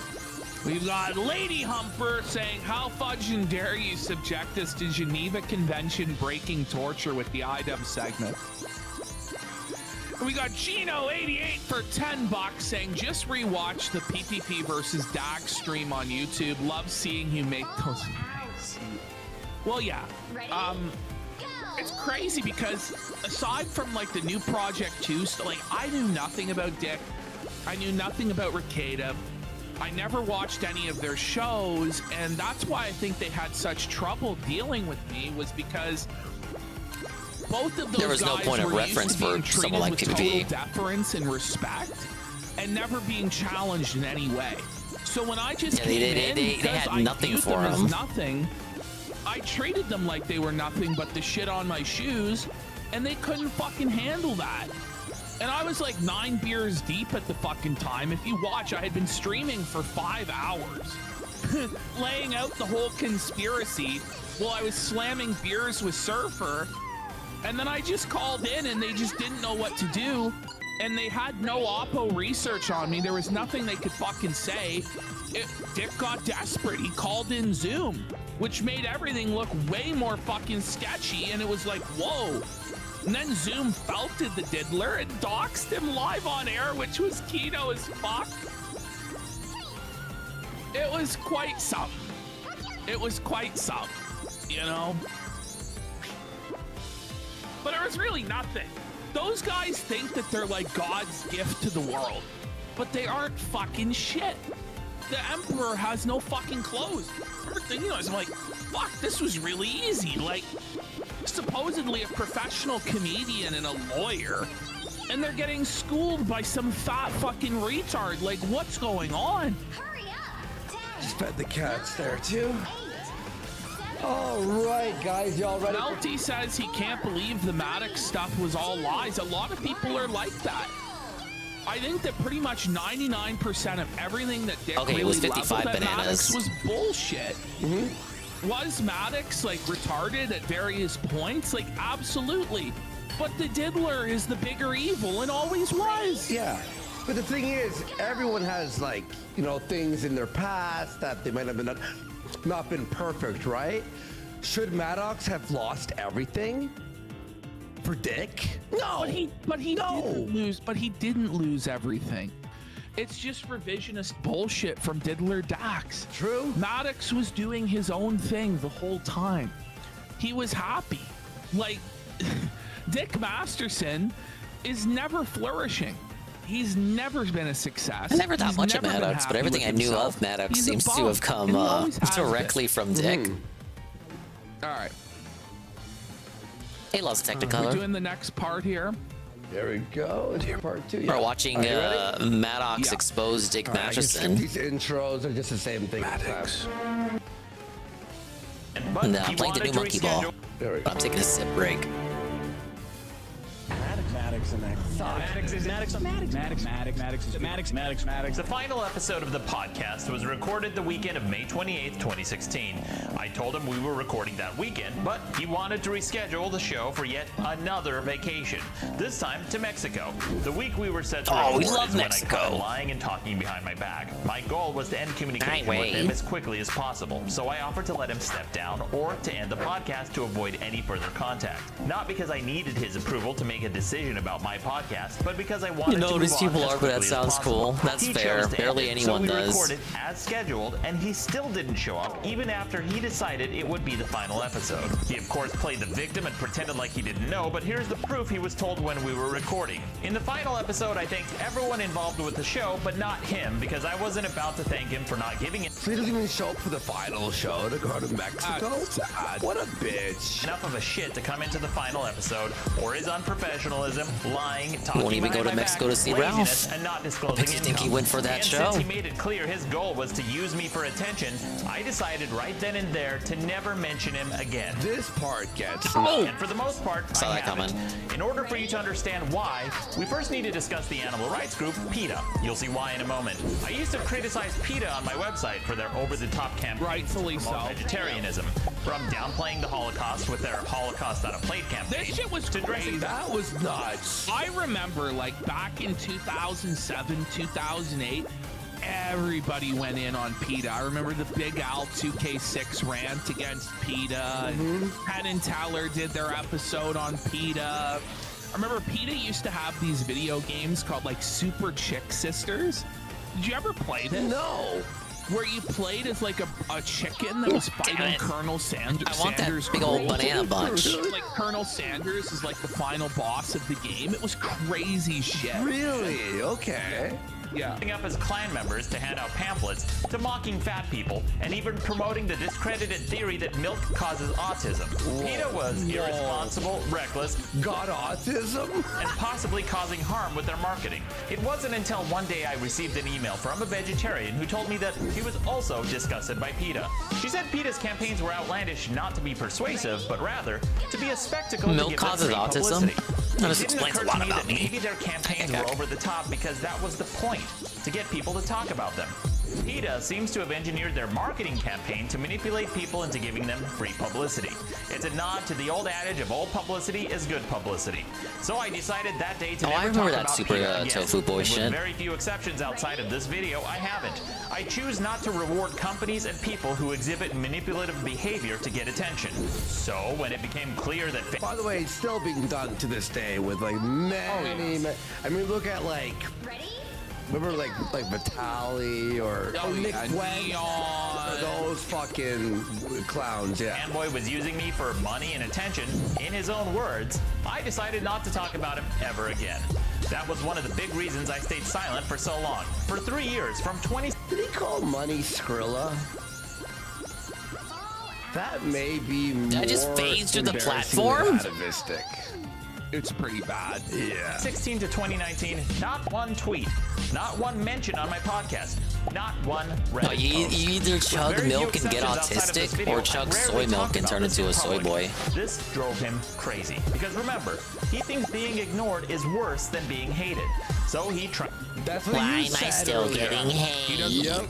Yeah.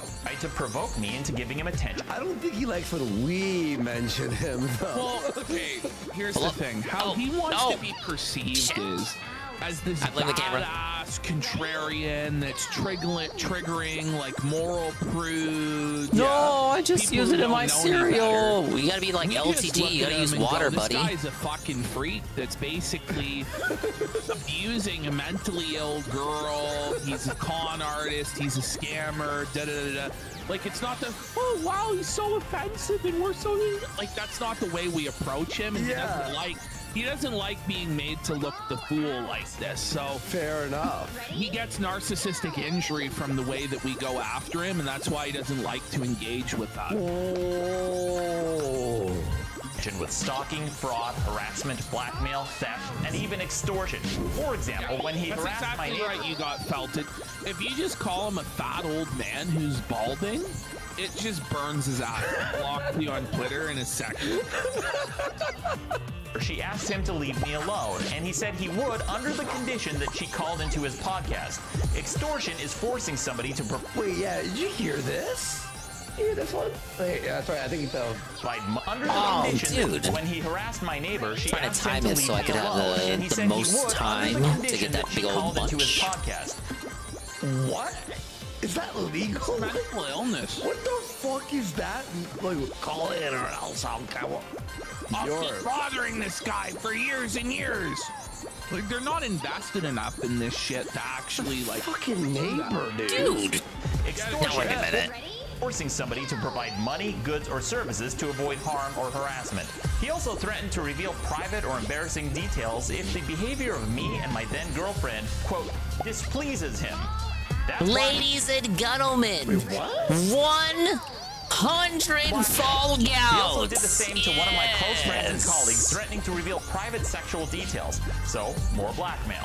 But that failed to get a public response out of me. And since he was desperate to get a response out of me so he'd have something to talk about... Public response, so he sees about it in private? Encouraging people to contact me in private and send him screenshots. You know what that of our means? Yeah, we're conversations. taking a sip. The only problem is, many of these 6, were 5, 4, doctored 3, or 2, 1, fake, let's but it fucking didn't go. matter We're gonna because he and his take a hate mob would treat sun-kissed them sip as if here. they're real. So people are faking convos now, and then he's reading them as the real. But this is the same shit he does. It's time with to lose the Eric July, where mask. it's Now you know there's nothing modeled under here. Made up bullshit that they then react to like Yeah, I need it's 50 real, bananas. but it's not. Like they have to force it. The truth is, this guy never really even was a lolcow. Like it was, the guy is generally like he's a little bit out of touch with the times, you know? Yeah. Because he's an older guy, I think, anyway. And, you know, he doesn't really know how to deal with the insane bullshit of the diddler, okay? Yeah. But that doesn't mean he's a lolcow. Okay, I gotta The deal guy with that wasn't one. spurging out or doing Get the these gold insane banana. reactions. That's just not the case. It's the same thing. Eric wasn't Got doing the raw that model either. then. Where's the anime But girl? Dick Ask the Masterson guy who has to found try this and model force for me it, and it's the rigged it same for me. cringe way of forcing it with a bunch of fake bullshit and shit that makes no sense.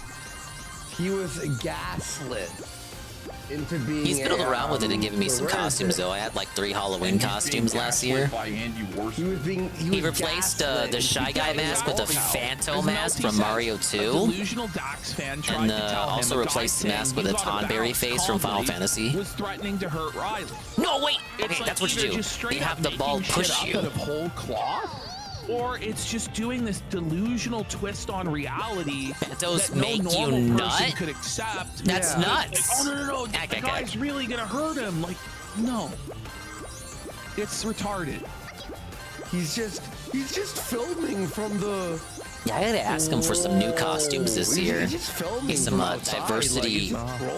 Yes, we need DEI in the Shy Ladies costume repertoire. I will earn my death, my murder, or whatever the fuck he said. I'll earn my murder. Is that trolling? Well, Dax apparently is like. No, it's unhinged stalking. Like it's beyond mentally ill. It's not trolling. The guy's trying to intimidate Eric July and hurt his business. That's what it is. People to send private conversations, he said he would punish me for it. If Maddox wants to talk with private conversations with fans, I'm counting that as fucking public. I'm gonna tell the whole fucking story as punishment because he's a fucking dog, and when a dog misbehaves, you hit it. Whoa, did he go to the Coach Red Pill School of, I don't know, like, so he what, abuses dogs? animals as well? I bet, yeah, apparently. Damn it, I didn't even get to That's move sick, around. Man. You know how you punish a dog when it misbehaves. You hit it. Very normal behavior. That sounds like something they would cut from a movie like American Psycho for being too on the nose. Now, exactly. You can see some of the context for my silence, but I didn't explain this in public at the time. I could have come out and told people that he was a scumbag, but what's the point? Only about 30% of my fans even knew I had a podcast. Plus, I wanted no further communication, so I thought it would be best to simply close this chapter of my life and move on. You know, like normal people do, instead of becoming an obsessed stalker for over half a decade. The only thing I said publicly at the time was there was time Chance that of we worked on Sonar, it's different kind of projects, scrambling my which is the only brain. honest thing I could have said without slinging any mud. I had no interest in dragging anyone. That's what happens with partly every because game there was I nothing I play. could do or say that would make him any more miserable than he's already made himself. I've never met an alcoholic who. So that might have something to do with me streaming at 4 in the morning. He's no exception. So when I decided to move On on, a that's work day, exactly no what less. I did. I started a new podcast and never mentioned him on it ever again. Not one time in over 3 years and 141 episodes. In fact, as much as Fanboy copies me, we couldn't be more different. Since ending the podcast, I wrote a new book, wrote my first video game, started a live news program, made a podcast network, started working on a game of my own, learned 3D modeling, started doing character streams on Twitch, and created an animated TV show that I haven't even announced yet. In short, I've been working constantly and living my life. He, on the other hand, has obsessed over me, lurking in the shadows, watching everything I do and trying to sabotage it like a jealous ex. So, Kino? That is Kino. So understandably, I didn't say anything because I didn't want to give the stalker attention. But there was another reason I stayed quiet that I never told the public before. The week leading up to my podcast. This is sad. and it will mirror something that has to do with Eric July. Figure out the basics of a new language, pretty much using clues. Oh, that sounds kind of cool. Facsimile here says it's crazy to find out that Maddox has been the silent Chad this entire time. Yeah, it is crazy to find out because you hear so much. Oh, Maddox is this, Maddox is that, Maddox. Da, da, da, da. Yeah, turns out it was all hearsay from Dick the whole time. Fucking weirdo, like cuckold or whatever. But it turns out, no, that's not really the case. He was just trying to ignore this guy because the guy is a footnote. I remember when this video career first came out, and really I didn't watch it. I was meaning to watch it. I never got around to it because I just didn't care really that much about Maddox. But everything I knew of Maddox came from Dick Matheson. And then Jer said it sucked, so that just reinforced my belief that I was right. But Jer's just wrong about everything. So why did I believe him that time? It allows evil to perpetuate. And that's the thing is, he should have addressed this head on. He was wrong from the start. Got his side of things out there so that everybody could understand, and then no contact it. But yeah, what are we thinking here, Carl? What's the Carl verdict? Maddox was right the whole time? When you're originally just like, well, this guy's a fucking nobody, and he's, you know, my sidekick, and I'm just gonna walk away from this. It's hard to foresee it becoming what it did, right? Yeah, exactly. And I think it was like too late. Because it had snowballed into like what Dick. The complete arc is even crazier, was, right? Or the people who believed it. I didn't know much about it at all. You know, I just. He was a fan who turned into a stalker. Dick didn't like him. Well, fan who turned into this guy's co-host and then became a stalker. Like, I don't even know. I don't even know what I thought. I just thought like, oh yeah, Maddox is like Dick had basically tricked everyone into hating him. Like if I did a podcast with Carl, and I had a falling out with Carl becomes a stalker. Right? Yeah, Ricada had a huge audience. And Maddox wasn't paying attention to any of that fucking shit. And for as the much Hollywood as like starlet people here. who are in the sector go, oh, it's so big and it's so all. My base state is believing Dick is for a wrong. normal person, Yeah, or but like an everyone older believed he was person, right like, the it whole really time. Is just a drop in the bucket, like it's nowheresville. Yeah, for real. Up until So like I'm not a week surprised ago. you didn't pay attention to it. No, Yeah, Carl in the and by chat, the way, Carl. people are saying Not he was Carl, also, Weezer, Carl. Dick was also on Ralph's show when Ralph was big at that point. Every sub is already a stalker. That is true too. The Maddox sucks, you know, angle or whatever. Yeah. Use tragedy to gain sympathy. I not only didn't want anyone's sympathy, I wanted to avoid even the possibility of giving that perception. I'm only sharing it now to give you full context since I'm finally telling the story for the first. We will get Maddox on soon, but we want to make this Please like a do. video for the That's YouTube gonna piss channel, Dick off so everyone's much. all primed for the interview. Plus, Ashton and I will think of some questions and maybe ask you all people like too. Yeah. First time. We'll take the L for what? I didn't even. Their know shows are about always their better fucking when they beef wait at all. and they don't immediately jump on The something. week leading up to my podcast It's ending, a my dad good had prep stroke. for a He has since potential passed away, Maddox but it was guest a very tough appearance. time for everyone in my family. And because there's no bottom to how awful this stalker and his hate mob is, they even found my father's grave and attacked me using my father's death. Okay. Where Who does that sound like? familiar? That's so disgusting, by the way, that's just a part of the playbook. That's just something that he immediately goes to. You know what Ralph says, when they go low, we go lower. I fuck with his recently dead father. That's a step beyond even with Eric July. Because at least with Eric July, his ancestor, great-grandfather who he never knew. This is Maddox's father, and this is somebody that Maddox is going to point out was really nice to Dick. He took Dick fishing, he met his father many times. So for him to go and fuck with the grave and send people to visit the grave of Maddox's It's legit dad psychotic, is you beyond guys. pale. And that's just not, it's not like moral, it's just reality. There's nobody in the world who's okay with this shit other than complete psychos. Shameful. He's a piece of shit. Kino's been fucking beast in the last couple of months. He's saying here that they've been fired. Like, almost died the week before the podcast. My backlog of their clips is just never gonna be. We're never gonna be fully caught up on it. Losses requiring my care Yeah, and at attention. this point, it's just better to And just as that restream. happened, a friend of mine at the time received news that a person close to him was threatening suicide. All of this happened just as we were about to record. I had no capacity or interest in explaining any of this to the public. There was so much sadness in the room that day. It was a miracle that we were able to record anything at all, let alone manage to make it somewhat funny and entertaining. I didn't want to record, but everyone decided it would be best to get it over with, so we pushed on.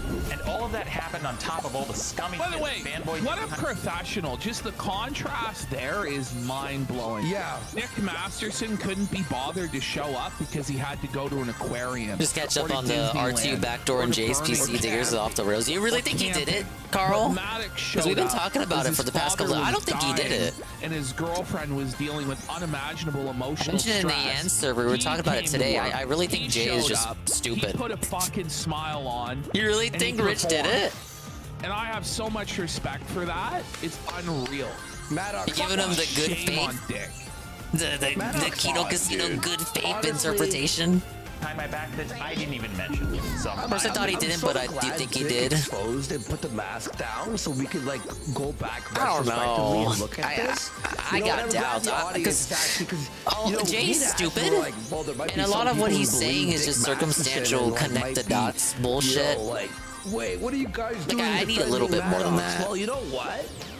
Looking at It this kind now, of makes sense. Like, if you look at it as a normal person and try and be objective about it, like, Maddox is more in the right than he's in the wrong. I guess I wouldn't put it And past somebody Dick, brought it up, and but it's that doesn't true. mean, like, You know, this Dick is why actually Maddox did had it. a successful podcast. What if it's like a third and book, party? And Dick has done nothing besides a failed Pizza Hut commercial.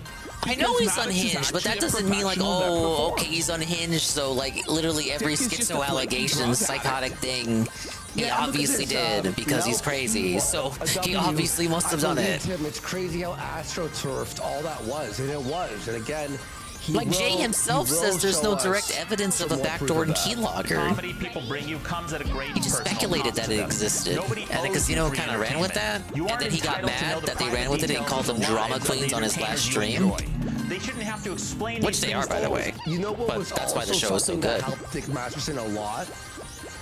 Justin Wang did a fucking video on the lawsuit, and that really perpetuated the mainstream into hating Maddox and believing all of TAHXIC's lives. Alive. Nick has been acting crazy, So but I it would got say he's felt unhinged because he's Justin fighting with everyone and he Wang can't knowing keep up Dick with Masterson it. 'cause they were Agreed. friends. So he was just fucking. He really should just fucked take a from break, but he Jump never Street will. 'cause He never all will. These people were like Dick's friends or whatever, but now we see the truth. You got belted as gifted 10 subs. Sheesh! Coming into the 8th hour of the program. Let's fucking go. Wow, 8 hours. Exactly. Holy As shit. Shudsworth says, a lot of casino viewers, we got our lore from the sector. And it was a very distorted picture of things. And that distorted Firing picture Jay was the of most things, regarded even thing of though I all time. He wasn't cut his around too income much by half, for if it, not more. it No, even but Jay, influences me a dude, bit Rich is now, succeeding. He because I'm told like, us. well, He's fuck, gonna I be a can't music too producer, nice don't you to know? Maddox because, you know, there's all these people who hate him, and there's got to be some reason why they really hate this motherfucker. So I feel like, oh, I gotta, you know, throw in a jab here and there just because. But it's like, when you look at this, I feel like he's pretty much entirely in the right. Yeah. Other than he fucked up his lawsuit. Well, and also, I think him trusting to that extent was a big mistake. But again, I've made mistakes too. You know what I mean? Like, so I'm not gonna like, oh, fucking burn his life down because of a mistake. You go, oh, that was a fucking stupid thing to do. But you move on, and now ultimately, Maddox is in the right. And I really hope our video on YouTube really blows up, and everyone hit like and share this shit because this side needs to be looked at. And it's a real shame because this video that he made was getting traction. In fact, we watched it in October, right? We're like, wow, that was a pretty good video, right? But then it Dick was killed deleted. it. Yeah, it was flagged. It was false flagged. Anyway, let's keep like heading forward. So you'll leave them the fuck alone. But that didn't stop some of the entitled, belligerent, dipshit fans from making judgment calls and going on the attack. My silence gave the impression that I was guilty of something, and Fanboy exploited every opportunity to whip up these suggestible idiots into a frenzy. And some of them took Fanboy's lead to dox, stalk, and harass on his behalf. Your only job as a fan, if you like something, is to say thank you. Nobody owes you anything. And if you don't like it, your only other option is to fuck off. I learned that it's impossible. Bring it back to those texts. Okay. I should go put a copy of Alphabet of Manliness on the grave. That's fucking wild. Wow. It's easy to find? Don't do the alphabet of manliness. That has to be burned. It's Print out a unhinged. picture of and put that on his grave. Family member for sure. Yeah. So the alphabet of manliness, that has to be burned. We'll hear about this, I think, in a part or two. But it was the book burning. It's like Damn, I had it. it's just not normal, and like The boosted we've in, talked I was shit late on the internet boost. about people and been kind of obsessive, but never would bring stuff into real life to that extent. To go to somebody's father's grave, put pictures and do Twitter stuff, and then if they react to that, then they're a lolcow. That's fucking unhinged stuff. That's what Well, you Eric can't take a little July's bit of been putting up criticism? with over the last year. Dances on your grave, There's literally. to the point where it's like, Visits your grave. okay, Dances even on if your Eric grave. July's What? comic You book can't isn't take that fucking criticism? great, What are you, a fuck local? you. You some I'm kind not of gonna woman? fucking go after the guy. You're a retarded witch hunt. I'm gonna defend him despite you. That's the same thing with Maddox. I like Eric July too. He's a nice guy. He's like, no, he's not going to be your lol cow because you've like run out of obsession with Maddox. And you know, plenty of other people that are actually No, don't doing worry, I'm just retarded spouting shit one of his all the catchphrases. time with Ralph. You know, Ralph's a But perfect target, Ricada to be told me it honest. was If you need legal. to have It was somebody to legal be to punching piss on bag your and make fun grave, of, bitch. right? But what he's doing is he's jealous of these people's successful businesses and their professional opportunities, and he wants to bite at their ankles and drag them down. And Yeah. it's sad because they don't really deserve the treatment he's trying to give them. and you know what's funny too? It's really interesting to see how Dick, you know, he thought he could get away with it with fucking what's it called? With with Eric July, right? But what he didn't realize was our show was big enough now to be like, no, fuck you. And we're not some AstroTurf show. And Well, not the thankfully, at two-year-old same horn time, Warski, Josh's wow. show and his influence has grown to the point where he doesn't allow this fucking bullshit to stand either. And so Dick is just in a really bad situation now. Yeah, Dick's not he's not the top of the food chain anymore. He can't control the narrative anymore. And if there's competent, funny people It was willing different to back when challenge Ralph was him on his top. bullshit, suddenly it falls to nothing. Because he has to rely on the complete incompetence of whoever he's facing. That's why he, it's sad. Yep. And all Dick has now is Ralph. And Vito. Yes. He's got Ralph and Vito, and that's it. And it's people that everyone like hate. So it's like over. And you know what's funny? Ricada is completely collapsed. True. Ricada's cooked. He's not coming back. And all while he was he's got fucking with Sean. the Magi-Chan fucking necklace, right? Yeah. Only job as a fan, if you like something, is to say thank you. Oh, and did you, bro? Nobody owes you anything, and if you don't like it, your only other option is to fuck off. I've learned that it's impossible to take the high road with a stalker as obsessed as Fanboy. Staying silent doesn't work, and now you can point to my life for the last 5 years as definitive proof that the old adage of don't feed the trolls is bullshit. Another reason I didn't explain things is because there were a lot of other people involved who fucked up behind the scenes and I didn't want to drag them. But I'm done taking the fall for people who won't own their mistakes. So if they won't clean up their mess, I will. Enough is enough with this bullshit, so it's time to put this nonsense to rest, and you bet your ass I've got receipts. First and foremost is my ex-manager, Randy Kean. Randy made one giant fuck up after another, leading to the show's demise. But the worst, by far, was regarding the iTunes feed. Since most people watching don't even know or care what that is, I've written a separate article from this video with the details for anyone who's interested. But the short version is that a feed is basically a web URL that directs people to a podcast. Randy's job after the podcast ended was to communicate between me and Fanboy about transferring the feed. He told me Fanboy didn't care about the transfer and his only concern was the credit card number and billing address on file. So I changed it and sent Randy an email to confirm, and here's the proof. After I started the transfer process, Randy called me in a panic saying that he miscommunicated. Maybe Fanboy changed his mind and asked him to lie, or maybe he was telling the truth and he really did miscommunicate, but either way, Fanboy used it as an opportunity to lie and claim I stole it. Because I'm a liar. This was a huge fuck up on Randy's part because his entire job is to communicate. Although to his credit, he did make a public statement admitting to his mistake, but it came after months and it was too little, too late. Then Fanboy lied and said, I put him up to it, but Randy didn't come clean and set the record straight, so again, I got the blame for his mistake. I haven't told what happened until now because I didn't want to get him in trouble. I don't know what that even meant. You know, it's funny that that's even a big fucking like concern for people. You know, it's like who really gives a fuck, guys? At the end of the day, about the feed, no one fucking like. That's why I'm like, who cares about that? Like, very autistic, and who cares?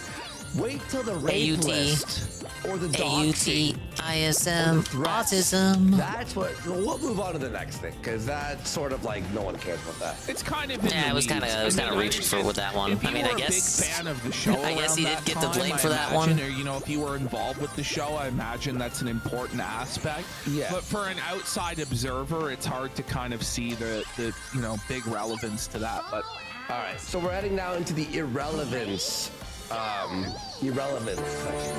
Ready? Yeah, guys, wait for the rape list. The what list? Where on 8chan, Dick Masterson had a list. They made a list of people who should be raped and killed, including That's very normal behavior. Ex-girlfriend, girlfriend at the time. They found where she lived, and then Dick tried to look. He'll explain it later. That sounds totally sane and normal. There's nothing at all unhinged about that, right? Imagine having a rape list. Dude, it's been 40 deaths at least in this one stage. We're not leaving here. After we recorded the final episode, Fanboy's gravy train was ending. He didn't have much of a following on his own, and nobody cared about him outside of his association with me, so he went back to being irrelevant. And that's not just my opinion. He tried to get a Wikipedia page, but it kept getting deleted because it was not the truth. You know who else doesn't have a Wikipedia page? Ralph. He sees about that every day. Why? It just lies about him. I mean, tells the truth. Trash. Hot Wheels aborted Ralph's Wikipedia page. No, but remember how funny it was because the Wikipedia page was horrible about Ralph. Yeah, it was like all the worst. It was actually a good thing for him. It was. You also doesn't have a Wikipedia page, Christian. Oh, don't worry. I hear he has. I hear he's got a whole wiki to himself. Hint. Saying, "Sigh, why wasn't I informed?" And after his page was rejected, his small group of sycophants started spamming my Wikipedia page to add as many links and references to him as possible. 8 times on a page about me regarding a fan I haven't even spoken to in over half a decade. You just glom onto someone who's more famous. This is one of the saddest things I've ever seen. And it's true because he only had around 3,200 followers on Twitter and Facebook at the time. And almost half a decade later, with constant posts and weekly updates, his Facebook page had only grown by a whopping 3,000. And that was before it was finally suspended near the end of 2021. And that was going on Ralph. And that was at the peak of all of his stuff. Post Ralph, he would post never be at a Ricada. higher point than he was in 2019. All the shilling he got from Ralph. Everything from that point has been straight up downhill. Yeah. For comparison, this Facebook page for an anti-snoring device has over 9,000 followers. He started his own podcast, but he was struggling to get listeners because he doesn't have much of a following. Here's some basic math. If you have a following of 10,000 people and you make a post, generally speaking, it'll only reach at most 10,000 people. But that didn't stop him from lying and telling people he was getting millions of downloads that he wasn't. In fact, he posted a screenshot to brag about his alleged download numbers, but then posted another screenshot 2 months later showing that he got about 500,000 new downloads in 2 months. He was claiming 250,000 downloads per month, which is 7 times higher than the top 1%. Okay. So he was the top 1% of all podcasts? Total bullshit. Percent of podcasts, which would put him near the top of iTunes. But of course, that's never happened. He's never He's never in the entire history of the Dick Show outperformed the biggest problem in the universe. Never. He's never actually outperformed the show he did with Maddox, ranking at number 42. He buys views, right? Oh, yeah. 100%. I did the Social Blade checkup, remember? Like a few weeks ago. Buy views and no subs. you buy Patreon pledges? 100 subs. I feel like he does that too. No subs. He buys everything. Podcast, which only got as high as number 42 one time. I lie all the time. I don't care. Even his dopey followers suspected something was up because they complained that they were downloading the same episodes over and over again. In fact, it happened on multiple occasions.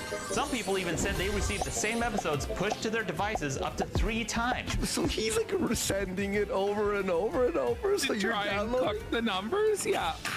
So at best, his numbers are inflated. And you're still not even on top fucking 100. One telltale sign of someone lying about their reach is low engagement. 5 million downloads? It's bullshit. He's gonna really point it out here. It's plain as day. The engagement is all fake. It's really bad. Yeah. If someone claims to be getting millions of views, all you have to do is look at the comments and engagement. Come on! 116. And you know, the truth is he doesn't even get that today. He's lucky to get 100 likes on a fucking tweet. Yeah. Someone asked about faking the Patreon numbers. Wasn't there like a glitch or something that someone was talking about? It's hard to say what's going on. You know, it's hard to say. I don't even want to like accuse or theorize. I don't know. Even in the very episode where he's bragging about allegedly receiving 1 million downloads, he has a grand total of only 1 comment. What the? Oops. Before his page was suspended, his posts would only get a handful of comments. In fact, 5 years after consistently posting 4 comments, 27 episodes, likes. his podcast links had little to no engagement. 6. And these are relatively recent episodes. You know what got more comments and likes? The very first Warski podcast I did before Warski Live, before you knew who I was. Literally, it was when I was doing stand-up when I was 20 years old. Million downloads in 1 comment. Hey, it's like, no, you don't get it, Sartgard. It's like how DSP says, you know, some people are just a quiet majority. You know, they don't even comment. You know, they support another way. Where he struggles to crack 25 upvotes after no, his viewers support another way. They just download the podcast and probably never watch it and they never comment. They just download it. They don't even watch it. Vacuum cleaner I posted that got 102 likes, 95 comments, and even 1 share. Why did he post a picture of a vacuum, by the way? Just to show that he could post anything and it would get more engagement than Dick. One person saw this picture of a vacuum cleaner I posted and decided, you know what? I'm going to share that. And if there is any doubt, I set up a little honeypot to prove definitively that he's lying about his reach, which he actually said Hashtag Dick Lies. Dick Lies, bro. We're going to be fucking... Yeah, I'm sorry, let me just plug we made a whole 3D honeypot just to A-log Dax. It seemed like there wasn't anything getting him any engagement. Well, almost anything. There was one type of post that did relatively well for him. Posts that have something to do with me. In fact, just about any time he'd post pictures, screenshots, or illustrations of me, they'd get much higher engagement. That's weird. Almost like he needs to keep talking about me to survive. That may explain oh, that's so sad. Sad, isn't it? Maddox. Desperately tries to provoke me. But his lying and desperation didn't end there. At one point, he hosted all of my old podcast episodes on his new site without my authorization, which would drive traffic and inflate his numbers when people would search for me. He did this by lying and telling people I deleted the website, except the site was never deleted. But he lied and posted a mirror to it anyway. Because I'm a liar. Except it wasn't just a mirror. He made one very significant change that I didn't give him permission to make. He linked to his new show on every single page that contained a SoundCloud player. So essentially, he turned my hard work into an advertisement for him without paying me. That was the only thing I knew from back in the day that I heard from someone or a video or something that Dick used his Libsyn, his like the thing that would send out the like feed. Yeah.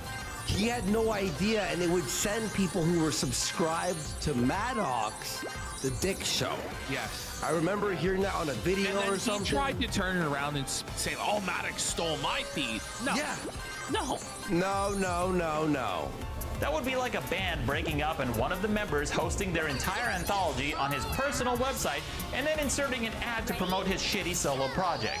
It's not only unethical, it's illegal. He hasn't licensed this for me, and I didn't approve of this use. But despite his surreptitious use of my content, he was still struggling to get any traction.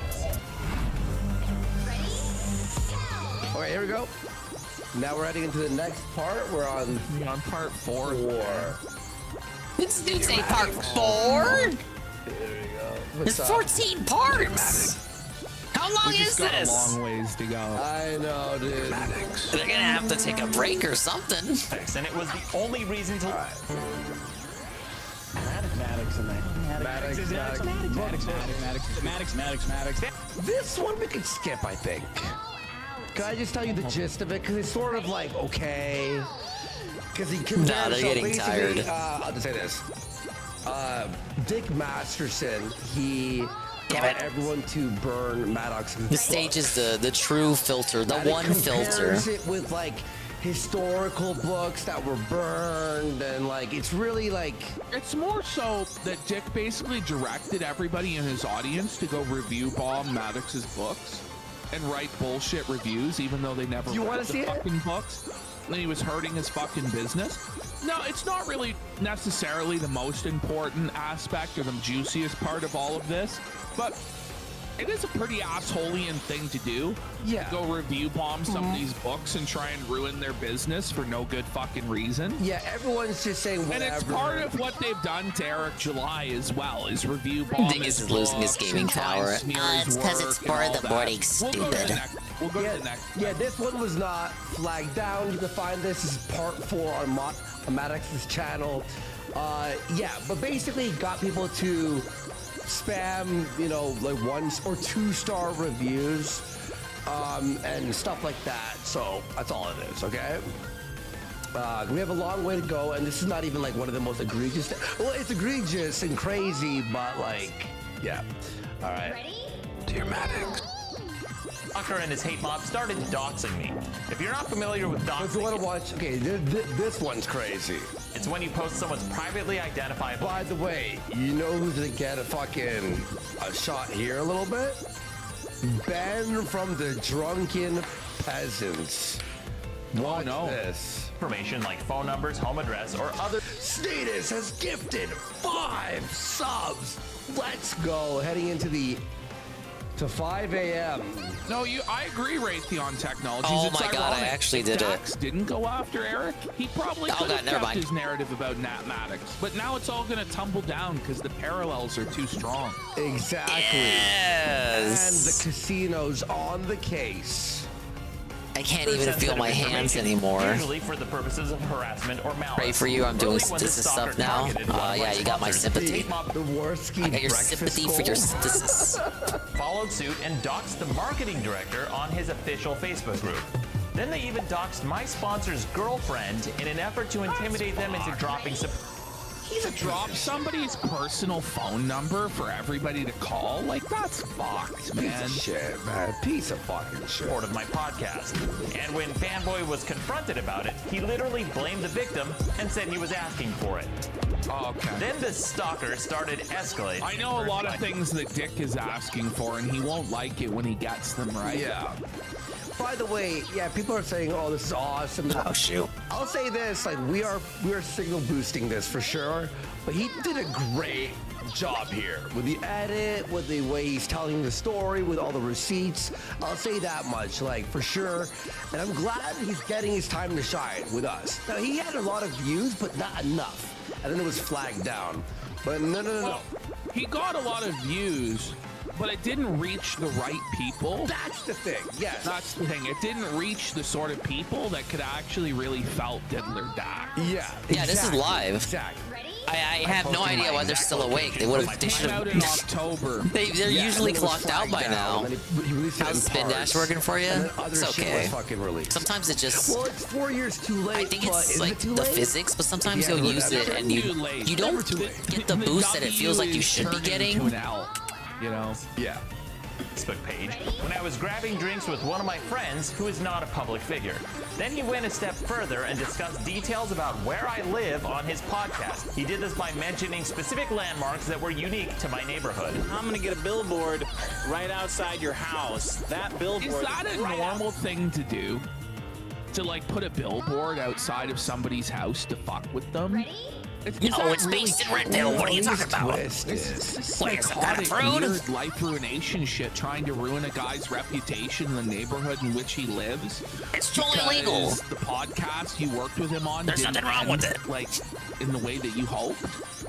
And that's a very generous interpretation. Outside Maddox's house is currently being rented by the Work Boot Warehouse. He did that in May of 2017 because he was angry I blocked him on Twitter. That was one of several clues the stalker gave that allowed people to find out where I lived. I think I found one in the drive-through parking lot of the Starbucks. That may not sound very specific, but believe it or not, at the time there was only one drive-through Starbucks in all of Hollywood. And there was only That is crazy. That is nuts. What the Think about, right? Only one drive-through Starbucks in all of LA? Yeah, and now it's like, specific billboards. And now it's probably like 100. He mentioned near it. So people were able to use these and other clues he gave to triangulate my location. Like this guy. And this guy who took a break from coming up with shitty t-shirt ideas and writing one-star review. Did you read that t-shirt idea? I sure did. Whoa, buddy. Flake knows he has to blur things on the actual screen. My podcast to dox me. He posted. That's the guy? This is the guy who went after you? I don't know if that guy should be going after anybody. It's like middle-aged Chaggit, isn't it? It's Humpty Dumpty, the bozo bum. What a fucking loser. He posted part of my home address based on the details Fanboy gave, and since he apparently lives in the same city, it would have been easy for him to drive by my neighborhood, which is extremely The levels creepy. are starting to get I've had to fucking block bullshit, man. Axe by his name? Oh, Eddie the Axe. over 7 times. You blocked him 7 times? And if you're wondering why the moderators weren't stopping this, that's because they were in on it. Like this guy. Go ahead and say it. Go ahead and say it. Because he was Bog helping them out. do it. I know you And want to as bad say as it. this was, I know things you got want to. worse. Go What you ahead, were about say to it. see in the Bog next section out. of this video was my actual Very home funny. address. I no longer live there, and the building that I lived in at that property was demolished and no longer exists. Okay. Now I want to emphasize that this was my home address, and I'm showing it to you now because some of the evidence would be incomplete without it, and to show you just how brazen and egregious this doxing is. So the building doesn't even exist anymore. February of 2018, he had one of his friends read my home address on stage at a live event. The following clip is of my home address being read in parts by a person named Ben Grady from... Wow. I'm sorry, that guy looks like a fucking freak. Ben, And a you know, mongoloid. like, the fact that No, Ben but you're helped reading him, some guy's address on stage? Like, fuck you. You're a And weirdo. You're a that's freak. fucking, what a piece of shit.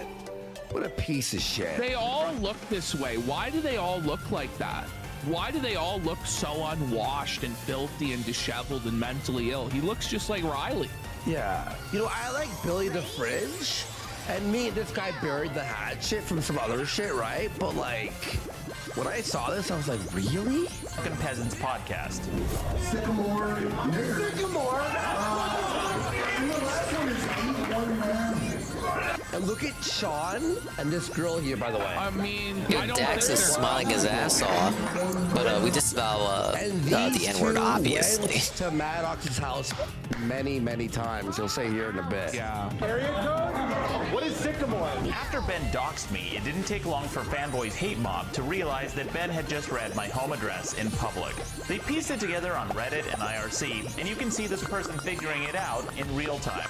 Then the hate mob started posting my home address everywhere, including Reddit, Facebook, IRC, YouTube, Discord, Facebook again, and Facebook yet again. The last one happened in 2019, completely unprovoked like always. Not that there's ever any justification for this type of bullshit to begin with. On a Friday night while I was minding my own business, a guy from Fanboy's mob who's been stalking me for years posted my home address on Fanboy. Stovepipe goes IRC in 2018. You know, these folks were pretty elderly. It's You know it what? sounds familiar. Even old man Warski doesn't know IRC. It's time to just. Boy's Facebook page, and for whatever reason, enough people saw this post, and I started getting messages from people who were claiming to be driving by my house, so it became a problem. The reason Ben had my address is because I was a guest on his show where they had a live chat room. Hear this? Did you hear this? IRC is actually still used commonly? The address. So watch I thought they were kind of left behind in the dark Live ages. chat, and they offered to filter out key phrases that the hate mob might spam. I shared a list of key phrases, including my home address, as an anti-doxing measure in case anyone typed it during the live chat. And again, it's worth noting that I didn't ask them to do this. What a piece of shit. So Ben's like, you need anything like filtered out? Oh, here's my address in case someone posts that. And then like It's like, later, bingo, I got his address. bang, uses it on fucking He's stage. fishing. He's fishing for any sort of info he can use against him. What a scumbag. That's just. They offered. I made it clear to Ben that I used keywords to prevent doxing, and he pretended to sympathize and said that the same thing allegedly happened What to a piece of shit. him. I even offered to return the favor. Now, I want to make it clear that TJ, the amazing atheist, had nothing to do with this. Whoa, TJ, fucking. You know it's bad when the amazing atheist has the moral high ground. Shit's grim then.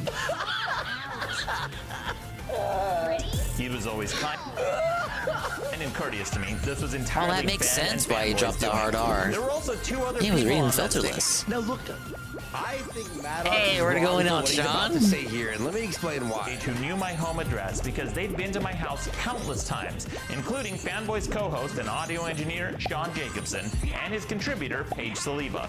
All three of them were intimately familiar with where I lived because they'd all visited my home many times and spent many hours there. I've never done anything to these people or even said anything bad about them. They all knew my home. Okay, look at their face. You know, Sean. They're clearly not okay with it, I think, and I think they're pretty shocked that it's got to that point. Yeah, I mean, And they still go that's along Sean's with it and natural, like, enable it to default this state day. of mind is making that I exact just face. don't It's know a lot how like Sean Tucker turns it Carlson blind eye making to all that face he shit. always makes. He tries. That's Sean's default state right there. No worries, bro. It's fucking 8.5 hours. My throat's my done voice too. went dry. Yeah, Dry. yeah, my throat's dead too, dude. But Sean tries to turn a blind eye and pretend he doesn't see any of Kill this him, shit because he Sean. doesn't go online or whatever. Dude, my voice is going dry But he too. knows right well. But I haven't been going He 8 can't, hours. Like pretend he didn't know this But it happened. is 4 He saw a.m. it happen. Yeah. Now watch. Yeah, we might not watch the show to the end. At this part, and listen, this is why. Home address, but they played dumb when Ben doxed me. Bravo. That's not dumb. Look. Oh, give this girl an Oscar. No, Maddox. She is not pretending she doesn't know. She's going, oh my fucking god, did they just dox him? That's what they're doing. They're angry. I think they're like, oh my god, I'm part of this doxing. But they can't say anything, like, or else they'll be fucking destroyed on stage in front of an audience, so. Oscar. So you may be wondering, why would these people who I've done nothing to go along with this?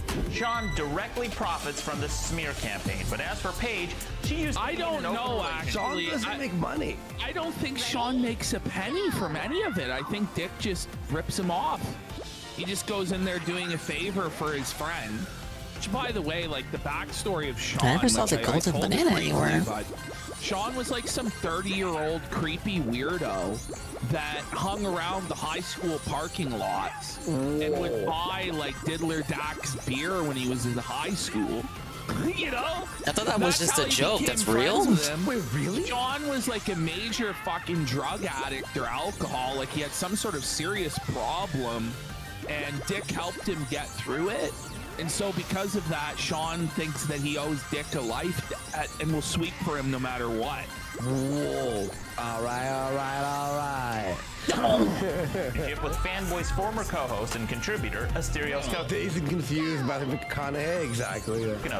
Yes, the guy calling me a cuck was in an open relationship with her while she dated at least 2 other people. Felt it.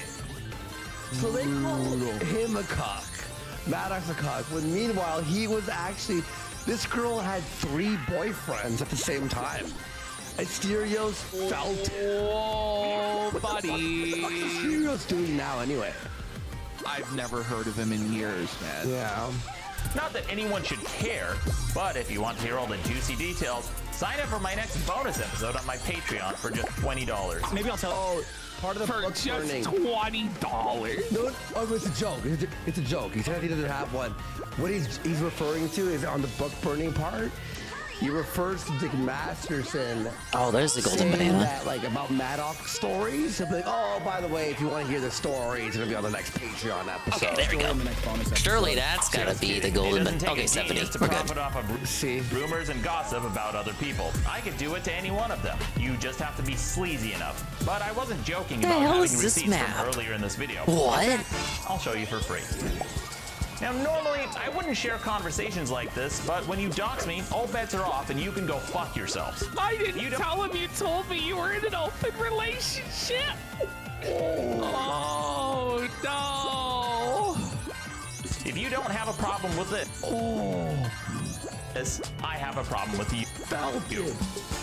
So you might be wondering, what would cause these people to go from being seemingly friendly and well-adjusted adults who are living normal lives to joining a hate mob that doxes, stalks, and attacks people? Clout? The answer may lie in a study called the Ash Conformity Experiment. In the 1950s, researcher Solomon Ash found that when a group of people were instructed to give the wrong answer on a simple quiz, that an unwitting participant in the study would change his or her answer to conform to the group, even when they knew that the group was wrong. The National Geographic show Brain Games has demonstrated many versions of this phenomenon. It even has implications in determining someone's guilt or innocence. This is known as normative influence, where a person conforms to fit in with a group in order to be liked, accepted, or even to avoid ridicule. Oh, that's the thing that DSP does. I don't want to be the dumb kid. I don't want to stand out, you know. This is why an otherwise well-adjusted and intelligent person can be influenced and caught up in the passions of mobs or extremism. Writer and comedian John Cleese put it best. What we never hear about extremism is its advantages. Well, the biggest advantage of extremism is that it makes you feel good, because it provides you with enemies. The great thing about having enemies is that you can... It's like the casino fans, right? I know. Right, guys? Let's go. I think this is like a little bit... I wouldn't have probably made this choice myself. I was just joking. It's a bit... I think it's a little bit up his own ass. It's contrived. You know? It's contrived. It's... I mean, I get what he's saying there, but it's like... It doesn't really... Like, I see the relevance, but specific relevance to what's going on here. When it's a 14-part series, would have cut it. Narrowed it a bit and trimmed out some of these more self-indulgent sections. Yeah. It would have went over better. Yeah, yeah. Well, I think also... But he's trying to, like, pepper in, like... Yeah. Art, you know? But all the badness in the whole world is in your enemies, and all the goodness in the whole world is in you. So, if you have a lot of anger and resentment in you anyway, and you therefore enjoy abusing people, then you can pretend... did skip a part, to be fair. Like, here's 30 minutes of explaining Sean's motivations, exactly. All right, let's move on to the next part. All right. Because whatever, it's going to be like fucking... Okay. Whoops, sorry, was that... It's when you post someone's private... Okay, next part. Now, there's one part called the N-word. We're gonna watch just the first 2 minutes because he doesn't censor out any fucking slurs. Yeah. And it gets I'll explain what happens. Okay, here we go. Yikes, as they say. And it honestly gets a little like he associated with Nazis. It's pretty preachy. I'll explain what he says. It's actually pretty cringe. I can get his point though. And unfortunately, this particular segment of the video about the N-word basically allowed Dick to just totally discredit him in the eyes of anybody that would support Dick. Yeah. Or anybody who would be sympathetic to Dick's point of view. Yeah. He just goes, oh, well, see, guys, he wasn't da-da-da. It wasn't based, but it actually does make sense why he brings that up though. and you'll see why. But right now we're on the pedophile shit. You ready for pedophile stuff? The voice you're listening right now, the voice you're listening to right now belongs to the streamer. That is true. The voice you're listening to right now, the one you're hearing, the one in your head, belongs to the streamer. He's now sleep deprived after only going 4 hours. In September of 2018, he accused me of being a pedophile lover, which is absolutely slander. And what's worse is that it's all projection. As with all he's accused me of, it's so true. Let's go, Maddox. Tell the truth. Tell him. Go, either baby. something he's actively doing or is something he's done. The stage looks fun. The stage looks like hell. Maddox loves pedophiles and made a lot of similar implications. There's the supercut of Maddox loves pedophiles. This is not only false, but it's interesting coming from Fanboy because there was that time he publicly defended this person who pled guilty in a child sex case. The guy claimed he had sex with a 16-year-old girl who used a fake ID. Well, that's weird, because even if she did she also use a fake body? Or a fake face that doesn't look like she was an adolescent in high school? You might be thinking, well, maybe she looked old for her age. Nope. In fact, detectives said that if anyone were to mistake her age, it would be because she looks younger than 16. Fanboy sided with a child sex offender and as always for him. As always every for him. time. Every I remember single this. Isn't this is this not the guy who made those 3D printed guns? He's defending the pedophile or defending like the I think it was whatever someone is being else. accused of being CP or lolly or whatever it is. He always defends it. Yeah, always. Victim despite his admission of guilt. Well, maybe that was just a one-off. But there was that time that Fanboy also said, and I quote, "Everyone wants to fuck 17-year-olds." Oh, the fucking Onision. What a scumbag. Buddy Ralph. Like so many Ralph? times he's done with Dr. these Disrespect? takes that are just disgusting. Buddy, Ralph has a bad take here, too. I'm not attracted to 16-year-olds. I'm not attracted to 17-year-olds. Not attracted to 17-year-olds? No, I'm 34. Onision, are you not attracted to 17-year-olds because the law says you can't be? Why would you say that? It's retarded. Why would you say that? No, I'm not attracted to 17-year-olds. It's because that's what he believes. That's what he believes. He wants to take advantage of somebody that's vulnerable and young, that he's way more experienced than, and it's sick. He's twisted. I'm just saying, just admit it that that everyone wants to fuck 17-year-olds. No, that's all this guy's saying. Not everybody wants to fuck 17-year-olds. Look at the That's why there's laws against it. Yes, they do. There's laws. What a gaslight. So wait, everybody wants to murder, or everybody wants to. I forgot about the Onision interview. Ralph actually got Onision on a show with him and Dick Matheson. Everybody wants to fuck dead bodies. Seems to me like you want to fuck 17-year-olds, and you want to normalize that's complete that projection. by insisting that everybody wants to. Is what it looks like to me. Gosh. He was speaking to a guy named Onision, who allegedly groomed one of his fans into having sex with him when she eventually turned 18. Fanboy said things during the conversation that made even Onision uncomfortable. When you make Onision uncomfortable, it's like, whoa, buddy. And that's what he's my willing to say God. out loud in public. I didn't hit it. I didn't come at it with any momentum. I know. I probably should have boosted. That makes That no was fucking actually sense. You it. want to fuck it, so there's laws against it. That makes Yeah, no that's sense. why murder is illegal too, because everyone wants to do it all day. Now, Does you might be everyone thinking, want to maybe murder he's Carl? trolling, right? After all, every time somebody gets called out for having really shitty opinions, they usually hide behind the troll shield to pretend like they were just joking. So, Onision gave him an easy out by asking if Fanboy was trolling. And he wasn't. I don't want to murder all day. Are you trolling? I mean, not really. Like, the reason they hate you is because they're fucking jealous. Like, they don't like that you're getting young, hot pussy doing these things that you're... Okay. Like, the way he says it, too, is, like, straight up, like, how, like... So creepy. A dirty, like... Dirty old man. Like a dirty... People thought Dick won this debate, too.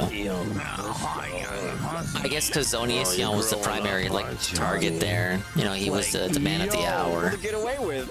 So, That sounds all kinds of horrible. What you just said. I don't give a fuck. But dude, even Onision is telling me, like, dude, you're fucking nuts. Where was Ralph? Ralph should have been intervening. Where was Ralph's interjection? Okay, can we lock him up, or... The thing is, like, he's really lucky that something hasn't happened really bad. Yeah. Like, I'm not saying that to be, you're encouraging. No, it's like you genuinely are lucky that nobody's punched your fucking teeth in. Like, for real. Like you Sneeko. can't say shit like that.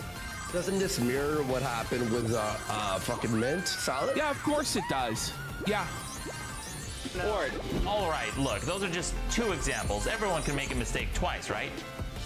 But then there was that time that he defended a comedian for making sexual advances towards a 16-year-old. He says, I'm in Tempe, let's hang. And she says, do you want to meet up tonight? Oh, Did you choose too low IQ to give a valid opinion? True. But it is. The puzzle competition was like the funniest thing he's did in years. It was completely unironic. Up tonight. Oh, listen. The predation. Oh, the predation. She is 16. Ladies and gentlemen. But he's claiming he didn't know she was 16. We have to protect these. Well, innocent 16-year-olds from What did the Rafa Mill mean by that? Considered maybe we should protect the 16-year-olds. Like, maybe that'd be a good thing to protect 16-year-olds that don't really know that they're not. Listen. Nobody's saying that they're completely brain dead, fucking drooling mongoloids. I'm saying that. There's a massive experience fucking difference idiots between a man in his late 30s and 40s and a woman that's 16 years old. And it's just like, there is a power imbalance. That's what makes them vulnerable to these sickos. And you shouldn't even be interested in that as an older, experienced man. It's just fucked. And by the way, greasy. This story was about Chris D'Elia, who's also like a famous like comic or whatever, and I have to hit this. Oh yeah. No, motherfuckers are still dumb at 20, 21. Like, if anything, the age should actually be raised higher. I think the age of consent should go about 3 years higher. Especially when you're talking about getting into a relationship with some 40-year-old diddler. Like, it's one thing if it's an age gap of 2 or 3 fucking years, and that there are provisions in the law for that. It's a whole other thing when some fucking weirdo, it's like, why can't you get a woman your own age? Or a woman anywhere near your age, or like at least a woman in her fucking 20s. I always hit that top block. Weirdo. Let me grab water. Why? Popcorn. It's like stuck in my throat and it's really bothering me. One sec. Yeah, go ahead. Some say half your age plus 7. Yeah, it's like if you can't buy a pack of smokes, why should you be able to fuck a 45-year-old? It doesn't really add up. It just doesn't really add up. And then you've got the added thing of the guys in a lifestyle with booze and drugs. That time I hit the bottom so you block. take a young person who's, they're not even of age to drink. You start force feeding them fucking booze and drugs. It's not like you have to force feed them, because obviously they want to be involved in stuff like that. They want to, be cool and be an adult.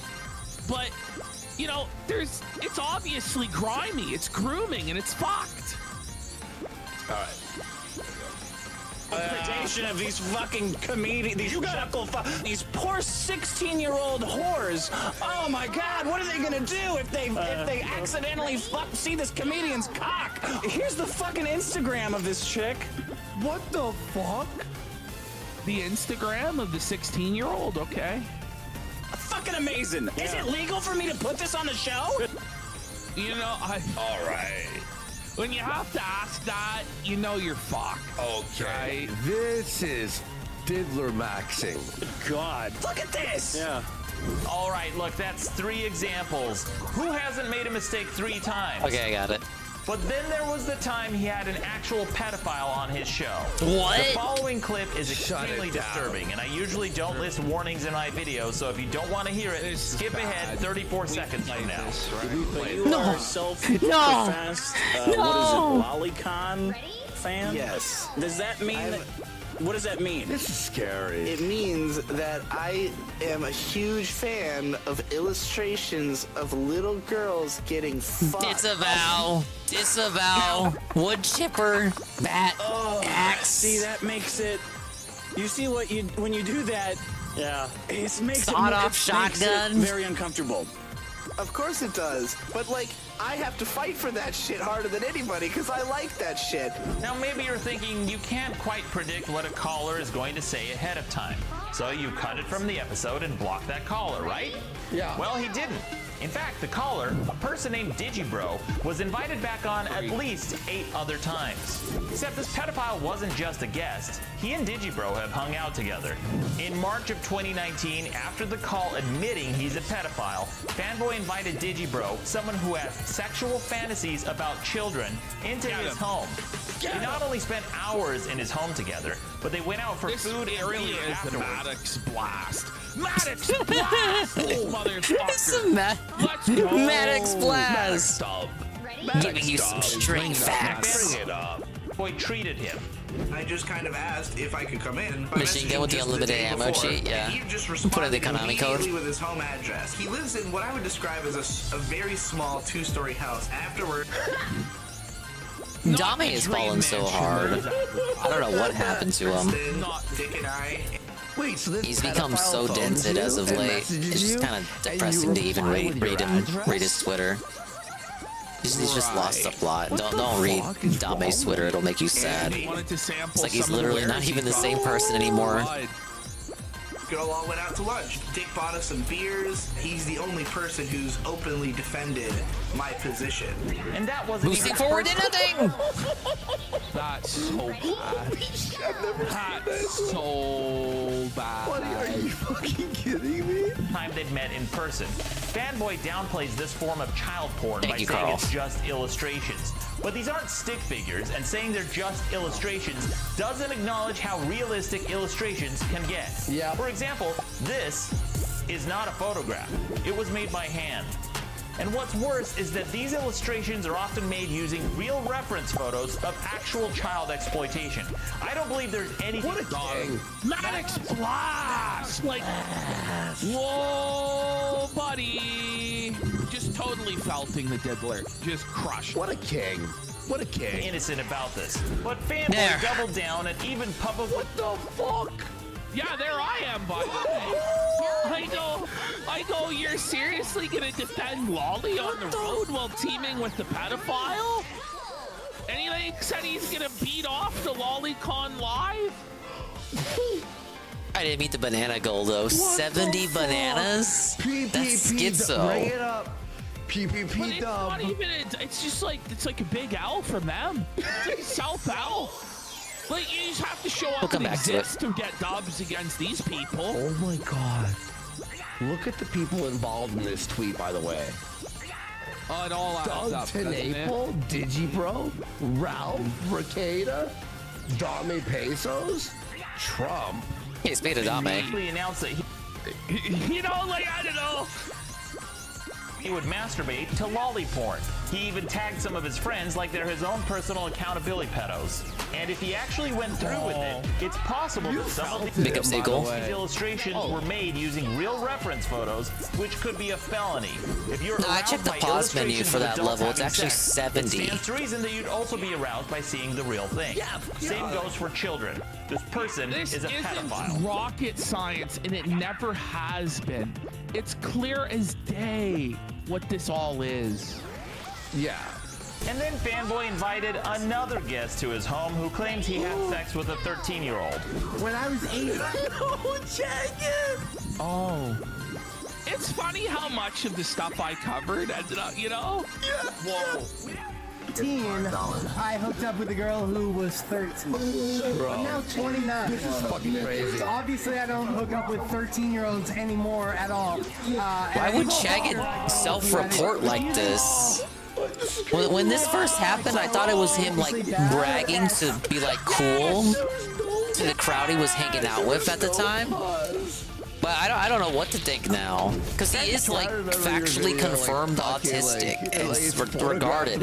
His parents wrote a book about like raising an autistic child, and it's like directly about him. I ever did. I think that was still my favorite. The way he brags about it there is so odd. It comes off like you're telling a story to be cool to your friends, but it's like the story's about you dating and pursuing a relationship with a fucking minor.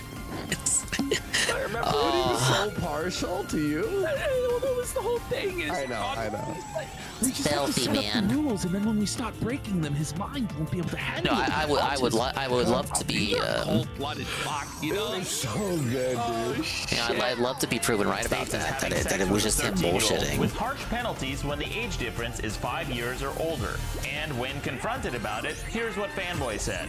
I just know I have never been a pedophile or a rapist. And you really don't sound like you don't think I And did my anything singer's wrong. emotes ran out, so I couldn't make a funny post with them. Big ups. Do you think Ricada will test team the debate tonight? The only person I've ever known to have debates tonight? Ever. You asked like fucking 50 people in the street. Didn't Review Tech said he was going to do the debate? But oh no, not the diddler. I don't know, I guess Ricada can stream and steal Review Tech's numbers. I mean, it's not my kid. I don't fucking care. And then there's Fanboy's. That line is the kill shot. I mean, it's not my kid. I don't fucking care. Great. Lock him up. Under the fucking prison. Like, are you kidding? Ricada's smart, he won't do that. But he's By the not, way, so he people are probably asking will. Where they can see that. If you go to my Odyssey, like it's the People's Populist Press Odyssey, you can watch pretty much every video I've ever made. There's like, I think 2,000 uploads. Just scroll down. Search, hit the search. There are playlists, but so it's very well organized actually. There's like a Chagget playlist where you can watch all of them. And I highly recommend Well, that one's on BitChute.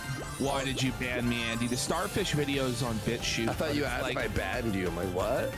It's like a not safe for life post, so I don't even know if you can still watch that on BitChute, but... And then there's Fanboy's outspoken defense of the movie Cuties. I could go on and on. Which, by the way, I have... Someone sent me that fucking, me debating him. It's been lost to time. You know what? Whose stream snipe it is of? That fucking... It's Aqua Saber. That guy, the fucking brony Osman quit guy. stream threatening Rope Was again it and saying he's Axel? deleting his Twitch. He should. It was his Go take a, he should go outside and take a long Suffice it walk, to I say say. I felt dick so bad, dude. And almost everything he's accused me of doing is either something he's done or it's Just like I should actively do. doing. It's Because almost I'm always losing my brain is about to turn into mush. What am I still doing live? What is wrong with me? I'm gonna... He literally downplayed having Was sex right. with a 17-year-old. Was right when I started the stream. I was like, dude, I'm gonna hate myself in the morning. 17, man. Come on. Yeah. Give me a break. All right, here's Maddox loves. There's the supercut of Maddox loves pedophiles. Thankfully, the majority of my fans realized that I haven't talked about the smear campaign in part because it became a legal matter, as you'll see shortly. They gave me the benefit of doubt and abstained from joining these smears and attacks, and to them, I give you thanks. by the But way. some people didn't. They were Yeah, I'm looking up to Daylight. malicious, vile, and gullible dipshits who joined in on the doxing smear. 5:30. Smears and attacks. They judge people they don't know. How many more parts do we have? 7, 8, 9, 10, 11, 12. Yeah, the casino streamer 13, boss man. 8 more parts. At 10 minutes apiece.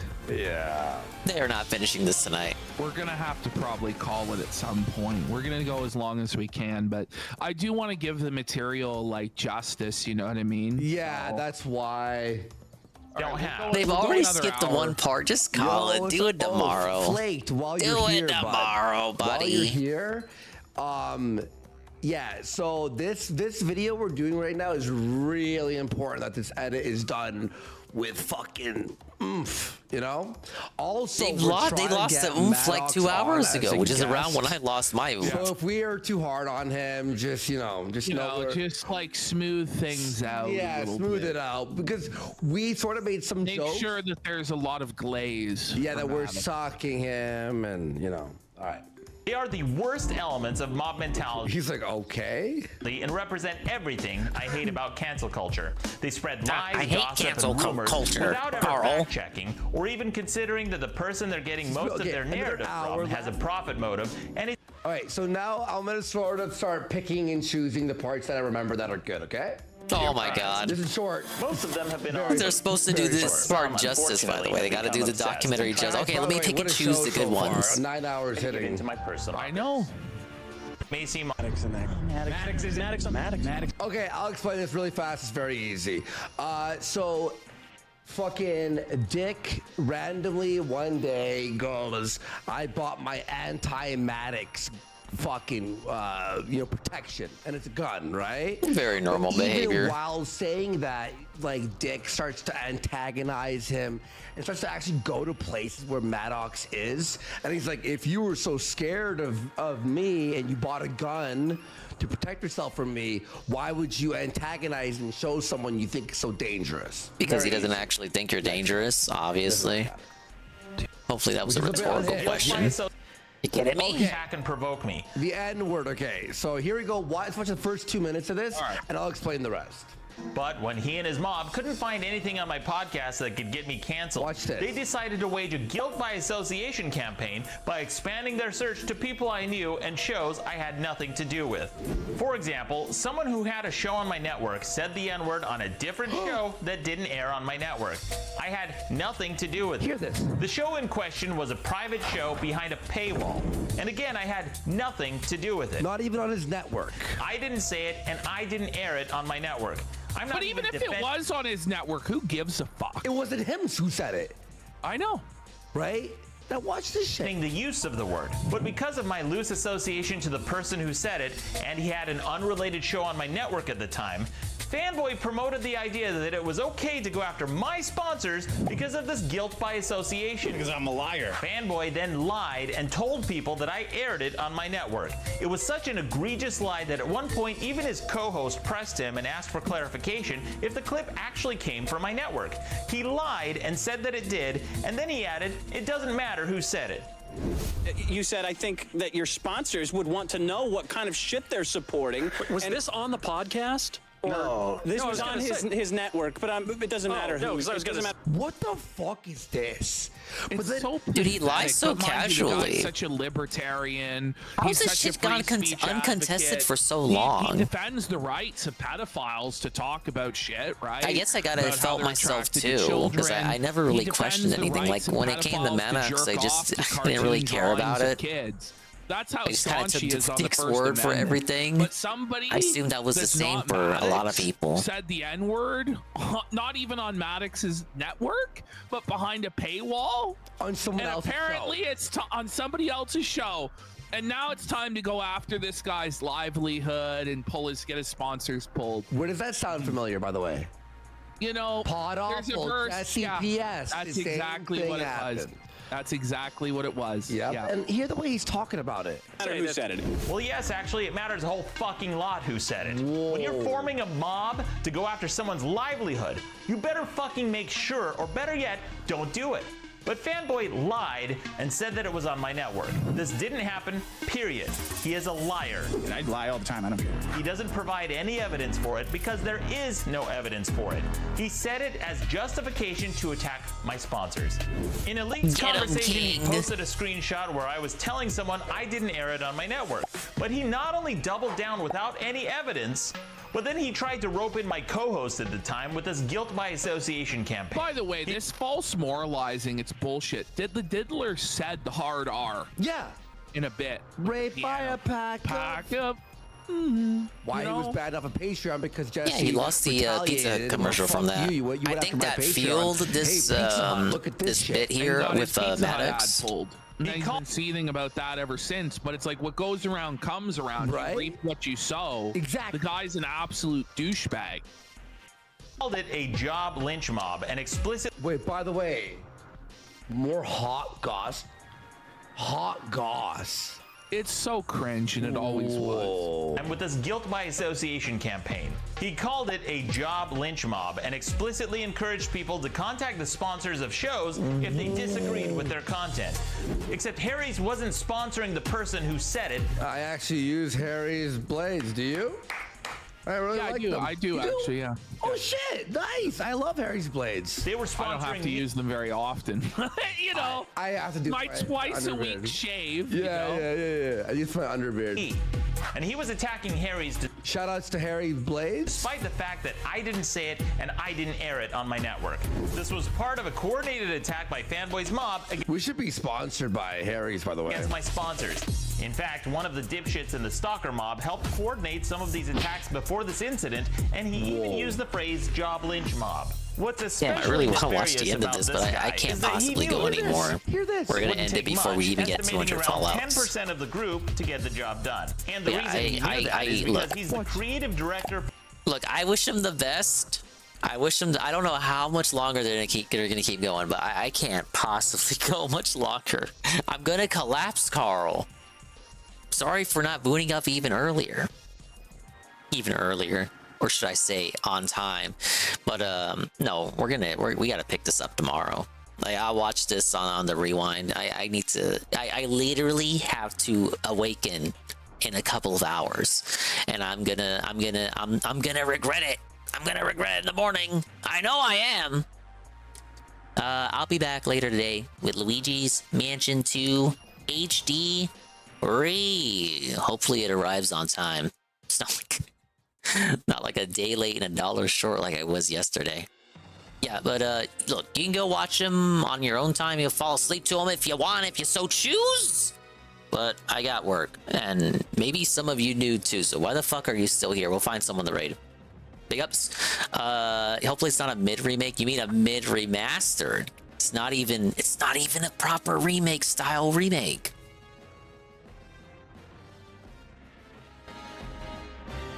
But we'll read off the stuff, and then we'll head on out to do the raid. Do the raid. I can't even talk.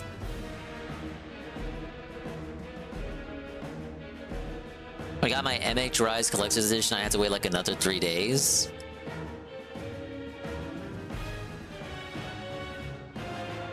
I mean, it's not the first time I've had something like that happen before. It's just kind of disappointing when you get told, "Oh yeah, you're for sure you're gonna get it day one, bros," and then it comes like a day late. It's not nothing too big, you know. It's not like a lot of spilled milk. It's really nothing. I'm not too picky and choosy over that kind of stuff. But it's like, I mean, it's your company, keeping to your word and whatnot. It's water under the bridge now. I can't get too mad about it. I'm too humble. At least that's what I always tell myself. Anyway, that's the stream. I can't fucking exist anymore. I'm too fucking tired. Sorry I booted up late and I'm a pussy who can't go to the full 8 hours. Thanks for stopping by. Promise later today will be me booting up at the right time. It just, you know, fajitas, yeah. That was my excuse earlier. Fajitas, yeah, fajitas. It's just fajitas. Yes, fajitas. They were pretty good. Yes. Very, very good. But they prevented me from going live. You know, I'm not gonna. You know how I am with eating and streaming. You know, I don't want greasy fingers as I'm playing the game and looking at chat and scrolling on the touchpad with greasy fingers. This is gross. Fuck. I hate that. We're not gonna feast with the king in front of the camera. It's crazy. Moreover, the casino had started while I was eating the fajitas, so I had something to watch while I was snacking, and then I did the RTU segment, some other segments, and all that. And eventually, at some point, I snapped out of it, and I was like, "Wow, I should start the stream." Because Carl is DMing me, concerned for my mental and physical wherewithal. And then the stream started.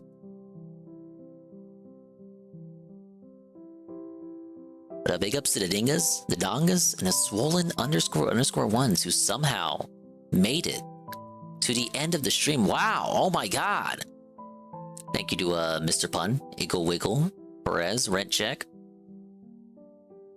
Vix, WWE Carl, Bye Carl, Aqua Saber, Drawn Braga was here the whole time.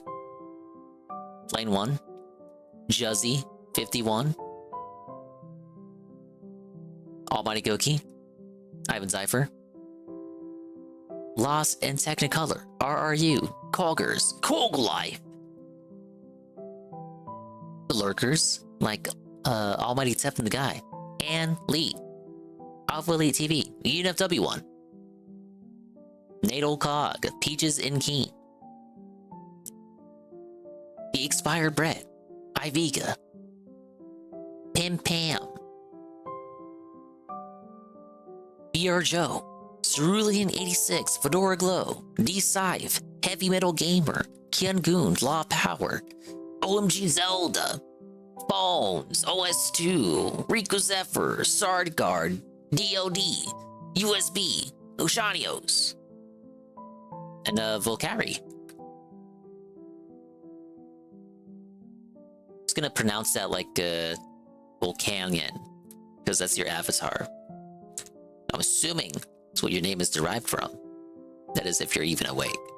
Thank you to Vix for the follow. Starman, Super Starman 25. Ray with a party of 17. Excalibur, follow. Volcari, what the follow? Mr. Pun, re-up tier 1 for 25 months. Fedora Glow, the rate with a party of 6 before I even booted up. Well, I was already booted up, but like I hadn't hopped on the mic yet. Really appreciate that. It was meaningful to me. It's a buyer's market of people to fall asleep to. Tevin did not restream. Well, he restreamed the night stream, but he restreamed someone else restreaming the night stream, the ALT restream. And ever since then, and ever since the day stream, rather, he has been streaming DSP emergency segments, DSP emergency podcasts. So like anytime, like pre-stream podcast, anytime he just like got in front of the camera, was complaining about his life, or YouTube, or Twitch, or anything, any little thing that was preventing him from making money in that moment in time, at the time that he did that recording. Those segments, you know the one. Twitch is taking my job away. YouTube is banning me. Save my house. DSP Gaming is in trouble. Let's talk. You know, any stream that requires "let's talk" to be in the title. Yeah, but I gotta work, so let's go home. We're going to raid the Expired Bread, a lovely little lady who is rarely live when I am live, but she is live right now, so we gotta go say hello. She is gonna play Content Warning, I think. Is that game? That's still a game that cool people play, right? Still a cool people style game. But big ups to her. Go follow her when we get over there if you haven't already. Hey, you don't even have to. You don't even have to stay there the whole time. You can just be there for a little bit. Bye bye. Adios. Meantime, we'll see you when we see you. And if we didn't see you, then we didn't see you. But if we did see you, then we saw you. And if we didn't see you, hopefully we will see you next time. If I can see myself in the mirror each and every single day, hopefully I can inspire viewers like you, to see themselves in their mirrors each and every single day. We'll play this later in the week, or no, because I want to do Luigi Thursday and Friday, because that's like that bigger, hotter release. ... I think ? But for sure Luigi later today.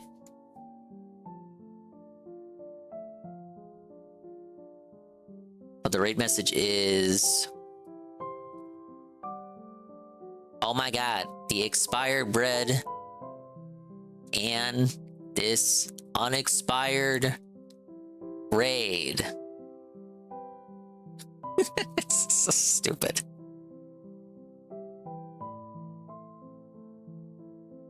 It's okay, we love her.